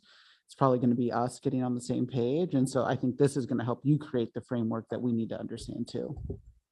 I just want to add what, I mean, so yeah, I'm in agreement with what everyone's saying. One thing, wherever we land on the board and commission sort of discussion and conversation is there is a lot. First of all, I love our board and commission members and I love our staff, but there's a lot of inconsistency in what's happening in the boards and commissions and even the allocation of the resources. And so if part of this work can ensure that the allocation of resources across boards and commissions seems a little bit more equitable, and then staff are saying the same things to the different, I'll just give an example. Like sometimes people, we tend to abstain when we're not there for minutes. I don't know if that's commonly known. I don't think it's a big deal, but it's just really interesting to see how different folks are. And so just trying to support as much consistency as possible would be really important for me. Oh, and sorry, one more thing. Councillor Tivnon made me think of this. Is the shared agreement that we're going to go to council boards and commissions that we liaison and share some of this? Like that is something I think we should make sure we feel good about and that we're messaging the same way. I'd hate for what one of you say in one meeting to be different than what I might say in another meeting in my council update. And so I don't know if there's a mechanism for We that. can but develop key messages for thank you. Okay. Uh, Okay, are we ready to move to the next one? Oh, sorry, Councillor I Kimmy. was looking at this. It would be better for me to see our top priorities, like what we worked on, to see if it aligns where it falls, like affordable housing, transportation, climate action, fiscal sustainability. Is that what we discussed? So That was the priority, right? So we'll get through Do that these first and then do discussions it? and then we'll Ah, talk about, okay. Jenny and I had a conversation about how to talk about what's already underway and in existence and how that stuff will get layered in. So we will get there. And some of those themes came up again. So there's some that you guys will tackle right away. Okay, now are we ready how's everybody feeling? I know post-lunch, can we make it till 2 to the break? Got about 25 minutes. All right, let's go to the next one. Let's talk about this area around financial resiliency.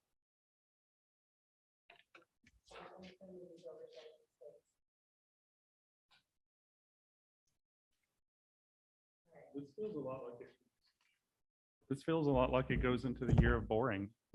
Like it's like those, how do you how do you divorce those from each other? I think that Kind of, I grouped them separately because I know you guys have a subcommittee that's working around financial resiliency and this feels very like organizational structural piece, like what are we doing? And this is kind of like, how are we going to pay for it now and in the long term? So there is a lot of interconnectivity, but it feels pretty significant and big, and there's probably a lot of community engagement. So that's why I thought it might be helpful to talk about it as a separate thing. Right. I was going to actually say that we can seek and find a way for non-property tax revenues for the city and find a way to get money that we don't depend on the grant or whatever IGAs, that there's got to be another source of income for the city to sustain, because going this rate, as you said, county's taking some portion of our property tax. So people think that we raise the taxes, but not all of it will come to the city. But that's going to be the story. Then we need to find a way. I don't know what department will think about that or come up with the plan, but I want somebody to talk about it and then come up with the plan and present to us what's feasible. Well, I think a version of that is happening in the budget subcommittee, but also it's just a different version of a tax, right? Like if we did a franchise fee a year ago, but that got like passed through to consumers. And so it's not like there's going to be a revenue generation that property owners and renters are not going to pay for. And so it's all the way that our governance is set up. It's like, even if we did an income tax that's hitting families. And so there are other ways of getting money, but it's all, how much do you squeeze the same orange? But I do think it's our job a little bit to present to them, and there's just not a lot of way to create revenue. Yeah. So we have a specific outside resource that's helping us with our finance team and our executive team develop specific strategies for the subcommittee's review and consideration. And they're really that policy sounding board that ultimately will get in front of you in April so that you can kind of work through the options around revenue enhancements, expenditure controls. There's service delivery options that we want to put out there, partnerships. And then you'll give us some direction on where you're comfortable. And then we will create an implementation action plan that literally maps out over time what levers you want to pull and when. And part of that process in April is going to be you seeing in real time, if I choose this type of tax and this type of expenditure control and this type of contracting out, that's my end result. And you see the numbers move in real time and go, oh, that doesn't get us there. So let's pull this other lever. And that's literally what that exercise will look like for you around a table. But the first step is working with the subcommittee and having that subcommittee, by the way, stay in play. And you'll have to determine over time who remains on that committee is going to be really important because this isn't going to just end with next fiscal year, right? I see a couple of years where we're really going to be having to work together on this. So I want you guys to be able to continue your conversation, but start thinking down the path of like, what are the desired outcomes? That's where I want you guys to go next. But I know I could see Councilor Duggar has. a comment, to me, like this is, I would not call it as a priority because this has to be institutionally what we just do. Like I would not, if you gave me 5 priorities, this is not going to be one because it automatically is one. Like we cannot operate and we cannot exist without financial resilience. But that's not what staff needs us to tell them it's a priority because Jenny's work plan is going to be dictated off what we tell her. But okay, it's a priority. Like it's like, I mean, you know what I'm saying? Like I this think is so. like- Just to help bring again, like best practice in doing goal setting is you are setting priorities that determine your budget plan and how you're going to allocate resources for the year. Your organization, out of necessity, is going to have to allocate a lot of time, staff resources, agendas, again, thinking about council capacity, even agenda space. Like you guys talked a lot in your governance meetings about how big the agendas can get. This is going to take up a lot of your time to have these conversations, as well as engaging the community. So that is why I could see it elevating for this group to a priority, because it is something you need to communicate to your community, and it's going to take up a ton of capacity. Can I suggest 3 outcomes for the council to consider on this one? And just kind of take, next year's budget, put it aside because we're going to be working on that. So one outcome is the short and long-term strategy development. You're going to have something in front of you to make a decision on that involves your current budget and then involves multi-year budgets, right? The next outcome would be what I mentioned, an implementation plan. What does that look like over the next 2 to 3 to 4 years? And then an engagement plan. Where's the community come into play? Where do the board and commissions come into play? How do we talk about it? That's got to run parallel to all of this, right? And so you'll be helping, I think, the executive team and others do that heavy lift. Those are the 3 key things that I would say would be outcomes as a part of this. And you're absolutely right. It goes without saying, this is what we do, but this is actually a very intentional body of work that is going to produce an outcome for you over the next year. So, I mean, that's why I think it still goes up, but it still happens like no matter what, right? So that, I don't know, I hope that that's helpful, but that's kind of at least how I was viewing it. Yeah, this isn't gonna be a hill I'm gonna die on. I just like, to me, like I want us to not set up things that we're automatically guaranteed to get a win on. Like I want to push us and the city staff and everyone to like be innovative and creative. And if it's just like, we're gonna put this up and we're automatically gonna get a win because we're gonna do this anyway, that's like, it's not a hill I'm gonna die on. If you guys want it, then let's do it. And This we'll call is it out. not a Well, win. well, I would say like, it does sound like a hill you want to die on, which is fine, but to your earlier point of your neighbors that don't know we're in a budget crisis, seeing it on the city's goals that go in the paper and on the walls, that's going to be a great indication of where we are. That doesn't mean forever. I will tell you, 10 years, we've never talked about budget and goal in this setting ever since I've been on council. But this is what keeps me up at night. It's what's keeping the city manager up at night, and it should be what's keeping you up at night. And if it doesn't land on the board, how do we articulate that? Councilor Hartmeyer, I saw your hand. Yeah, I know last year we didn't talk about just kind of the fundamentals of running the city. And this year we just spent a ton of time talking about the basics of running the city because it's so critical to what we do. And to me, we have to call out the financial resiliency piece as a priority this year because like we have to acknowledge that there's a crisis that we need to deal with. And if we don't deal with it now, and I really appreciate the short and long-term strategic part of it because it is now and it is forever if we don't deal with it in a more meaningful way. And I just wholeheartedly believe that we need to say to our community, there's an issue, we're being transparent, we're working through it together, and we're showing you how important it is to us to do this the right way. It is one of our top priorities for the next 2 years. Counselor Hassan also before, and then Counselor Tiffany. I mean, I think it needs to be up here for all of the right reasons. I would just ask, do we want to call it financial resiliency? Is it fiscal? But like, I just want to make sure that it's a name that we all agree to, that when we're talking to the community that we're, again, singing from the same hymn sheet. So just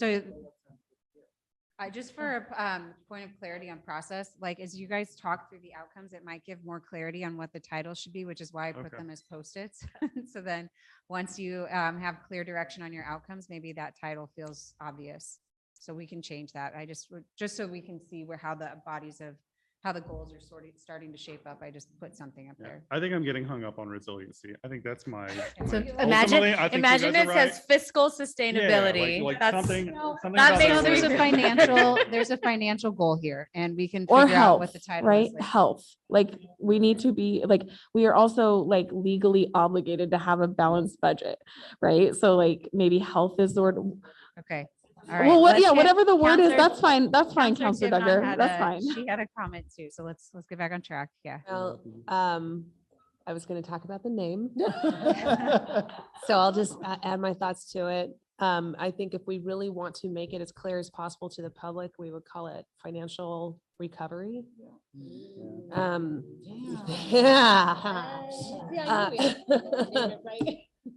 And treat it what it is. It's not just about balancing the budget, but also looking at our reserves. And that's something that even after we get to a place where like, okay, we can breathe a little bit. It looks like we're going to start getting to a place where it's easier to, but balance this, we still have to build that rainy day fund up. I don't know if that's a nickname for it. Because that seems very low to me. 2 months rang in my head for a while after I heard that. So that was my thought was, and so the two things we talked about was organizational stability and then financial recovery. So far, I'm just throwing those words out there. See if they land well. Organizational stability and financial recovery. So I want to chime in to Jenny's question about those outcomes. I would support those outcomes. I think it would also be important for me for the long-term or short and long-term strategy and implementation plans to include a focus on or an analysis on how it affects different demographics of our community, like an equity analysis, specifically regarding like lower income people, like how does it affect them? Or like ultimately, if we're talking about raising a revenue source from somewhere, I would like it to come from the people who can afford to pay the most or who cause the most damage to our climate or carry the biggest burden of services or something like that. I want the burden to be felt more there instead of the people who are already struggling, and just some sort of analysis that we can see there would be good for me.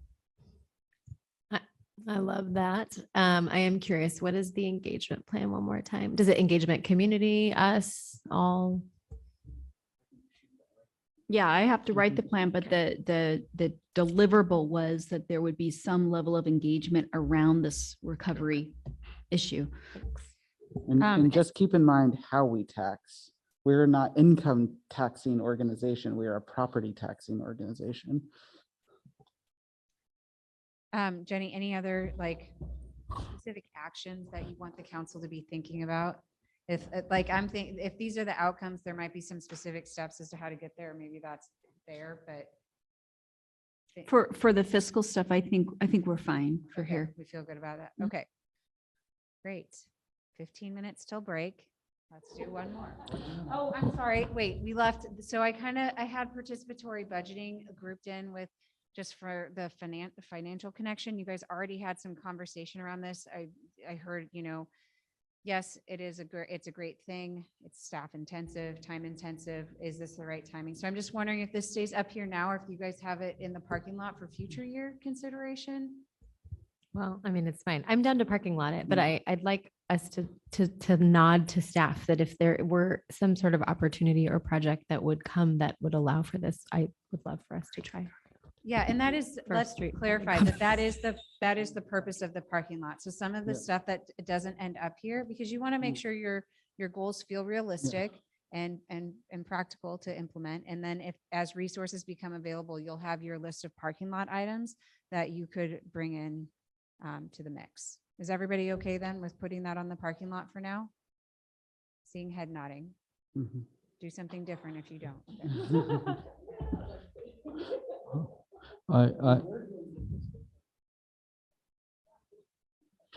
I actually kind of wanted to add that we're talking about organizational stability and financial recovery, right? But that sounds so gloom, end of the world vibe. I want to give maybe Councilor Tifnut a homework where she can come up with some like champion or something to going somewhere. There's a reason why we do this, Oh, positive. Okay. Good. Yeah. Okay, so Make sure you come up with a title. I try to have a rule not to like wordsmith in a workshop because it takes up so much time and you guys have so many things to talk about. But I look forward, you guys will reflect on this tonight, and I bet Counselor Tivnon's going to come with some amazing ideas tomorrow to help us zero in on how these things should be titled, as anyone in the group could.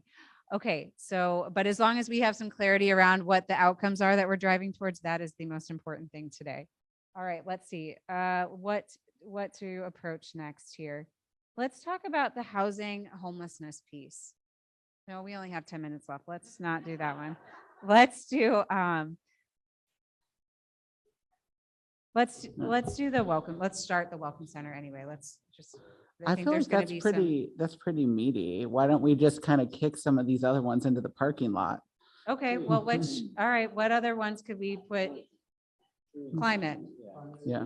Climate and trees. Let's talk about climate and trees.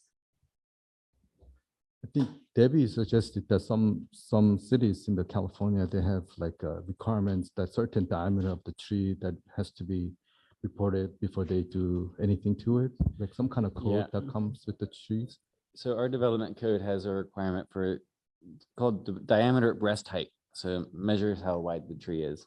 And there are certain requirements based off of how wide a tree is, but our development code, our tree code is very lax on what is actually required to save them.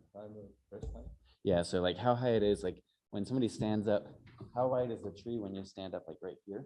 It's like 6 inches or like a foot, yeah. So what, can we just get some additional context? Yeah, so we all got an email about some Oregon white oaks being cut down this week. Okay, The trees have been here since essentially the start of the city, okay. maybe before. Yeah, they've been around a long time. Oregon white oaks are kind of a sacred tree in the area. They're native. And we as a council, well before many of us, maybe even before the mayor was first on council has asked about a tree policy. And it's been one that is easily deferred. And I understand why it's been deferred. But now it feels like we're at a crisis moment of like the things that make Beaverton are on the line now because we're losing these really important trees. So I think we need like a meaningful first step towards this. That is something we can do in the immediate short term. And then we can look at the kind of like larger scope of what we do. But I think we're all feeling it. There's actually like an emotional piece of this that like, like our community feels, that we feel, that staff feels, I'm sure, but we do not have the mechanism in our code to prevent things like this from happening. And is this part of, just another question for clarification, is this part of the climate action plan that you guys have in place? Ish. Adjacent to it, but it covers. Thank you. I think it's almost like a matrices of where this comes in and it sits in several different places. Placemaking is one of them. Tree canopy is another one. how developers are going to shape our city. It's another one. Okay. Jenny, you look so. like you also had something to add here. Well, I'm not sure what category the council wants to fit it in, but it's rooted in tree preservation. The long-term goal is the update of the tree ordinance, which is probably beyond 2 years.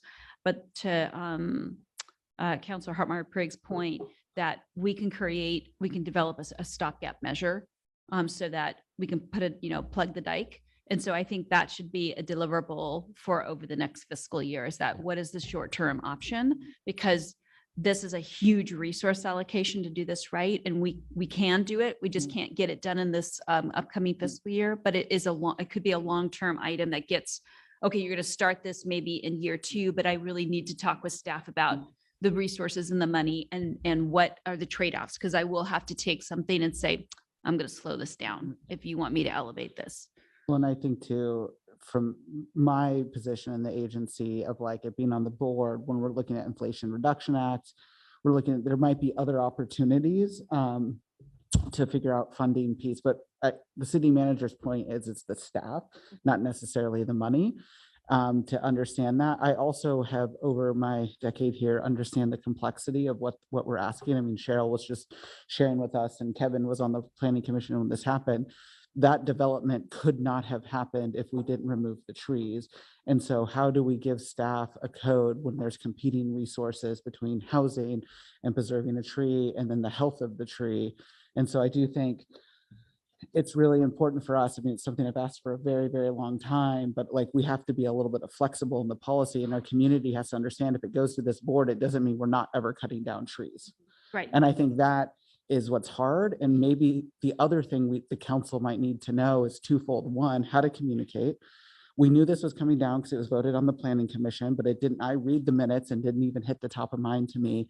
So maybe it's just a staff having a filter of when this is happening, can you give us talking points, because we don't feel blindsided and we're all talking from the same thing, and understanding that sometimes we have competing resources when it comes to trees and building affordable housing.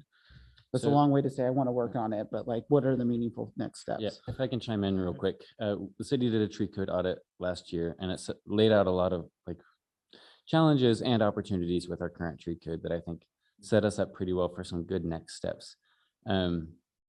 When developments come before planning staff or planning commission, they're often asked like, is there a way to save these trees? And developers historically usually say something like, oh no, like the development won't pencil out if we can't build some housing here. I think this ties in a little bit with our parking requirements discussion, because that development does have a substantial amount of parking, but that was required as part of the development. If we change that, then that might give us some opportunities to have some more tree space or tree requirements instead of parking requirements. I think it's all kind of tied together a little bit. I do think there are some opportunities here as we move forward, and I think the tree code audit's a good start. Yeah, and just one more thing, like this cannot just be about the tree code. Like it cannot, because that will only prevent it from getting worse.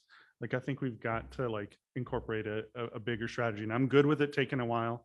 I'm good with but we have to, because part of what I can sell to people when they complain is that like this is part of a bigger strategy that we will have that will see a greener Beaverton in 5 years. But if it's just, hey, our whole entire response is like, we're gonna try not to make it worse, doesn't feel optimistic, and it lacks response to the climate crisis that we're in, that is meaningfully that we can work on here. So I think it has to be, I just want people like if it's just the development code, I'm willing to be patient and I'm willing to wait on this, but it has to be more than that, or I'm going to be disappointed.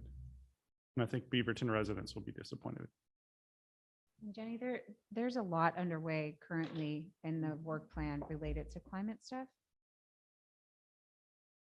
that you talked about. There's the BCAP 2.0 that we're working on. Yeah, there's a number of things, but there's also, I want to be mindful that there's also very limited resources in sustainability in that group alone. So we're trying to be creative about how do we leverage those resources to be able to kind of create more bandwidth could be just through, the contract of someone to be able to take on some of that body of work. But I think council should know that there's already like a limited amount of resources, but this particular item would be with CDD. Oh, okay, all right. I think for me, with this project and specifically, potentially one of the reasons why I get so fixated or stuck on it is because climate action is such a huge priority in general for me. And there are so many different ways we could go about attacking that. But this one just seems so concrete. Yeah, thank you. It seems so concrete and like easy for my mind to digest, like, oh, this can make a difference. Like, I want us to pursue other climate goals too. But this feels like a solid step. I support like any climate action we can take. And I know there's challenges with staff capacity, but I'm trying to think of it through the climate lens and all of the other projects we could be doing too. And talking points, because there are many projects, Purple Pipe, there are things we are doing right now that have moved climate goals significantly, but how do we articulate that to our community to understand, like, the city's impact on climate is multifaceted, and this is some of the ways we're doing it, updating the code, working on CPAC rules. I mean, there's tons we are doing, so I think we need to know. And so I think a big theme too, and it's probably not a goal, but like, how do you give council talking points to articulate what the city is doing so we can be good champions of the work?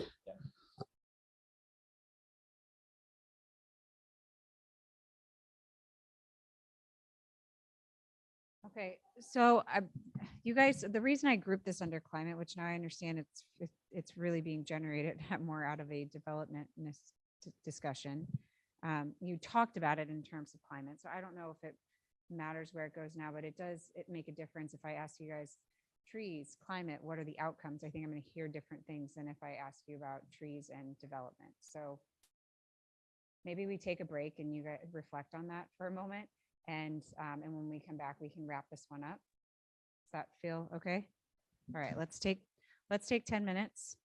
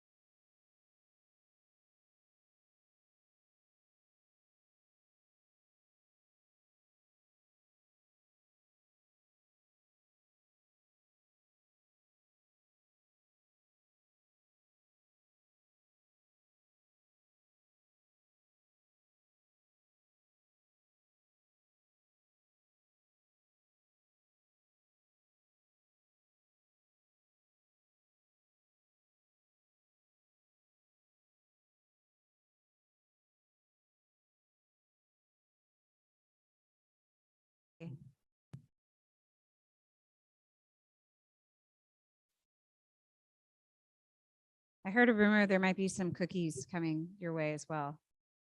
All right, so during the break, you should have something at your seat now, the 22 fiscal year 22-23 work plan update. So hopefully this will be a helpful reference point. Jenny, anything else that you wanted to mention about this?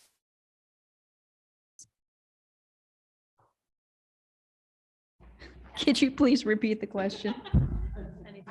I just wanted to see if there's anything else you wanted to say about the work plan. They Oh, just it's a point of yeah. reference, but Yeah, so this is just for your information. For the most part, most of this stuff is in play regardless. And the question for you is that, is there anything from a high level that you want to make sure carries over into your list that we're developing today? But most of the stuff, even if it doesn't go up here on your, it's still happening. You know, it's still already budgeted, it's moving forward. So I don't want you to feel like there's a loss. Things that would change is maybe the pace in which some of the work is done. So, you know, like Cooper Mountain might slow down depending on, you know, the downtown equity, just how much we can get in. But I would just want you to look at the headers, and if there's anything that speaks to you that you have questions on, or that you feel like needs to fit into a category. And again, high level categories, not the detail.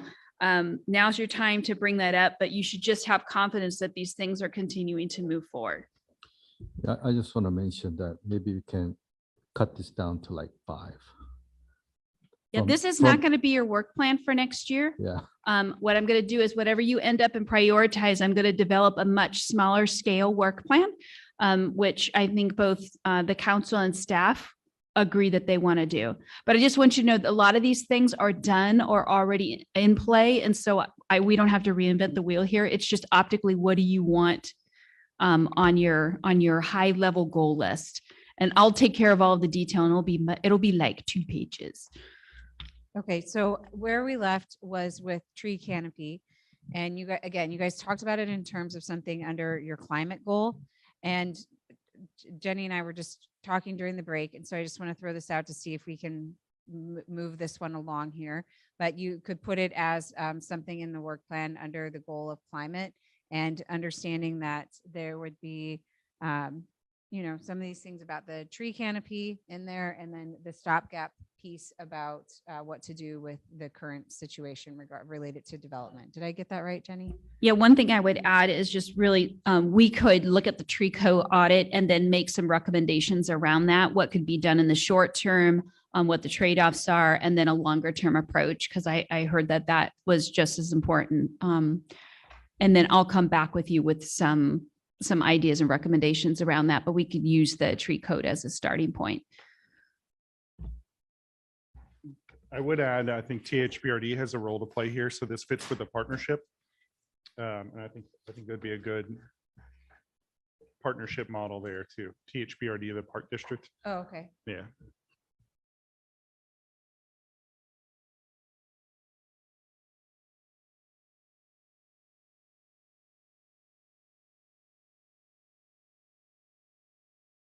Maybe who else?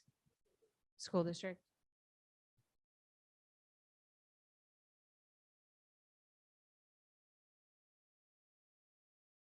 I was like, either my hearing's going or his mic's not working. Okay. Are you guys okay with this one is everybody comfortable with that? It'll go under the climate goal. Okay. All right.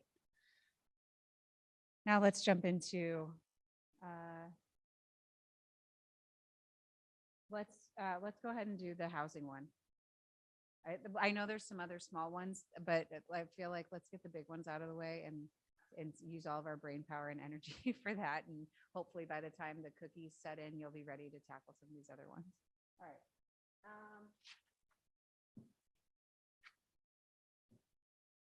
Okay, so I'm going to group the homeless and housing. Supply and affordability.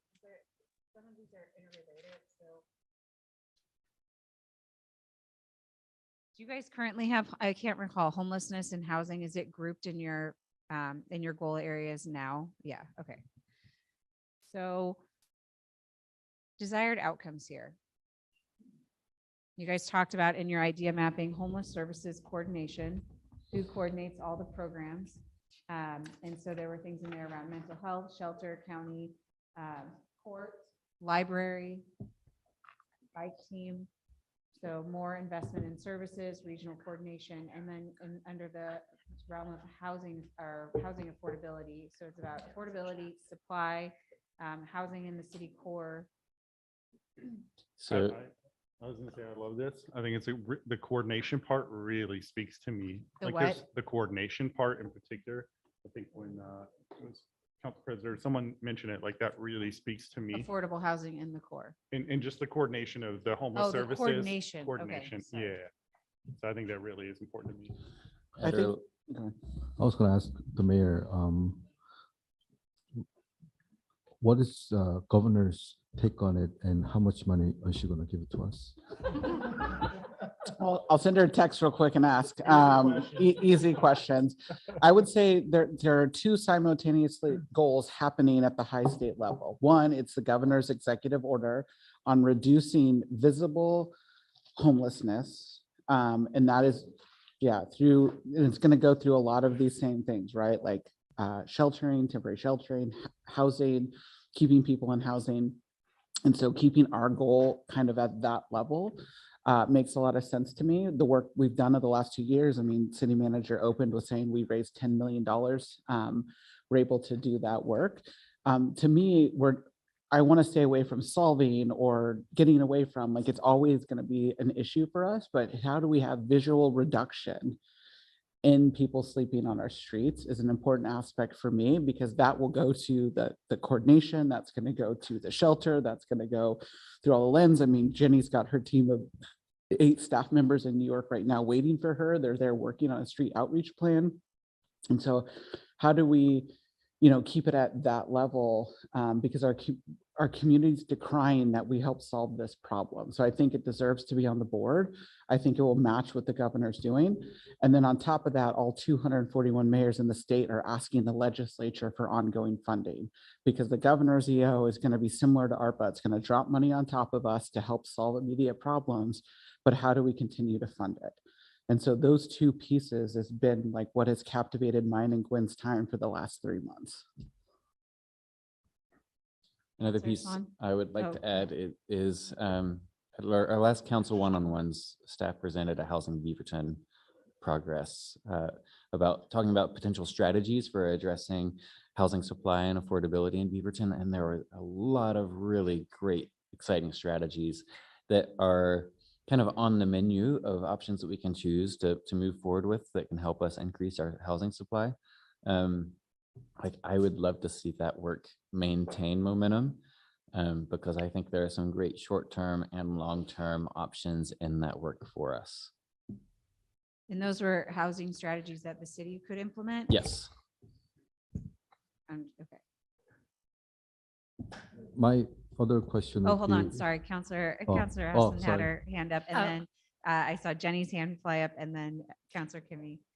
Mine is more, so obviously, I think this group cares deeply about housing and ensuring that we have housing. And I'm looking at this beautiful printout, and number 1 has affordable housing, but number 12 also has coordinated homeless response and permanent shelter sites. So it sounds like our city manager is listening to us. Thank you. My question is kind of like more, I don't know if it's like a strategy question, but like, I see the HTAG, which is our housing technical advisory group. And, I think it was Bold. No, it was somebody presented to us this last week about housing strategies and resources.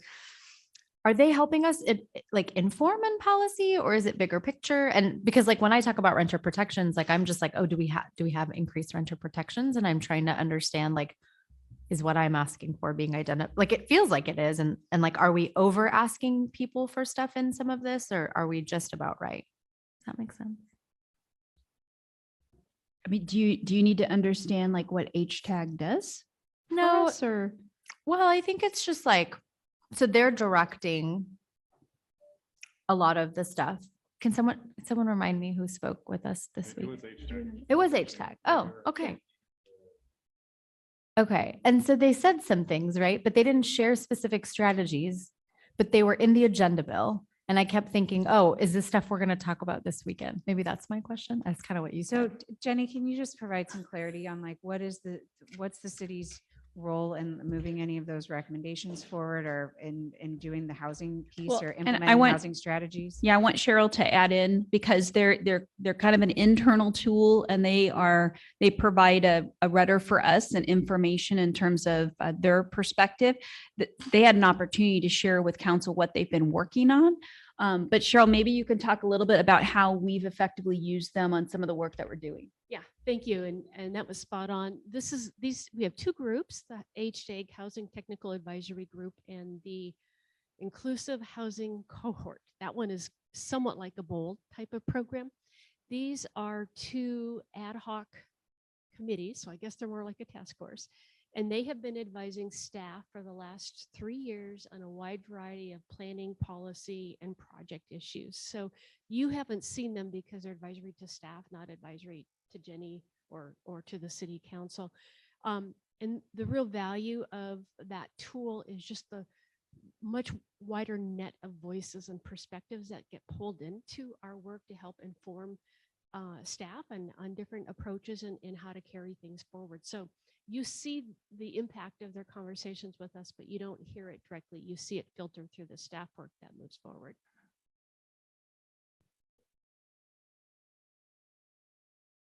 It's my turn. Okay. Yes, Councilor Kim, thank you. So regards to less visibility, right? I read Houseless, the guidebook or something that was published by the city and the chamber together, small blue booklet. And it mentions that there's resources available. It's telling the business owners or residents how you deal with the houseless folks. And then tell them, you can guide them to, one of the tool was to tell them that there's resources available at the library. You can use bathrooms and shower and can be there.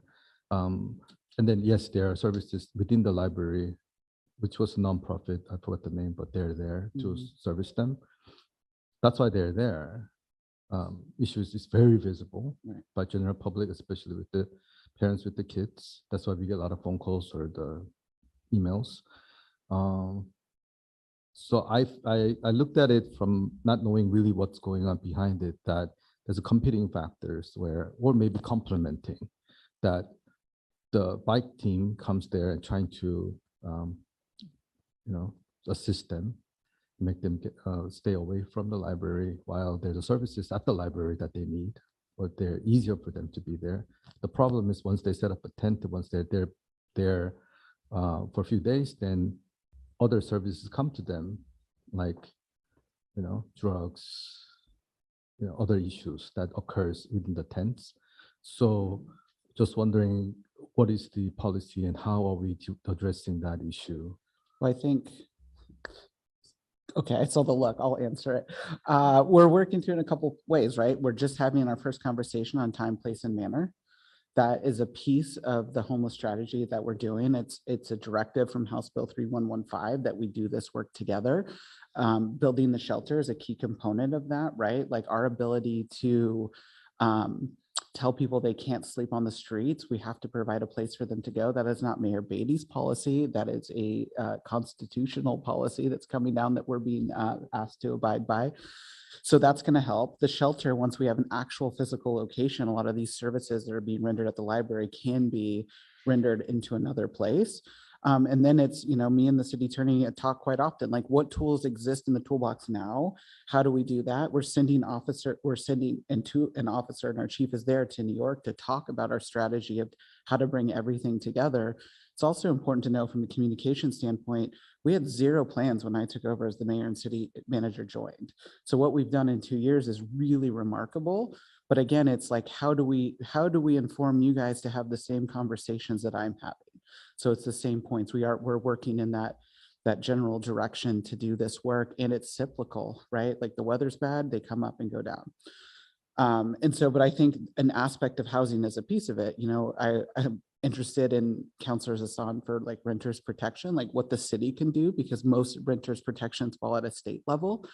And so how do we kind of do some of these things? As we're talking about front end, keeping people in housing and dealing with chronically homeless, those two populations need different things. One might need $1,000 to stay in a house and one might need everything. And then how does our justice system fit into that with our judge and what they're doing? So it's super complex. I don't know how to put it on a work plan, but I would say the work we were like, how do we summarize the work we're doing and finish what we started? Right. In this category to me is really important. Getting the shelter open, getting the bike team going. Instead of introducing new strategies to mitigate homelessness, how do we play with the investment we're doing right now? And I want to tell you that the mayor's ask for homelessness would be about $4 million for our city. And we're between 4 and 8 million in the governor's ask that we're trying to land the plane. So somewhere between 4 and 12 million is what we're trying to go for. I just want to set the table too for the public that's watching as well. So there are tools that we are working strategically through with the attorney's office right now about what the law allows us to do. There's a couple of court cases that drive that, right? And we've got some tools that we can put into play to deal with some of those issues now, but we need to work with our partners on that to try to reduce the visibility, as the mayor said, right, of street homelessness, particularly in front of the library. But then come at the end of the fiscal year, we have what the mayor was referring to as HB 3115, and that's going to change the landscape a little bit in the how.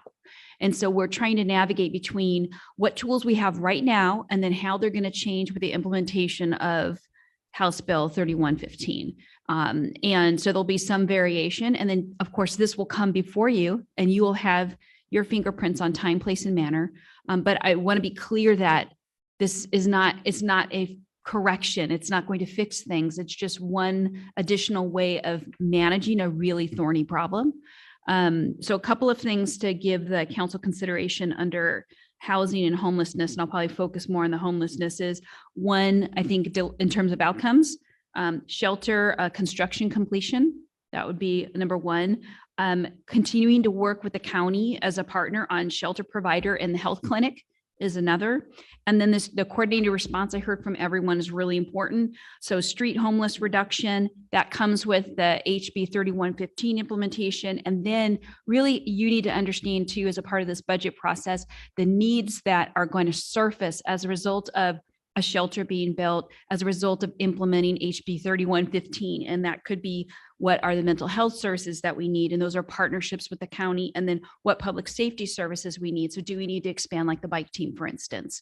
And so we're already working on strategies in the budget right now to try to address those needs. So that's the end of my speech. So thank you for the speech. So how much do you anticipate the impact on the budget? Because you know that there's going to be, if I could follow up, the judge also mentioned that there's about 20 people that we know by their name that's always there at the court, which requires a lot of resources at the court level to deal with that. I'm just putting it out there in a sense that we will be dealing with that, even though we have a permanent shelter. It's going to be almost identical issue because help is there. And somebody who's not going to be making into the shelter will be outside because help is there. So I know I'm concerned about budget and how we're going to do this. Police will probably ask for more bodies, and we need to frankly be come to terms and then facts, and we have to deal with it. And I feel sorry for you, but that's your job. Well, that's encouraging. It's actually you. She's going to throw us under the bus. No, I'm not actually. So I am working on some potential cost neutral solutions when it comes to public safety. Chief and I are working really closely on that. Some things need to come to fruition before I can kind of pull the budget bunny out of the hat, if you will. But there will be a cost, and I won't joke about that. That's why the mayor was saying that the ask is, $4 million. That's not going to be the hit to the budget, of course, but it will involve bodies. But I think that we have some opportunity to reduce that. And I'm looking forward to bringing that forward to you. I just don't have enough to share that with you, but that is on the top of kind of the priority list. But I think the key point of what you're saying is the coordination we're doing with other levels of government. We are trying, Jenny is like a hound dog of keeping us in our lane in this and not spilling over into county responsibilities. But I will tell you, it takes immense coordination from the government relations side to have lots of conversations, to be calling the governor all the time, to be going to the state. I mean, I've been in Salem 6 times this year on this homeless ask alone, trying to bring money back to solve it, because I want our message to be that we're spending other people's money. And so that's, I mean, but it takes a lot of staff time to prep me to have those conversations too.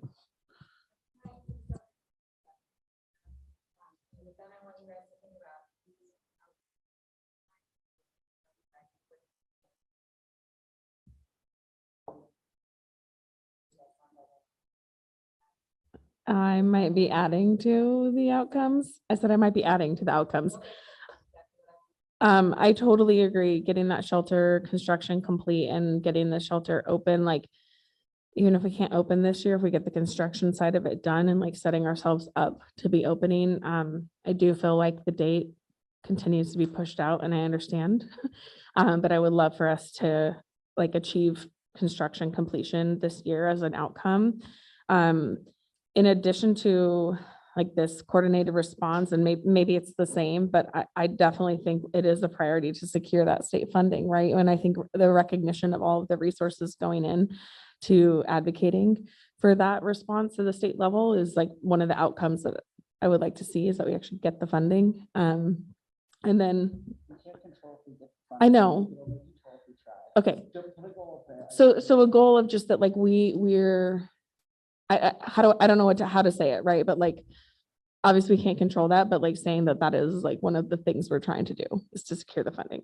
And then I do think that if you kind of started to mention this, Jenny, but like if there's a way in a cost neutral way to increase the bike team, I do think is an important outcome for us to list there. And I think it's an important piece of us being able to respond to 3115. Can I, and while I think that that would ultimately be a result, I want to push back a little bit because the chief is not here. And what I would ask for is that I'm going to move things around so that I can create the space so that the chief and the department have flexibility to tell me in they're the subject matter expert, what they need and how they want to implement it. So I don't want to, I want to say, you're going to give me 2 bike officers, even though I think that that may be the outcome, but I want to give them that flexibility to tell me operationally what makes sense. And I'm going to create the money bandwidth for them. Yes, I'm comfortable with that. One quick question. Oh, okay, yeah. No, just so.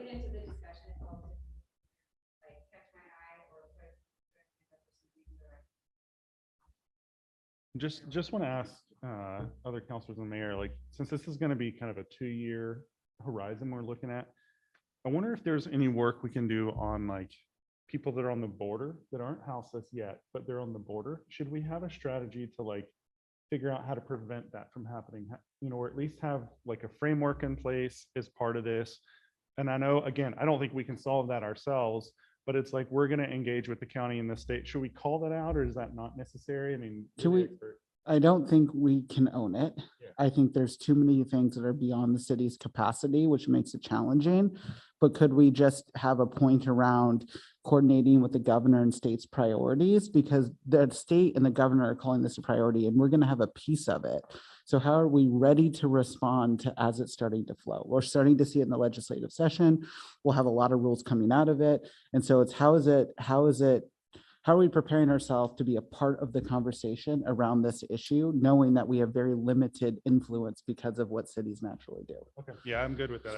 I like that framework.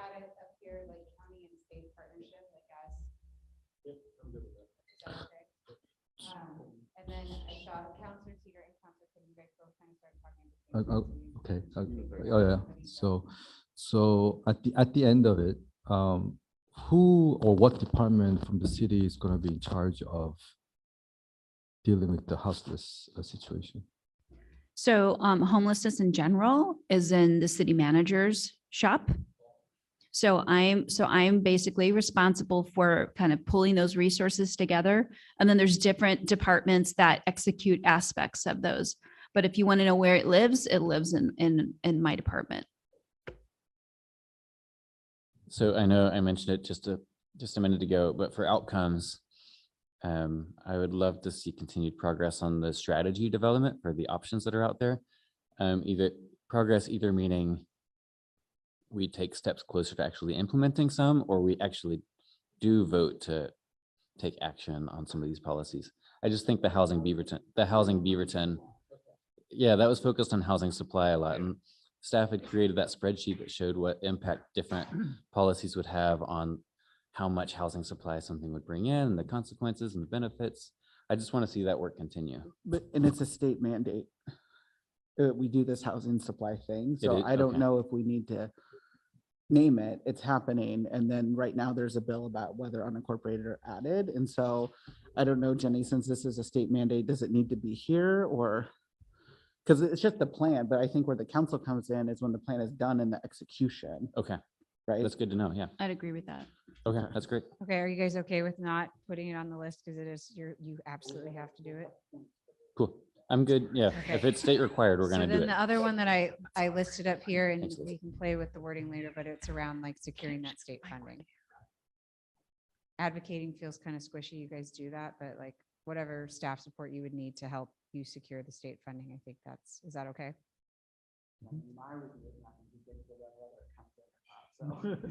Well, and I don't, that is something that I don't think we can like hold city manager accountable to because it's too outside of our own control, right? But can we at least do the I advocacy? appreciate that. Thank you. Yeah, yeah.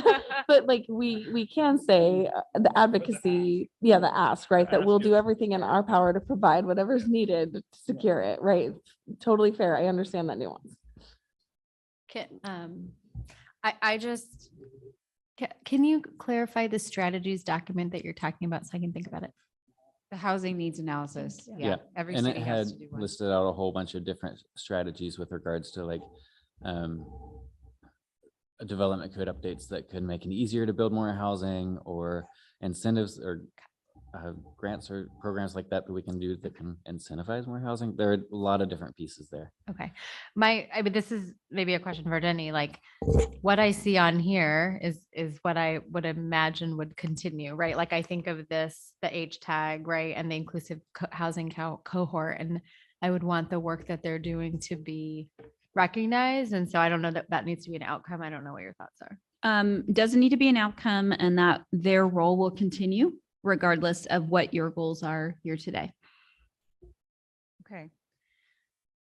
All right, one other tangential item. So renter protections would probably fall under this category of housing. Is this something that first, I guess the first question is, what is the city's authority to do anything in this area? And then our city's role in this? And then the second is this something that you guys want to pursue in this 2-year goal timeframe, if there is authority to do something here, or is it something for the parking lot? So those are, Bill, can you help us here, or Jenny, whoever wants to? Well, with regard to authority of the city to deal with landlord tenant issues, it's mostly at the state level. Okay. There might be some programmatic aspects of what the city could do that would like make people informed about resources. But in terms of like enacting policies, ordinances, that would be very difficult. Okay, Councilor Duggar, I saw your hand go up. Yeah, this was not mine, but I think that there's an opportunity. We had started conversations around short-term rental regulations because those impact renters, right? And I think there's some opportunity for us to look, at least in the 2-year window, at the impact of things like short-term rentals and Airbnbs, and provide a regulatory structure for that to generate some money, some other things, some resources to maybe keep people in housing. And I think the city might have a role in that, but that's something for this board to decide in the future. It's not like burning that we need to do it right now, but I think it is something that we need to look at over the next 2 years. But I do think staff has done some preliminary look in this and that we don't have a lot of it here. And so are we solving the issue that is present in Beaverton? Because there's not a lot, if you go to Airbnb and Vrbo, there's not a lot of short-term rentals here, like at Coastal City.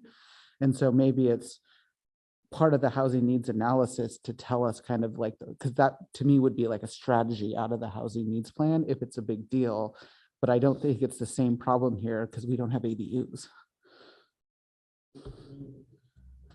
I'm not willing to concede that there isn't enough units here that we're not affecting rent, because when I pulled up Airbnb, there was like 30 or 40 units available.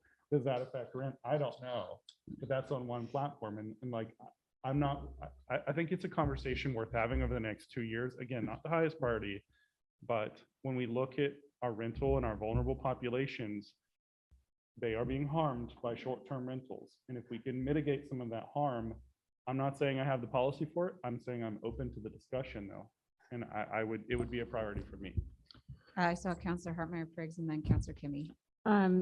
Councilor Duggar, I agree. It's something for us to look into as I weigh it against other things we have in that housing list. It's making me feel more like it's a parking lot. And especially since we did say that like if capacity becomes available, like that's kind of our list of things we could look at. I feel like I'd be more comfortable putting it over there. Because it's not a this will not happen list, right? But that's kind of my feeling on it. I feel this is like graphic, but like I feel like we're in this like stop the bleeding moment. And I feel like that one is a little bit like outside of the scope of that. Just that's where I'm at. Counselor Kimmy and then Counselor Tivnon.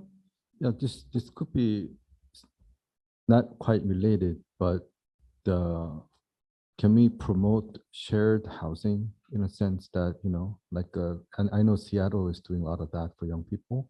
They share a kitchen, and they have rooms that they rent out, so it's a lot much cheaper. Can CDD or somebody can do that? There's a program that exists now in the city, a nonprofit. It's primarily around seniors. And so maybe looking at that and then having a future conversation about how it might look for other places. Counselor Tivnon. Yeah, these all seem like strategies in a much larger issue. The more I'm thinking about it, we talked earlier about organizational stability, which is like our house, the city with a capital C, but it's the house, getting our house in order. I see this as the external side of that, which is housing stability across the paradigm. And the fact that we're building a shelter is a response that is at that end of the spectrum, all the way to seniors who might be getting priced out when they're trying to downsize and everything in between. So it seems like it's housing stability is we go back to Maslow's hierarchy of needs, making sure that is addressed in the coming year in a very prominent way would be a huge one. And it overlaps. We talked about housing preservation of naturally occurring affordable housing, which is important for several reasons, but one of which is also the carbon embodiment that's already in them, versus demoing them and having market rate built up in its place, which doesn't get us any closer to any of our goals. So anyway, just some thoughts that I think all of this is umbrellaed under the larger category. And don't forget, we're also continuing to implement Metro's bond. And so we have the senior affordable housing for 5th still on the docket. Okay, I'm not hearing a majority or a consensus on where you guys want to head with this. So I guess I'm seeking a proposal. I did hear parking lot. I heard there's not, as far as direct renter protections, which is where this initially was conceived, is not something that the city can really influence. That stuff happens at the state level. And then I heard a little bit about housing stability. So I could jump in. I mean, I can just make a suggestion. I mean, I think I could support it being in the parking lot, but a lot of the people that have come to me that deal with these issues actually are from the immigrant and refugee community. And so I wondered if it kind of parlays into the bottom, which is the Welcome Community Center. So it's not necessarily us implementing renter protections, but it's giving community a resource to help them deal with navigating that. Because that's really the people that have come to me the most with these challenges and issues are not, don't look like the majority here. okay, do you guys want to put parking lot this and know that it's the direct connection is there? And then if there's a proposal to add something else around housing stability, maybe that's the conversation that we need to shift towards. Okay.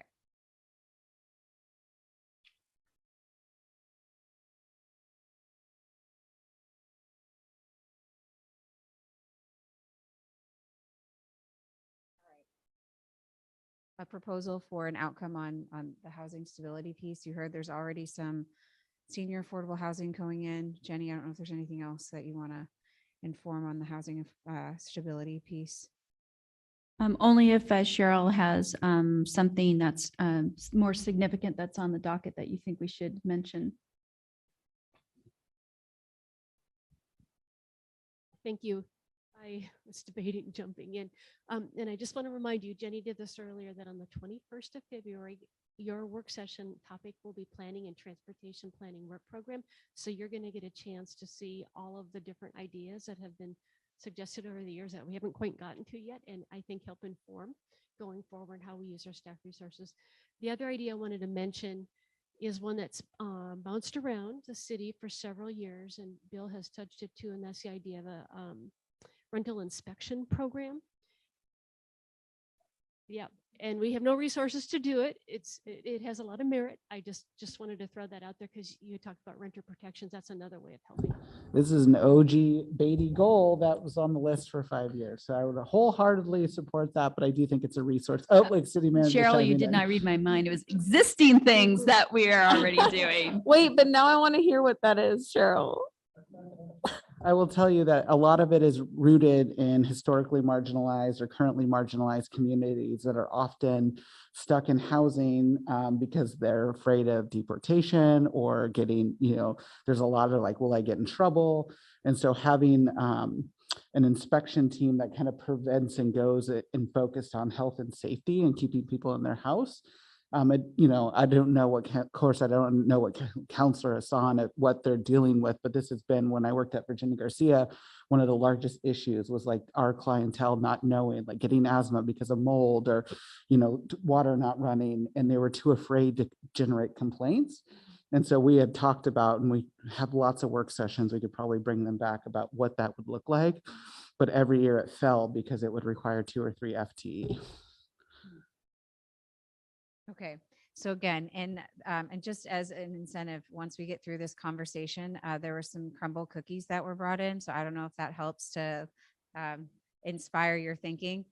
But I just would want a clear proposal for an outcome on housing stability, if this is something that the council wants to move forward in light of the other stuff you have up here. So Could we move forward and let our city manager come back to us with some, she's options? hearing what all of us are saying. And so maybe coming back to us with some options based on current capacity, what that would look like, as long as it includes a housing inspection program.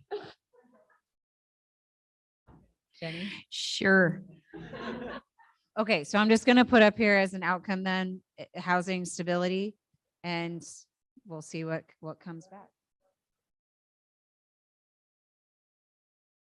Is everybody in support of that before I add it up here? Yes.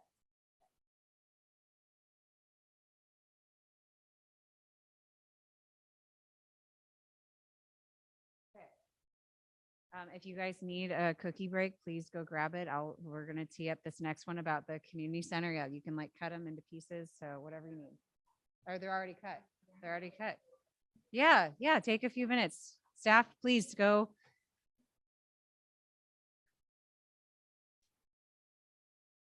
Yeah.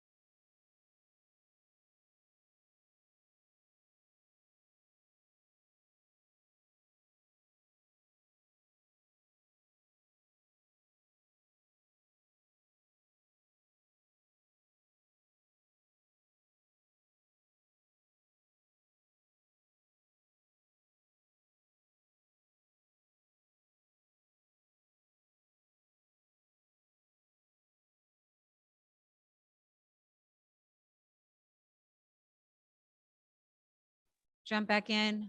Hopefully everybody was able to grab some refreshments, whatever you need. We've got about 1 hour left. We can do this. Okay. Let's chat about the Welcome Community Center, Multicultural Center. What's the desired outcome here over the next 2 years? I think it's just that second one.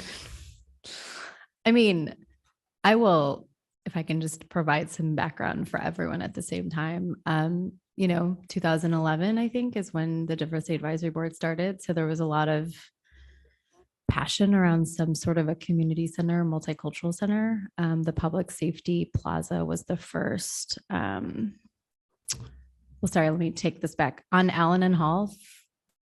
Sorry, Mayor, this is like you're like, I know all of this. On Allen and Hall was the public. No, it used to be a community center. There used to be a Beaverton Welcome Center. Fun fact, my son, because we spoke a second language at home, had to be tested for English speaking. And I remember all of the resources and services that were available. It also used to be a library once, so Hall and Allen. And then it became the Public Safety Center. And I don't know whether this is true, but I'd heard from the community that they were under the impression that there could be rooms and or spaces in there to use. So there was a time when Arabic classes were offered, for example, in that building. Then the research came and it sounded like there was some discussions around whether that could fulfill that. And I wasn't around for that, so I don't really know where that went or didn't go, but this is obviously something that I know that I'm personally really passionate about. For me, it's about getting it on as a priority and like talking through the outcome. I don't think anything will happen in the next year or two. It's our commitment to moving towards it. And I know I've heard from some folks like, well, we don't know what it is, or different people are saying different things. I wouldn't say that I'm a housing expert or an organizational stability expert, but I am rooted in communities of color and worked with communities of color for a long time. And I think not only do you have my expertise at this table, but you have Councillor Kimmy's. And so letting us help lead some of those discussions within reason and consulting you all. So that's kind of my ask. I don't have a specific outcome aside from making a step towards knowing that we want to get this in the next decade. Yes, Councillor Hart-Meyer-Prick. I have a proposed outcome, and I would be curious to have staff input on this, but like, could one of the outcomes that we have within this kind of 2-year goal period to be like a feasibility study? I don't know if one has been done or not, but like that would be a meaningful step because it tells us like, what does our community need? Could we support it? Could we sustain it? I mean, I don't know all that goes in a feasibility study, but maybe that could be an outcome that we could achieve in the 2-year timeline. I would just I would just say it needs to go beyond feasibility. It needs to address need. Feasibility to me suggests our ability to fund it. What I think, what I've heard too, not just from Councillor Kimmy and Councillor Hassan, but from our community as well, is like, we need a bit of a needs analysis of what is gapped missing in the community to kind of move on this. But I'm interested in Councillor Kimmy's point as just one comment. We did do a feasibility study, Councillor, it was a couple years ago. So just so you know. Yeah, so I know why people think that we need feasibility study, but I don't think we need it. Every minority community or our ethnic communities, if you ask them, number one thing that they ask is space that they could gather. And we've been talking about it for such a long time, and we really as a city didn't do much about it at all because it comes under the priority list. But as they were reporting to us last city council meeting from DAB, that I asked why the community engagement was just developing, why it wasn't, what was the reason? And they said it's the multicultural center or the gathering space that they've been asking. And they think just meaningful work behind it gonna be very satisfactory, that they feel like they've been heard. And also I added that it's going to be community center because we are going to lose our community center. So it's not just for minority communities, but for everybody to use.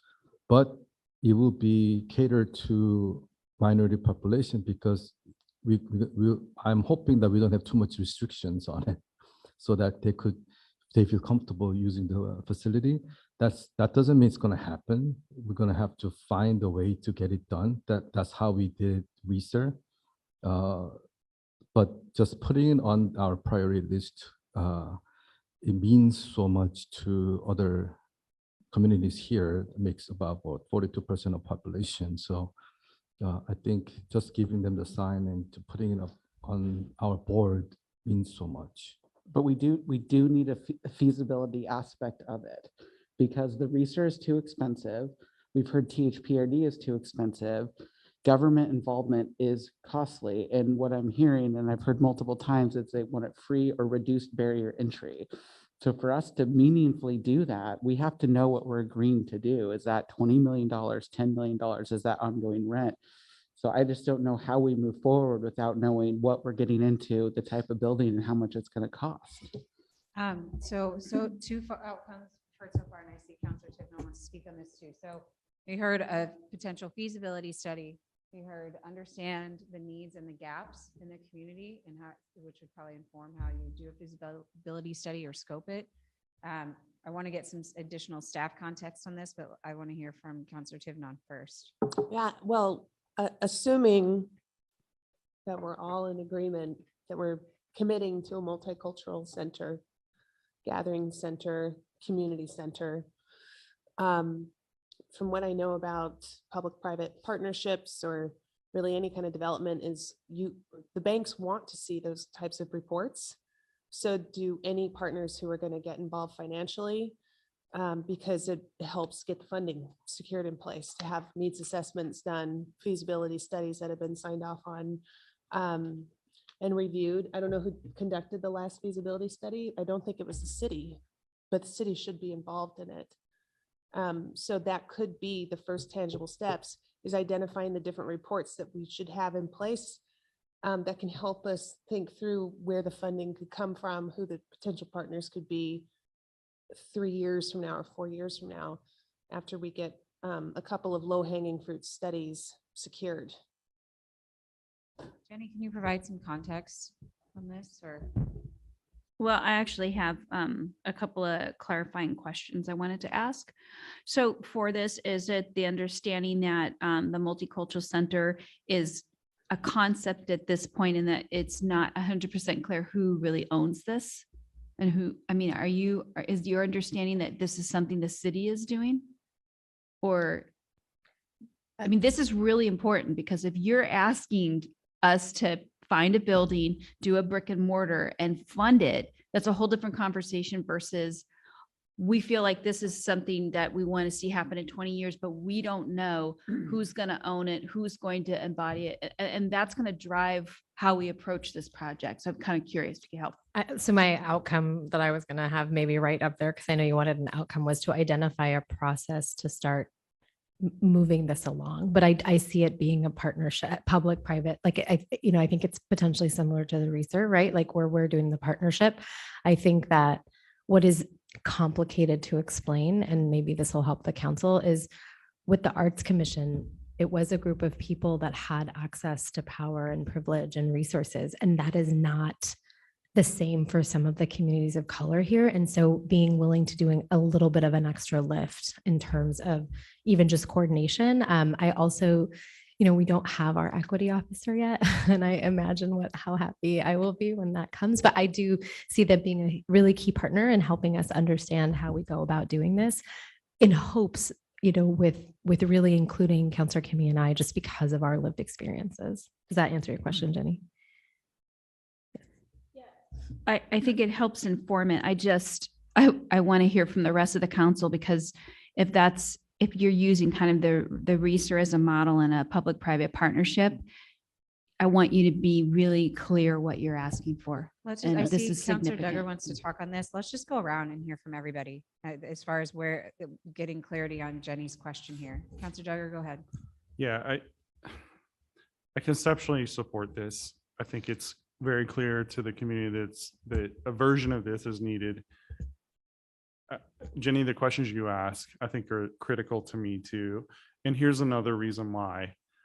Like Beaverton is a very diverse city, but right next to us is unincorporated Aloha, more diverse than Beaverton. Do we charge them or do we ask Beaverton residents to subsidize unincorporated communities? Like these are questions that I think we need to get really crystal clear on. And I think it's an opportunity for us to look to partnerships, right? Should it be something the city runs? I don't know. But I think it's, if you look at BSD and THPRD and all the Washington, like all of our partners near us, I would not want to exclude their residents from a multicultural center, but I also really don't want to ask Beaverton residents to subsidize through your property taxes, through all these various things. So it's really important to me that we get crystal clear on an operating model. And maybe that's the deliverable, maybe it's a feasibility study. I'm open to all of those things, but I think they're really important steps that we have to solidify them before we, you know, turn a shovel or whatever we need to do, or rent a building. I think those are really important to me to clarify. Counselor Tivnan, your thoughts on this? Well, my first thought is having a really like a nonprofit that's either born of this or an existing one that wants to take ownership of it. And then the city is a fiscal partner or sponsor or a part of it, but that it doesn't end up impacting our general fund and the ongoing operations of it. Beatty? I think it's probably not constructive to look at the RESER as a model. The RESER had a $13 million lift gift. It had a identified revenue source through transient lodging tax that we could not use in this incidence. But I do think it is a need, and it is, to Councilor Duggar's point, a need beyond just Beaverton. And so do we serve as the convener? The city manager and I met with the executive director of ERCO, and I know some other people did as well. And his suggestion was to work with Portland State and do a needs analysis and a fiscal thing. And he was on the founding board of Coalition of Community Color. And so I think, how do we pull together a task force of subject matter experts and not just a round of questioning led by council, because I don't think we're the right body. I think you should be involved, but I think this is larger than just convening a conversation about what people want. What the RESER had was the planning, the stage, who was involved, what we were doing before it even came to council. So we have to do the groundwork. I just want to, what is meaningful enough to the communities that are coming to you guys to be the start of this work so we could get going. I want to support that piece so we could respond to you, we hear you, it's a priority. How do we make it not a performative action on the sheet, but a real meaningful first step that this body can engage in? Okay, Counselor Hartmeyer-Prick. Yeah, I've been thinking the same, because I don't want to put it on our list of priorities without saying what our commitment is in the next 2 years of how we'll show like how we're getting towards it. So for me, Jenny, I believe in it as a concept. It does feel like it is a regional thing. It can't just be a city of Beaverton thing. And so I like the convener aspect, like maybe because we say as a body, we want to be a convener in the conversation to get it started and start to formulate what it is.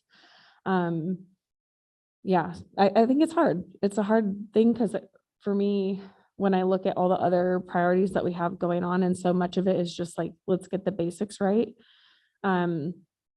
This one, it feels like a bonus, and then also like the basics all at once, right? Like, because we need it to serve our diverse community, but because Beaverton's borders are the way that they are, it really needs to become a regional thing in my mind. So I want to be transparent that I am on the board of a group called Wake Up Beaverton, which is a nonprofit here in the area that has been building up a lot of support and community organizing around development of a multicultural center. We've had a lot of conversations with community organizations that specifically serve communities of color and immigrants and refugees, and feeling out their needs, like if they were to partner in spaces like this. And it feels like a lot of the things we're hearing is not a huge desire to have the city run it. Like, I feel like these community organizations, community members, community leaders want to have that ownership, an opportunity to care for it on their own, but having city support would be huge. A year and a half or so ago, when the ARPA funds were being allocated, the city set aside $75,000 for a feasibility study. That's still sitting there. An outcome I would love to see is freeing up those funds, and if it needs extra funds, like if there's extra ARPA funds or something sitting around, I would love to put those to use. Like if we need that feasibility study, like, well, then let's get that moving along. If there's something else that we can use it for to actually help it move forward, like I just want to keep this moving forward, because it feels like it's been stuck there. I feel like in the conversations I've had with the community, it feels like the need has been pretty clear for having gathering spaces. Councilor Kimmy's been saying, spaces for people to have access to housing support and supportive services and job training and like business incubation and things like that. So I feel like there are a lot of services that the community already provides, but having them co-locate and support each other with the support of the city would go a long ways. Okay, Councilor Kimmy. Yeah, I mean, it's great to hear that we're all thinking about it. We're thinking about it and want to make it work, right? But it's just so hard for the city to do so. I totally get it.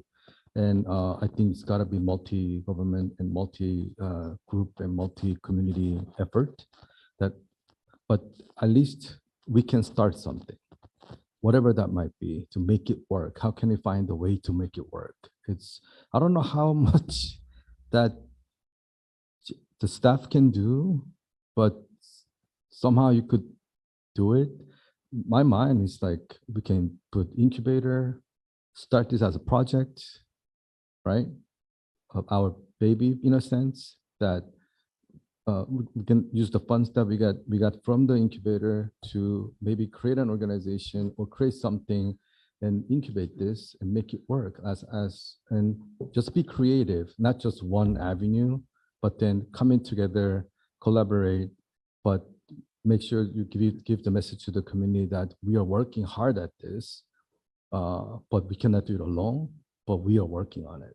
And that's the satisfaction I think everybody will get, that they're being heard and these things are working on. They fully expect that it's not going to happen even in a few years, but it's moving.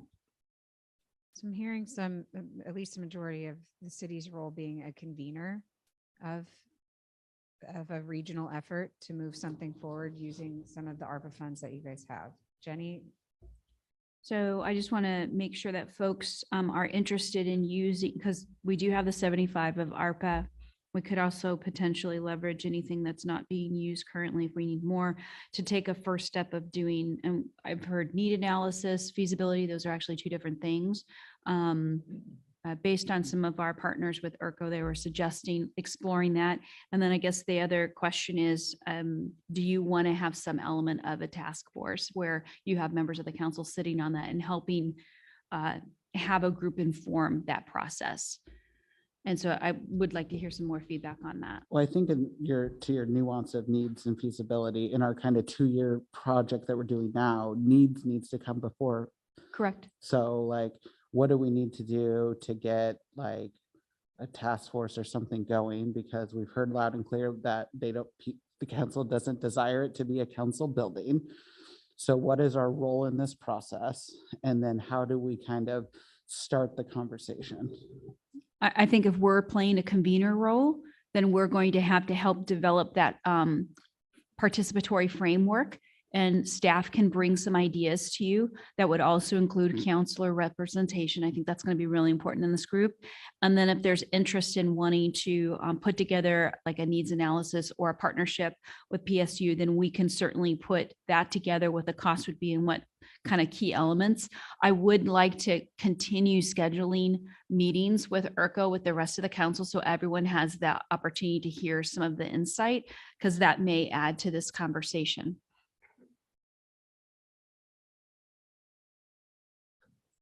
Just to add something to think about with this conversation, it just occurred to me that there was a report that came out a handful of years ago by the Oregon Cultural Trust that was a inventory of all of the cultural assets across the entire state.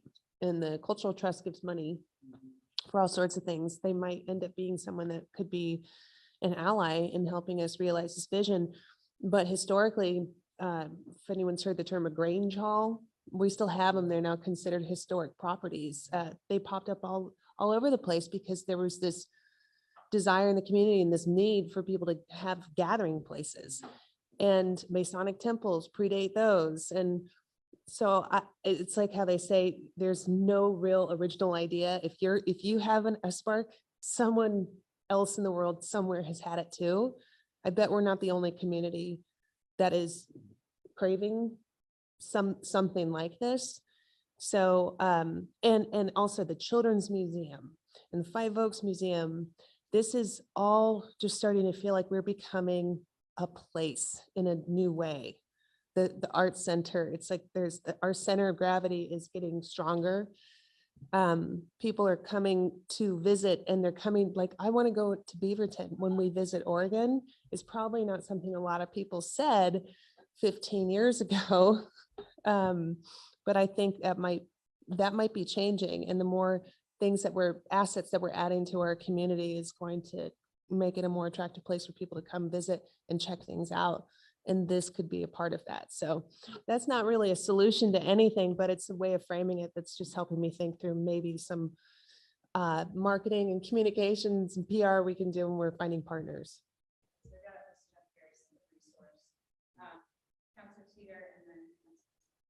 Okay, 2 points.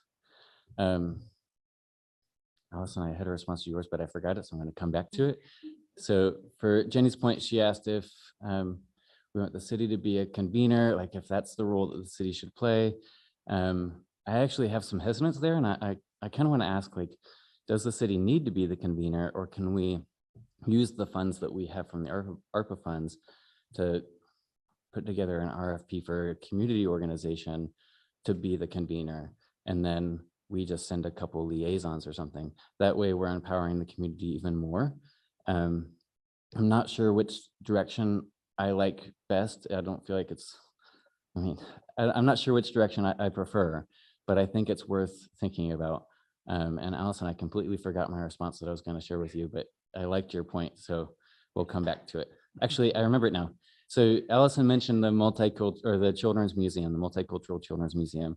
There have been some conversations with the Multicultural Center advocacy groups and the Multicultural Children's Museum about partnering together, and what would that look like, and how do these organizations and advocates like really support each other if they're sharing some similar goals and values.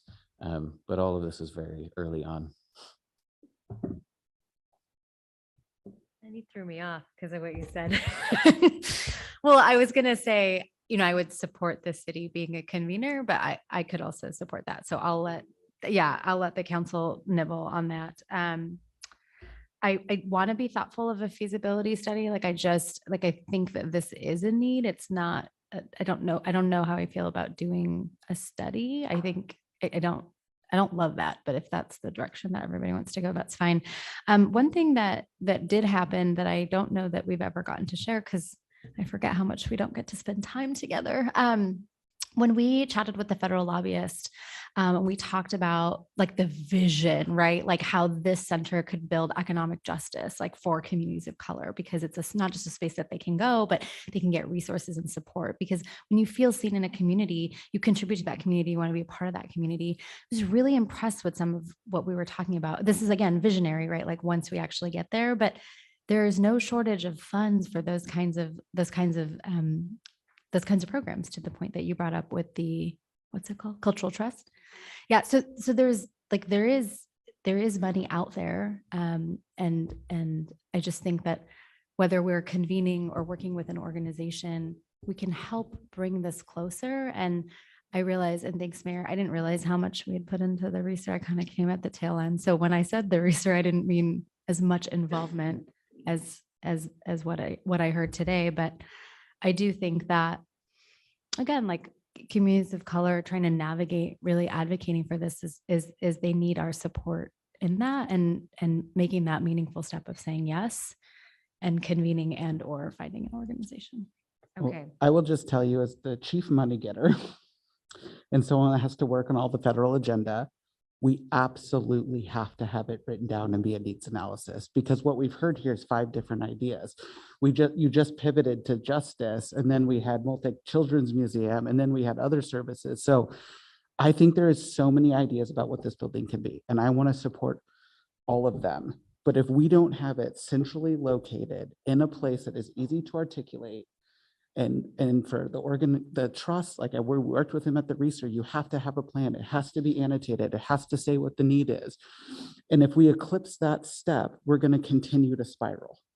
And so whether it's us or somebody else doing the work, that is a critical step in this process. I would say if we give it away from the city though, and we give away that convening thing, where is the city's control in this?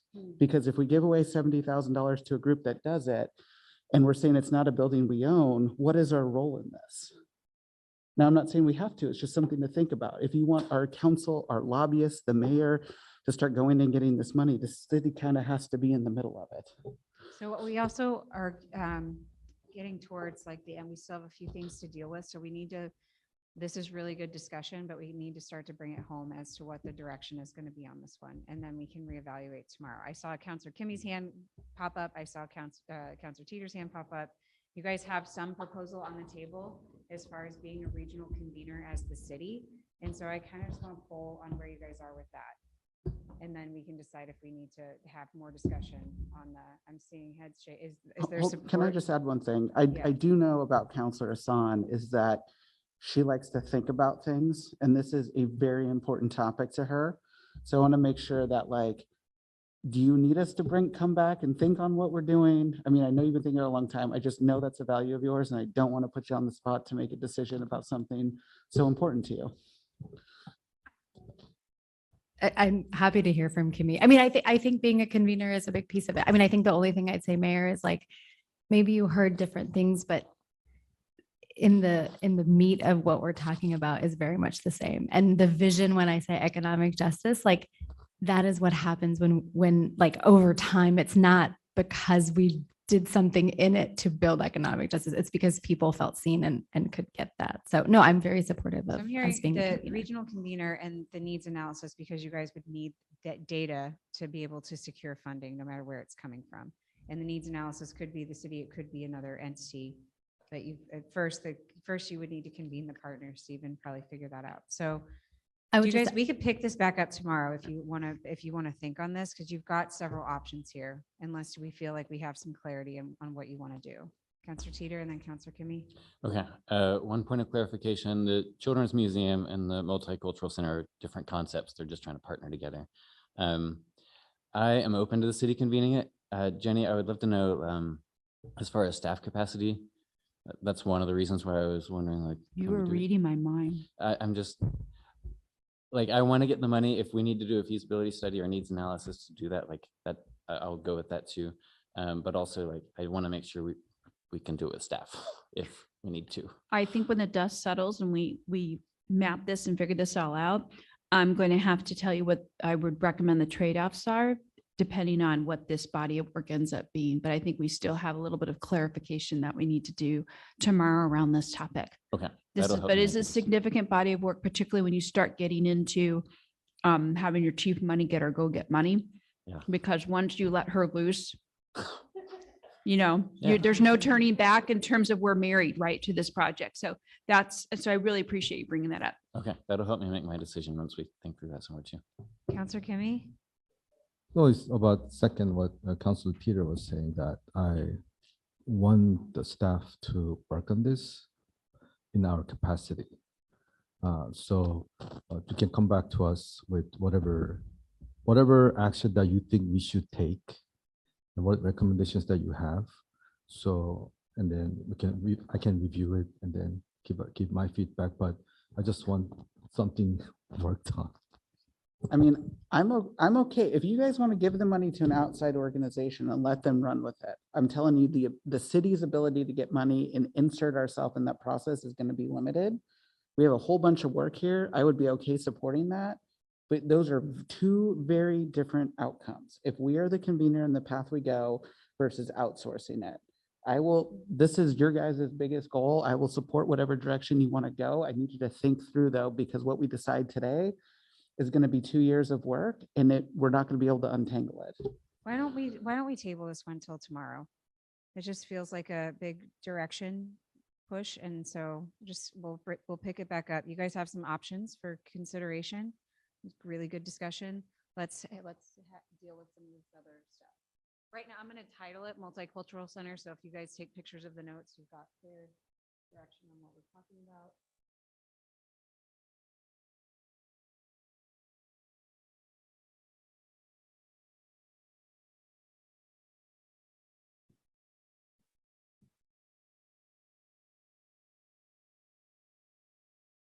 Okay. Just take this out for a second. Okay, so we have crisis response, childcare supply, the bureau annexation strategy and framework, a court strategic plan, and the review of Griffith for safety and security. I'm just wondering if there's any of these that you guys want to pull out for discussion or that you want to recommend go to the parking lot. Could the court strategic plan fit into this other sustainability like side for state, or do you feel that they're different? Jenny? Yeah.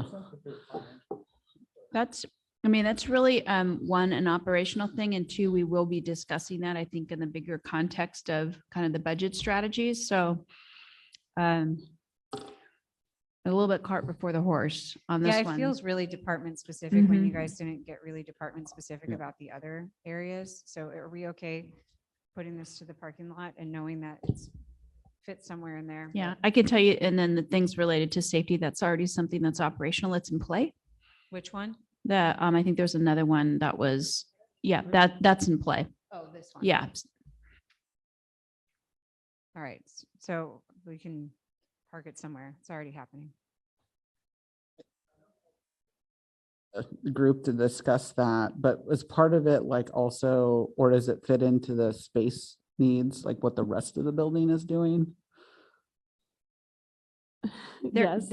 Yeah, there's some specific issues around labor tied to that. So that's why I'd like to put it in the parking lot. Well, I get the safety piece, but I'm talking about the use of the rest of the building. Oh, the use of the rest of the building, that's something that we haven't even, It's not in the needs of the space analysis? The- No, The no, original not at design all. of the project? Mm-mm. Cool. Dan's, you got, It is part of the facility master planning. it is part of the facility master plan. It's part of the facility master plan. Yep.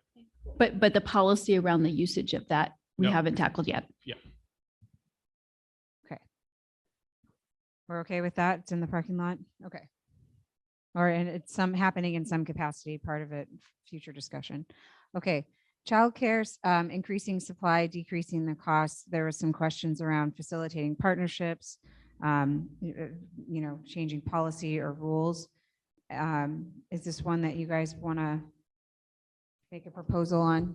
Can I add that? So there is a childcare workforce initiative that's in play right now by the city council. You should have been updated by me via email that we'll be launching a grant program part of this year, and then whatever we don't get dispersed will be carried over into the next fiscal year. So there is work actually being done on that right now. So it could go into the parking lot, but whatever your pleasure is. I would say it's not, it's already underway. I mean, we can't, cost is something that's hard for us to impact. Supply is something more in the city's realm, and we have that grant from National League of Cities that's looking at this right now. And so I just think we need to update in a year versus it being here or the parking lots. It's ongoing. Okay. Yeah, it's actually kind of built in some of the operational piece. So I think it could easily go there Okay. on the parking lot. Yeah, but Ashley's flagging some of these that they're underway. So kind of different meaning than the parking lot, but we'll make sure they're noted somewhere that they came up in the discussion. Annexation strategy and framework. What's that? The nerd inside of me really wants this to stay. There is a staff commitment, so I want to be cognizant of that, but based on what some of the discussions we've had on recent annexations, plus the macro environment with the county and budget crisis and potential. If you look at a map, you see all these white islands around us. I would really like to see this one over the next 2 years. It doesn't have to be right now or this year or anything, but I think it's an important conversation for us to be prepared to have, and we need the framework in place to do that. Counselor Hartmeyer Prig. And I would be curious also, like staff's recommendation to us, right? Like sometimes we need staff to tell us, yes, make this a priority. And I think this is one of those for me. It seems like it's a growing thing that we could use as a tool. And so for me, I could parking lot it, or if you know, there's enough kind of need for it from an organizational standpoint, I would be happy to keep it on. Well, and I think the other thing for us to consider here is we have a county chair that is openly talking about cities needing to annex unincorporated largely because of their budget crisis. And so I do think there are things in the way. There are state laws that preclude us from doing a lot of annexation. And so it seems like the council needs a bit of an education on annexation where we're at. And maybe it's not the whole annexation strategy, but thinking about the council needs to understand the rules and regulations around annexation as they exist now, what they are. What do we do if the city starts or the county starts a forced annexation by forced annexation, if they stopped doing resources, what is that going to do to us, like West Slope? And then maybe it's not just annexation, but about like, you know, West Slope, their big thing is the sheriff has to go all the way through Beaverton to get it. Like, is there other ways like IOUs or not IOUs, MOUs for policing? So I think it's a conversation we need to be prepared to have so annexation doesn't happen to us. Jenny, did you want to weigh in on the? So, and I don't want to speak for the county, but I will tell you in my conversations with administration that is not a work plan for them, but there has been conversations spoken by elected. So we need to revisit that and confirm if that's the case. We can do some first steps around the education. You will have some big items coming before you in the next couple of years that are going to force this conversation that are inside the city. And so I think kind of paving the way on the basic 101s to help inform that, we may be able to do kind of an organic type of policy development that's just what we can control in our own sphere now. I will again, and I don't want to be a balloon popper. I just want you to know that if we decide to start doing this, and I think it's a need, I'm just going to have to bring some things that are going to have to be slowed down. And this is going to be a strategy conversation with CDD. This is a big one, whether it's internal or a larger scale external. And so again, just trade-offs. So just keeping that in mind. But I could put a kind of a work plan together around how do we get some of the basic education, and then what are those things that are going to be coming before you, and then the implications and assumptions around those, and then we can kind of take it from there. Other thoughts from the council on this? Yeah, just I guess this is throwing a thought out there.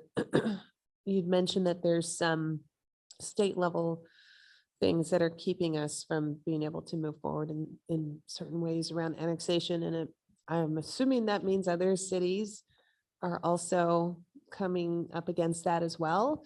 And maybe it makes sense to get Gwen Baldwin involved. And is she?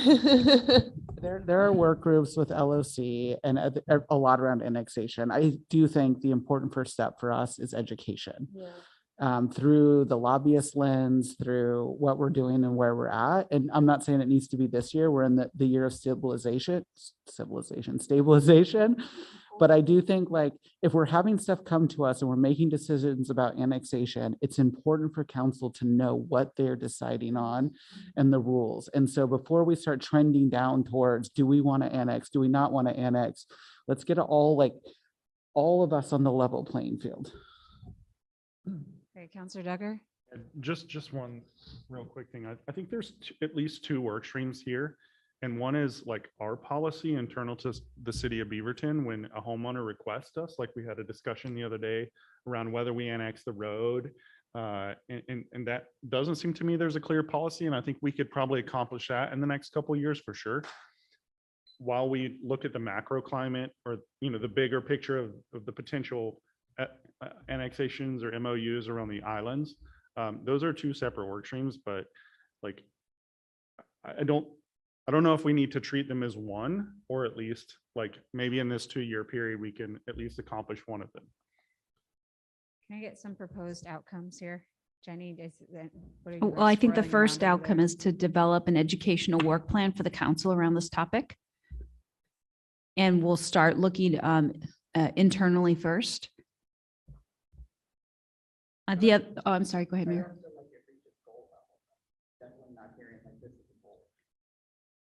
Maybe it's a side operational priority that you want to give me. I need to hear from the council, because you're right, it is kind of just it's a task. And I'm okay doing the task too, if that's important to you, and I'll make a note of it. I mean, Does it fall under like the 8 areas? yeah, it could be good governance. I mean, onboarding. Onboarding. Yeah. I heard the city attorney volunteer to teach the education class. Thank you, Bill. Can we place this in the parking lot to figure out what to do with it as a task? Yeah. Actually, we just write it up, just like educational awareness for the council on the annexation strategy, thinking about it from an internal and external perspective. Does that give enough? I'm hearing John. Go ahead. Sorry. Counselor Duggar is saying there's a mechanical aspect to it and there's a strategic aspect to it. And we'll deal with the immediate mechanical aspect and do that as part of the training. Okay, clear on that. I just want to say before we move on that I support what John's saying, what Councilor Duggar is saying. He and I have talked a lot about this since we've known each other. So I think it's important. I just don't want it to sound like it's only coming from him. But I'm good with parking lot and going forward to some trainings. Okay. Jenny's gonna figure out where it fits. All right. Let's see. A Bureau Council retreat.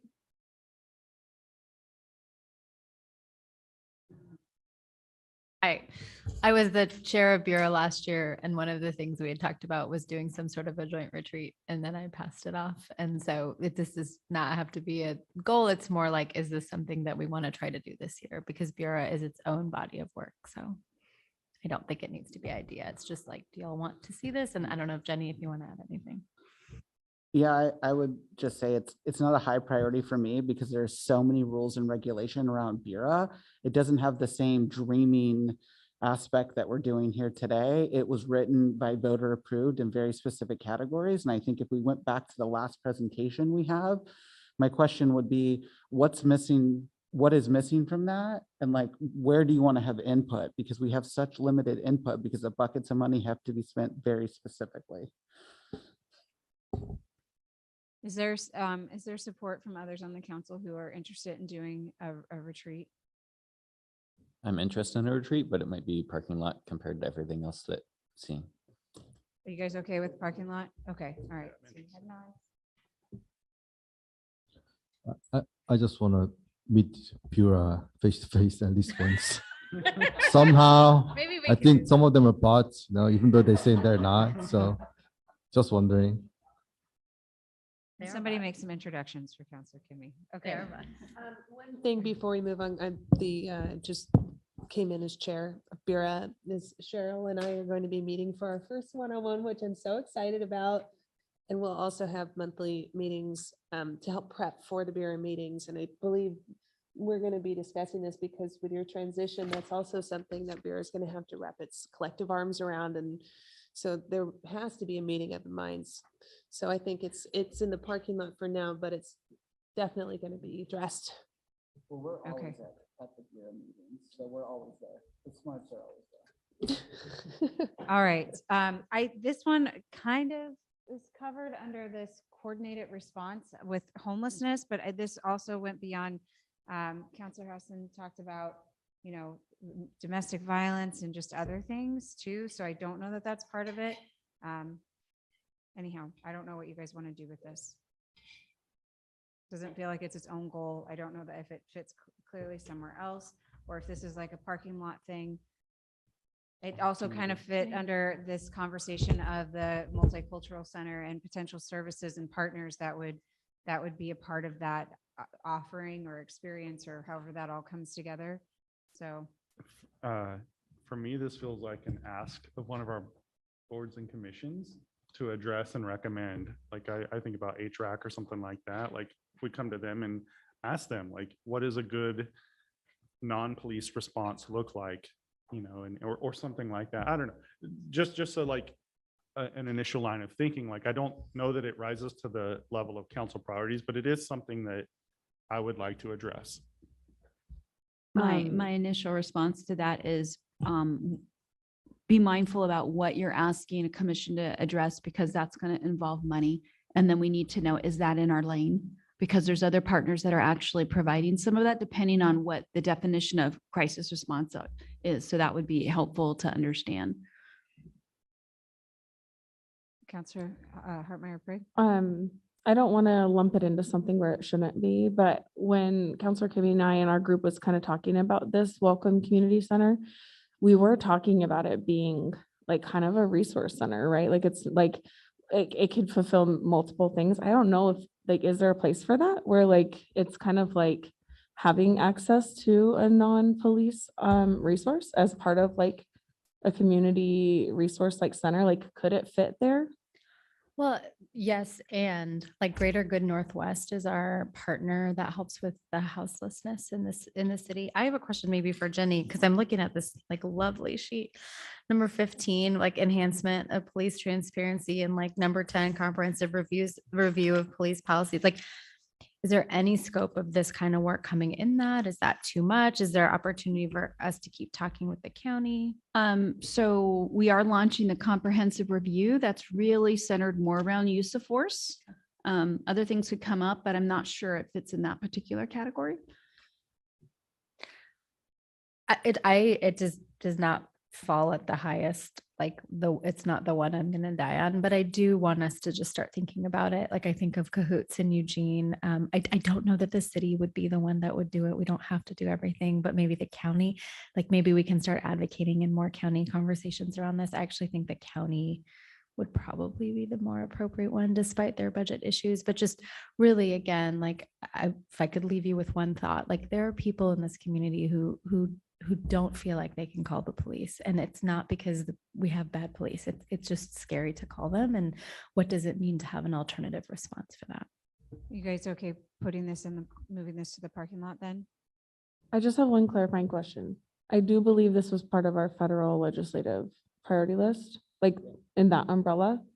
So how does that affect our goal setting? I would just say the way that our framework is, and you'll see it live with the state legislative framework coming back to you. We could put it as a priority, but we can't control what the outcome is. Yeah. And so we have to wait till the current Congress starts spitting out bills and doing things to filter it through this list. And so if there is something there, of course, we're going to put it in that category, but I'm having a hard time because if we think about Cahoots and some of the other things, we're not the right body. Like Eugene is really big, and then it comes to the whole county. And so of course they could do it. We can't do it this way here. I think Councilor Hassan is right in the county being the right person for this. And so how do we start having conversations with the county commission? I think it's fair. I think when we talk about policing, this is what we need to do. I just don't know. We do not have the capacity to flesh out exactly what that means. But I do think once an equity officer is on board, some of the things we're talking about, I don't know who it is. I don't know why I just said she, they will start to be able to help our internal policies through this lens. And so this might be one that we parking lot, not because we want to, but I just don't think it fits right now with what we're doing. But I do think it's going to be a lens in which the equity officer starts to do work. I just don't know. There's no clear path to money right now from the federal government.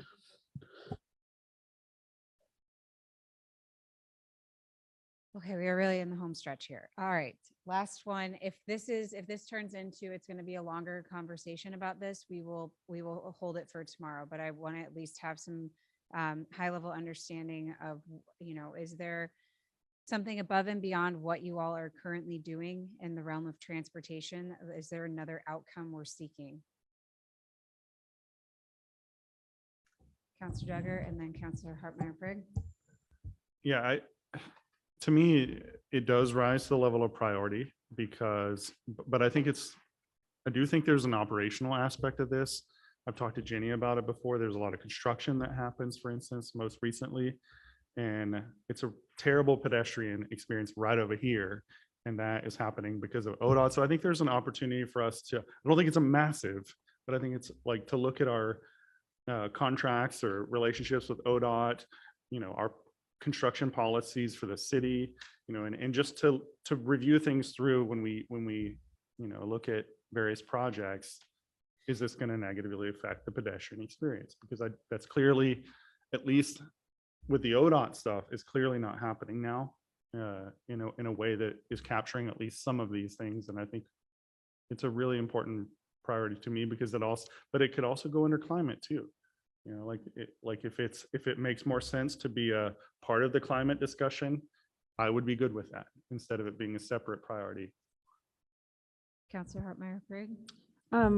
When I look at our list of projects, I see like a half a dozen of them that really tie into these priorities. And so it would be really nice to kind of solidify it as a goal in my mind because of how many of the things that we're doing now. And I know that sometimes some of the projects, it's a little bit harder to articulate why we're doing it. And this would be a really nice way to kind of say, here is the umbrella of projects that we are doing as a city. And like in a really visible way, because we have had a lot of tragedies in the last 2 years on our streets. So I think because of the amount of work that we are doing towards this, it would be nice to see it at the goal priority level for me, to show our staff in our city, like, we're doing this for you. And it's that important to us. Counselor Teeter. So I was just thinking of a name like Safe Streets or something like that.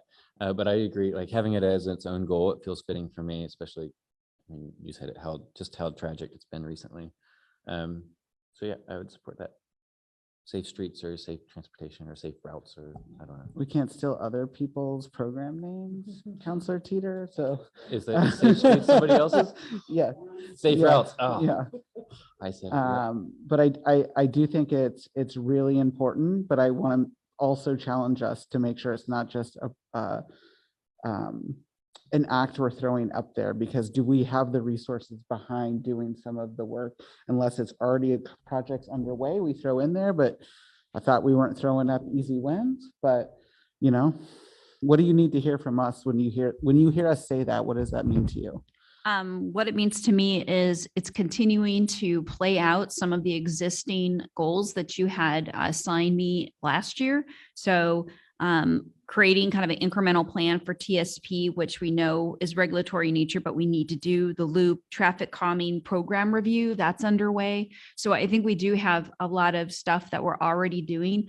Would I say it's a win? I think your traffic calming program review is a huge undertaking, and we're already starting to take steps at that. So I want to continue the good work that we're doing. So I do think it's worthy of that, because it has been highly visible and you all have a heart for pedestrian safety. So I think it just kind of screams your value. So it would be a missed opportunity if it wasn't there. What kind of name do you need to continue the work you're doing? Well, I thought that we could assign that to Allison tonight. All right. I'm just going to call Safe Streets for now. And we can come up with something better later.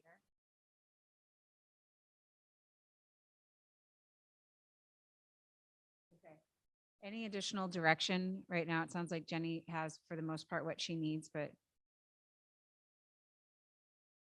Okay, you guys did it. We made it through all of the things. Oh, Ashley.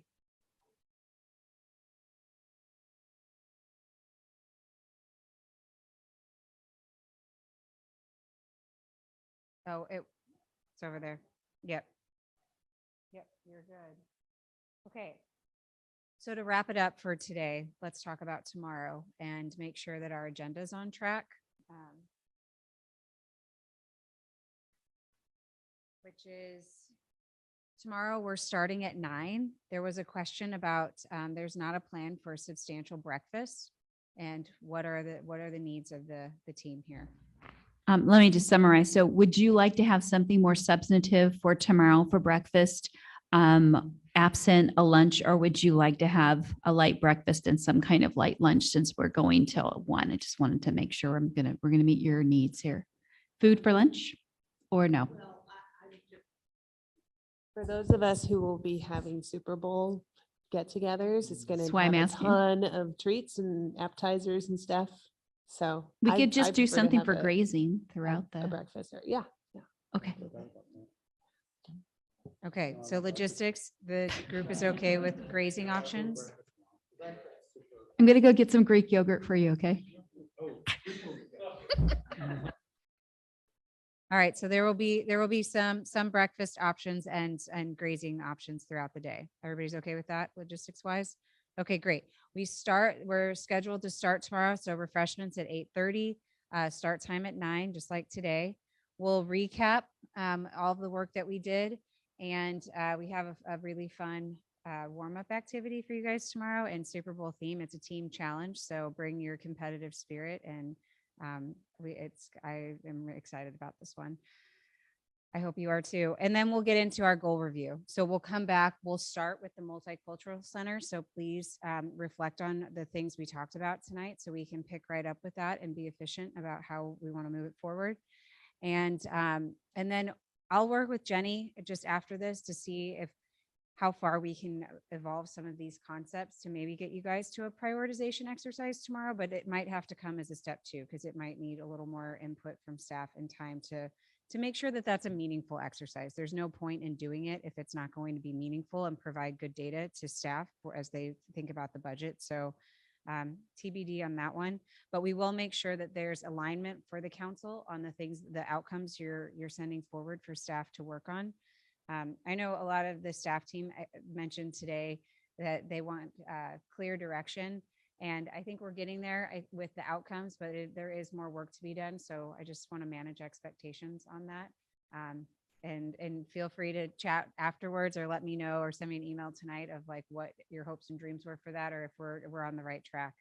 And then we have some team building work in the afternoon. So after we get through the goal review and we feel good about that, we're going to talk about the council's role in supporting the work and just what you guys need for success as a team working together to move this stuff forward. We talked about the more technical aspects of that and roles and responsibilities, but now it's time to think about how you guys are actually going to function as a team to move this stuff. And then wrap it up. So there's flexibility in that agenda. So there's some times outlined, but just know like the goals are really important. We need to make sure we have good clarity on that. And then we'll make sure that you guys also have what you need to support the work. Is everybody okay with that? All right, great. Then it's 3:55. Any final comments before we adjourn? Do we have another?